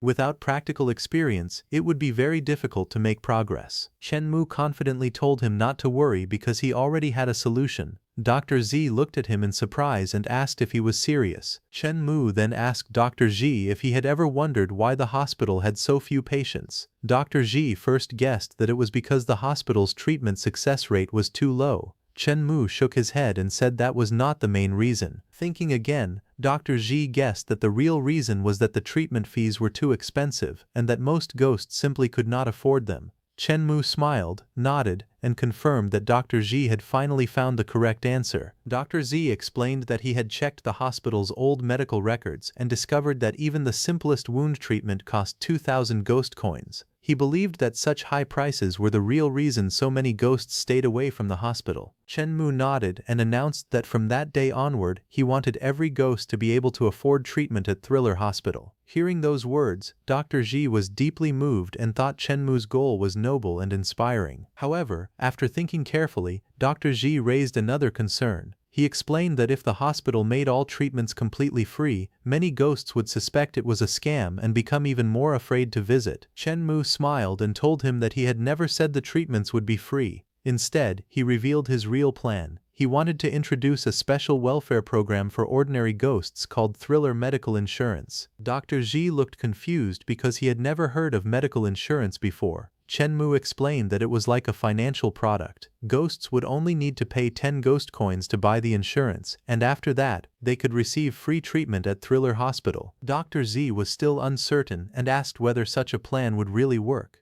Chen Mu confidently assured him that everything would be fine and ordered him to begin making the necessary arrangements immediately. Dr. Ji respectfully accepted the order and hurried off to prepare the new program. As he left, Chen Mu quietly smiled to himself. He knew that while 10 ghost coins was almost nothing for ordinary ghosts, there would always be clever ghosts who would try to exploit loopholes in the insurance system and fall into the trap he had carefully designed. When the time came, those greedy ghosts who tried to exploit the insurance system's loopholes would become perfect test subjects for the doctor's medical research. The next day, news about Thriller Hospital's new medical insurance spread quickly throughout the ghost world. 2 ghosts talked about it on the street. One of them said the hospital had launched a new financial product that allowed anyone who bought Thriller medical insurance to receive free treatment for life. The first ghost became interested and suggested they buy the insurance to see if it was real. Since it only cost 10 ghost coins, he felt there was nothing to lose. However, the other ghost was much more cautious. He warned that nothing in the world was truly free and suspected it was some kind of trap. He refused to buy it. The first ghost laughed at his friend for being overly afraid. Calling him a coward, he declared that he would buy the insurance himself. Meanwhile, back at Thriller Hospital, Chen Mu sat in the operating room on duty and asked the nurse for an update on the new insurance program. The nurse happily reported that Thriller medical insurance had become an instant success. Orders had exploded in just one day, far beyond everyone's expectations. Chen Mu was surprised by the report. He had not expected the insurance program to become so popular after only a single day. The nurse explained that ever since the medical insurance was launched the previous night, ghosts had been arriving non-stop to buy it. The stream of customers had not slowed down for even a moment. Hearing that, Chen Mu asked how many ghost patients had come to Thriller Hospital for treatment since the insurance program began. The nurse checked the records and reported that the hospital had already treated 200 patients. Out of them, 30 had survived. Chen Mu was pleasantly surprised. He remarked that the treatment success rate had improved much faster than he had expected. Smiling with satisfaction, he praised the hospital's doctors, saying they all had great potential. Chen Mu then instructed the nurse to continue promoting Thriller medical insurance as widely as possible. The nurse immediately agreed. Looking over the reports, Chen Mu smiled to himself. He believed that before long, Thriller Hospital would become famous throughout the entire ghost world. Just then, someone knocked on the office door. Chen Mu invited the visitor inside. A well-dressed man entered the room and politely greeted Director Chen. Thinking the man had come for medical treatment, Chen Mu kindly directed him to the consultation rooms on the first floor. The visitor quickly shook his head with a smile and explained that Chen Mu had misunderstood. He said he had not come to see a doctor. The visitor politely handed Chen Mu a business card and asked him to take a look.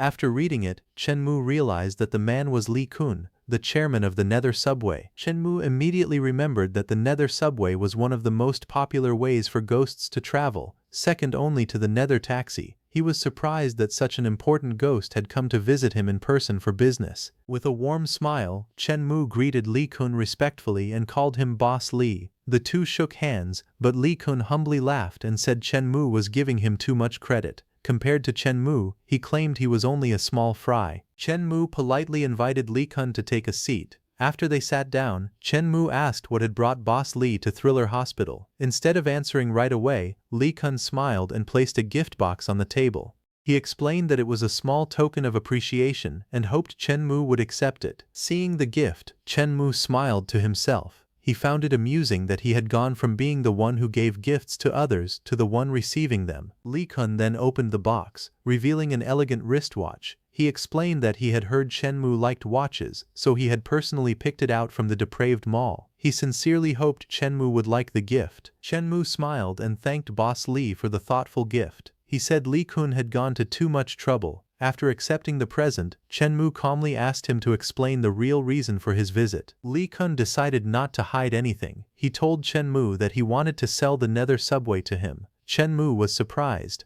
As far as he knew, the Nether Subway had always been making money, so he could not understand why Li Kun wanted to sell it. Li Kun explained that although the subway had never operated at a loss, its profits were very small. For many years the income had only been enough to cover employee salaries and maintenance costs, leaving almost no real profit. Looking worried, Li Kun asked whether Chen Mu could understand how frustrating that situation was. Chen Mu smiled and told him that he understood. He asked Li Kun not to get so emotional. Hearing that, Li Kun quickly expressed his sincerity. He promised that if Chen Mu bought the Nether subway, he would faithfully serve him from that day forward. Li Kun continued by saying that although the Nether subway's current income could not compare with Chen Mu's other businesses, he was confident it had enormous potential and would become highly profitable in the future. He earnestly begged Chen Mu to buy the Nether subway because he truly wanted it to rise to the top. Seeing Li Kun become so anxious, Chen Mu calmly told him to sit down and relax first. Embarrassed, Li Kun apologized and admitted that he had lost his composure. Chen Mu leaned back in his chair and realized that having capable people willing to work for him was not a bad feeling at all. He then told Li Kun that he was indeed interested in the Nether subway. However, he explained that he needed to inspect it personally before making any decision. Li Kun immediately agreed. He happily said that Chen Mu was welcome to visit whenever he was free. Chen Mu smiled and suggested that there was no reason to wait. He proposed that they go and inspect the Nether subway right away. Li Kun quickly agreed and led Chen Mu out of the office. As they walked through the underground station, Li Kun politely reminded Chen Mu to watch his step on the stairs. Several ghosts noticed the scene and were stunned to see Li Kun treating a human with so much respect. One ghost looked at him with disgust and mocked him, saying that a dignified ghost was acting like a human servant. One of them spat on the ground and called Li Kun's behavior shameful and disgraceful.